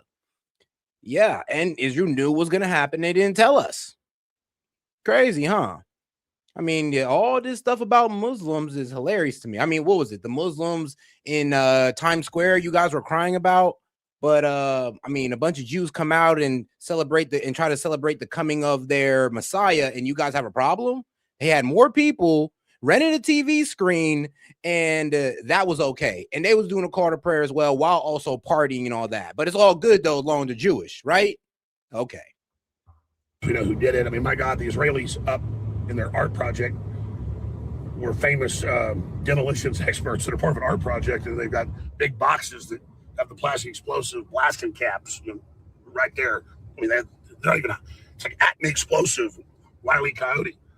Talk about flaunting it in your face. You got Lednig with record put options at his company against the airlines, United American in the week before. He magically didn't work that day. Larry Silverstein, all that stuff, okay? 10 hours of evidence. So all of these wars in the Middle East come out of that now. And that's the excuse to go to the Middle East. Listen, there's a separate issue of Islam being total cancer, being expansionist, and we supposedly fought them over there, so we don't have to fight them over here, but then our governments and NGOs bring them over here. So when I say 9/11 is an inside job, that's not saying that Islam... Because it was never about Islam. I mean, Alex Jones, he's a Christian supremacist. So if you ain't Christian, you're below him. But yeah, it was never about Islam. That's what a lot of people fail to recognize. It was never about Islam. Because if it was, then why the hell are we destabilizing these countries and then taking them in as immigrants with no conversion therapy or anything? Like, we don't even try to convert them. We just bring them in. So if it was about Islam, then why the hell are we bombing these countries, destabilizing them, and then bringing these people in? If it was about Islam, think about how dumb that sounds. It isn't a cancer. It's not saying it's not a crisis. Those are two separate issues. But this project is what Netanyahu has wanted the whole time. He's been in and out of power for 26 years, and they made their move.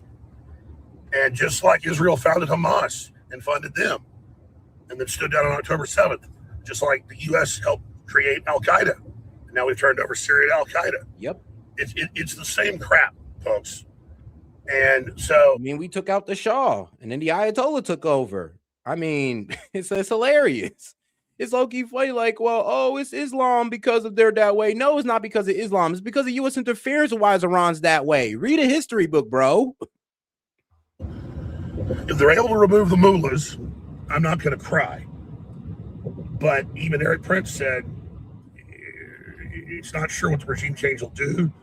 Could go into civil war, break in multiple pieces. Mm-hmm. Could get a more radical Muslim group in control. Most likely. I mean, we just don't know. So, I mean, we just don't know, but we're so gun-ho. That's the worst part about it. We don't know the end results, but we're so gun-ho towards it. It's like wild.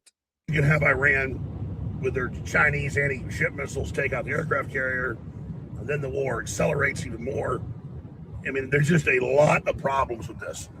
But if you look at it one-dimensionally and say, oh, the people need help, and oh, they're enriching uranium, and oh, you know, they could get a bomb and all of that, and they're getting more powerful missiles, you can have that argument at some level. But it's all flawed. It's all a lie. Because is the United States not going to attack every other country that might get nukes or has nukes? You know, North Korea has nukes, so they're left alone. Gaddafi gave up his program. You saw what happened to him. Yep. So the message is... I mean, and now you know why Iran won't give up their weapons. It's like Gaddafi gave up their weapons, and what happened to him? Boy got sodomized with a knife on camera. I mean, who wants that? You don't have nukes, we'll come pick you off one at a time. I mean, hell, now the globalists want to go to full war with Russia. It's just crazy. And the same neocon globalist forces that did 9/11, started the war with Russia and Ukraine, are the same ones running this show now. Now, that said, we get service members killed, Air Force folks killed. You know, there'll be all the emotion involved, and you'll get behind them and get behind the war. And then you've got Iran could launch real Hezbollah attacks with sleeper cells they have in the U.S. if they get too desperate. Or some element of the government or the Israelis could stage a false flag and escalate this very, very quickly. The Russians and Chinese, North Korea could come in on the side of Iran. The Iranians last year passed a resolution in their parliament to block the Strait of Hormuz if this attack happened. And so I'm going to be live today at 1 p.m. Central, going over all the latest developments, all the graphs, all the charts, all the numbers. And we're getting some special guests on. I'll be on the Alex Jones Network studios at AJ and Live on X, we're on Alex Jones, and also on Rumble at the Alex Jones Show. So look for that 1 p.m. Central today. It's 2 p.m. Eastern, noon Mountain, 11 a.m. Pacific. So I understand why Trump did it with a one-dimensional view of the mullahs and the fact that debt to America and they're getting the missiles and all that. I'm not endorsing it. I'm saying I understand why Trump did what he did from his perspective. I don't agree with it. Whenever I always explain that, people go, "Oh, you're for it." They want to split hairs and be the anti-war people, but I'm not. That's lies. But you guys do that. So I'm here trying to explain all the different pieces, the thinking to it. But I'll tell you, this just goes from bad to worse. And if you think Israel, if you think the neocons are going to stop this project for Greater Israel, which they now admit, Huckabee's like, "Oh yeah, we want the entire Middle East for Israel." Yep. Well, that's. I mean, they admit it. I mean, shit, Huckabee admits it. Bibi Netanyahu did a whole presentation on it. If you don't know about Greater Israel, don't talk to me about Iran. I'm sorry, but if you don't know about the Greater Israel Project, you cannot talk to me about conflict in the Middle East anymore, especially when it comes to current events. You just don't talk to me because you don't know what's going on. You don't know what's been shown in front of the entire world, but you don't know it. And you don't even know Israel's real plan here. So I'm sorry, but you can't even talk to me on this. Look up the Dancing Israelis if you want to talk to me about 9/11, and also look up the Greater Israel Plan if you want to talk to me about conflict in the Middle East. Endless war. It's out of control and it's insane. And this really is Israel fulfilling the stereotype and the cliche that it runs America and is running America into the ground. So I stand with Tucker Carlson, his analysis, and I stand with Ron Paul, and I stand with Thomas Massey. Still, Trump's doing a lot of good. Obviously, get the border secure, getting trillions invested in the U.S., getting us out of the carbon taxes, basically getting us out of the UN. I mean, that's all stuff's all beautiful. But it's just the foreign policy. Well, I'll say this in closing. Trump ran on no regime change. Now, he said, we won't let Iran get a nuke. So he can say, well, I really didn't lie. The point is, now we're committed to this. Now Trump has told them to go out and rise up, and we're going to back them. And so we're committed to a big war with a country 3 times the size of Iraq, with a population way bigger than Iraq, surrounded by mountains. All right, guys, and there has been a strike that's been reported in it's Haifa, Israel. So in Haifa, Israel, there was a strike. Go ahead and get in on it.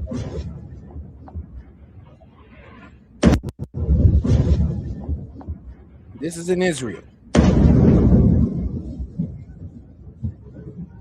And I just want to let y'all know, Iran's main target is Israel, sadly. That's their main target because they see them as their main enemy. And just because the young people don't want to be under the mullahs, the Muslims are ready to die, and they got a lot of weapons. And so this could go on for years, or the mullahs could fall today. I hope the mullahs fall, and so this is brought to a swift conclusion. But then the U.S. has its way; it'll put in the Shah's son. Israel has their way; they'll put a fucking Al Qaeda chief in.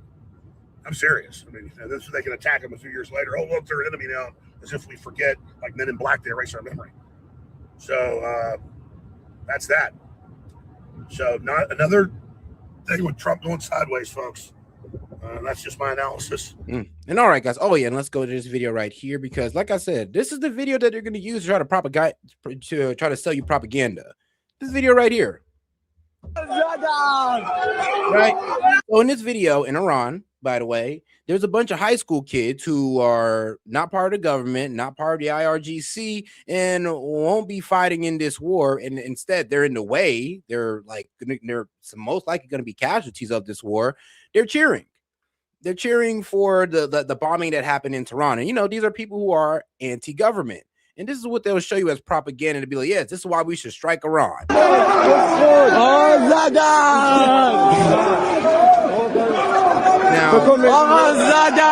you're going to see this all over right-wing media, but you know what they won't show you?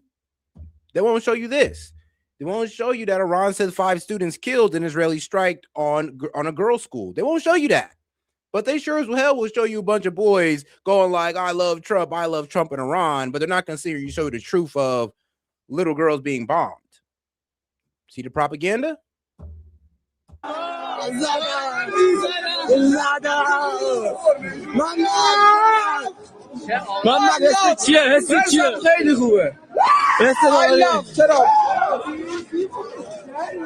mean, here's the thing. It's like this. We got high schools, colleges filled with students who don't like Trump.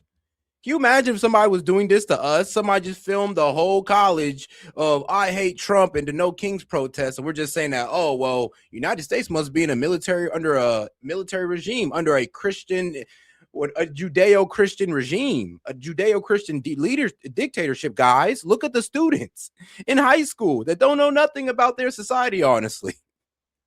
I mean, Lord knows I ain't know shit about like politics or anything when I was in high school, but hey. I know grown adults are going to take this as a reason why we need to continuously bomb Iran, but they won't see this. They won't take this and be like, you know what, guys, maybe this is the reason why we shouldn't be bombing recklessly in Iran. So I'm just telling you guys, prepare for the propaganda because it's coming. It's going to hit you hard. And trust me, they're going to try to gaslight you and tell you you're supporting the Ayatollah, but don't listen to them. You're standing up for human life and you need to stand on that. I'll be on the TV/radio at 1 p.m. Central today. Please follow me on X at Real Alex Jones. Thank you and God bless. Pray for peace and pray for justice and pray for the civilians and pray for our military. Yep. And pray the Iranians don't actually put a nuke. So they've got them. And hit Israel with it because then it's potentially the end of the world. The exchanges are going to start up from that. Iran hit Israel with Alex, really? No. If anything, Israel's going to hit Iran with a nuke. Israel got nukes ready. They're ready to go. Iran, they don't even got one. You say, well, you know they got one, bro. There's been no proof at all that Iran has nukes. But you know who do have nukes? Israel sure got them, and they're not inspected. They're not under any proliferation act, but it's all good, though, because they're Jewish or because they're Israelis. I mean, bro, let them have been Muslims. Oh, my God, that'd have been a world, bro. It'd have been a world crisis. Man, isn't it funny, the hypocrisy? Pre-war game, any type of limited nuclear exchange goes full nuclear quickly with the whole world. The doomsday clock's never been closer to midnight. Pray, folks. Yep, pray. All right, though, next video. Talk of regime change by way of foreign intervention has dominated the news agenda over the past week, but history offers cautionary tales.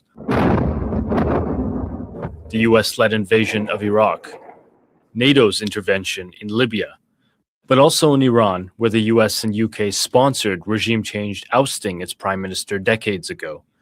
It began in the early 1900s. The British began developing Iran's oil industry in exchange for total control over exploration and sales, creating the Anglo-Iranian Oil Company, later known as British Petroleum.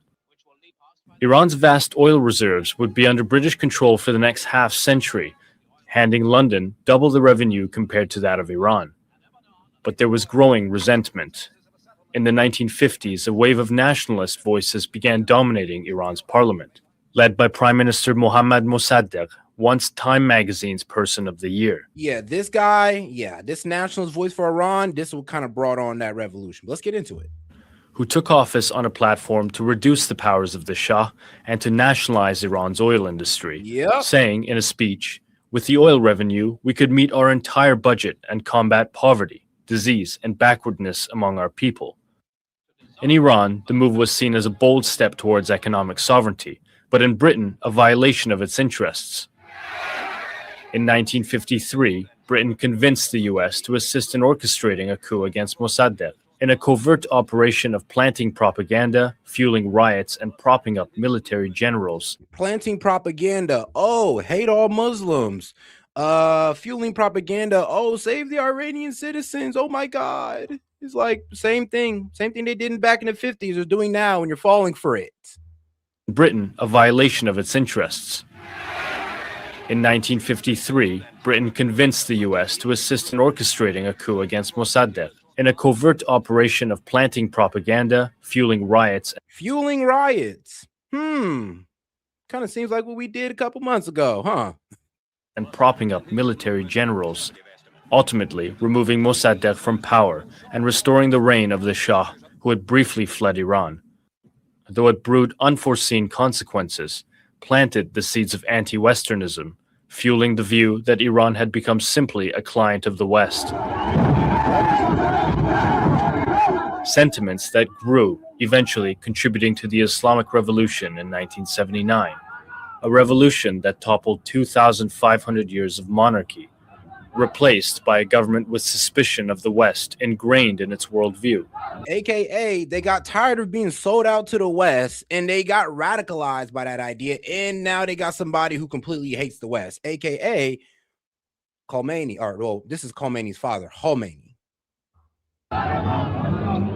Foreign meddling, not so much a success, but rather a setback, later admitted by those responsible. The Eisenhower administration believed its actions were justified for strategic reasons, but the coup was clearly a setback for Iran's political development.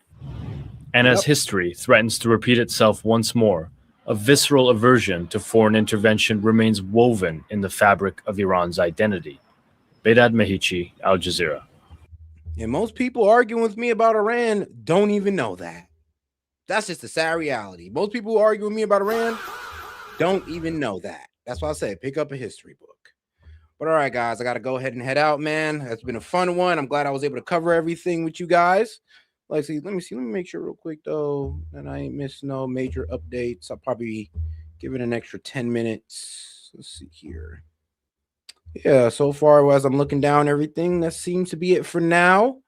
Don't worry, guys. I will come back on later on to, well, probably tomorrow night and early in the morning to give you guys updates of what's been going on. I mean, shoot. Oh, yes. Yeah, the U.S. and Israel murdered 57 elementary school girls this morning. Here are the bloody backpacks.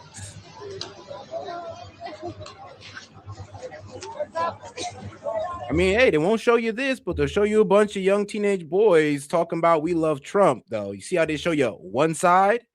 Oh, Ryan Dawson even saying, oh, crap. I mean, it's official at this point. Zionists murdered 57 school children. But nobody's going to tell you this. I promise you. Will Fox News tell you this? Fuck no. CNN? F no. Nobody's going to tell you this but independent media what's really going on out there. And that's just the truth, guys. It's true. That's the truth. But all right, guys, I'll catch you guys on the next one, man. I'm going to go ahead and head out on a word from our sponsors, guys. So shout out to our guys over there at Kalshi. Make sure you take advantage of that deal, the 20 for 20 deal. Go to Kalshi, use promo code SETmedia to get that deal. This is Set with Set Media, and I will catch you guys on the next one. Make sure you double tap that screen, like the video, and subscribe to the channel, guys. All right, peace. Yo, this is Set with Set Media, man. I'm here to talk to you about our partner, Kalshi. Kalshi is the largest legal prediction market in the United States with over 1 million users. It's available in all 50 states. They are a real money market. People trading on what they think will happen. You can build a position and trade in and out of almost any prediction you think. Kalshi facilitates trade between people kind of like the stock market. There's no limiting your trades just because you're winning. Kalshi will pay you interest on your position. So if you make a long-term trade, you can earn a return even before the market is resolved. If you want to try out Kalshi, go ahead and give them a try, guys, at my link, kalshi.com/setmedia. Get $20 when you trade 20, so it's 20 for 20, guys. Once again, that's kalshi.com/setmedia. Go ahead and use my code SETmedia to get $20 when you trade 20. Let's go ahead and take a look here at Kalshi, because like I said, it is a trading market where you can put in your prediction and you can go ahead and earn interest on that. You can make money off the knowledge that you know, and if you put $20 in, you get $20 back.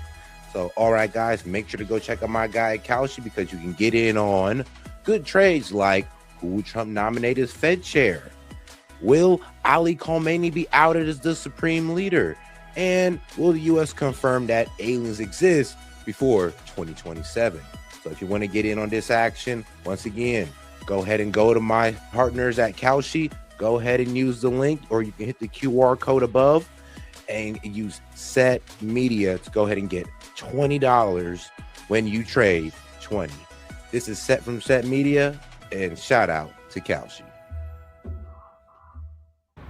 All right, I'm out.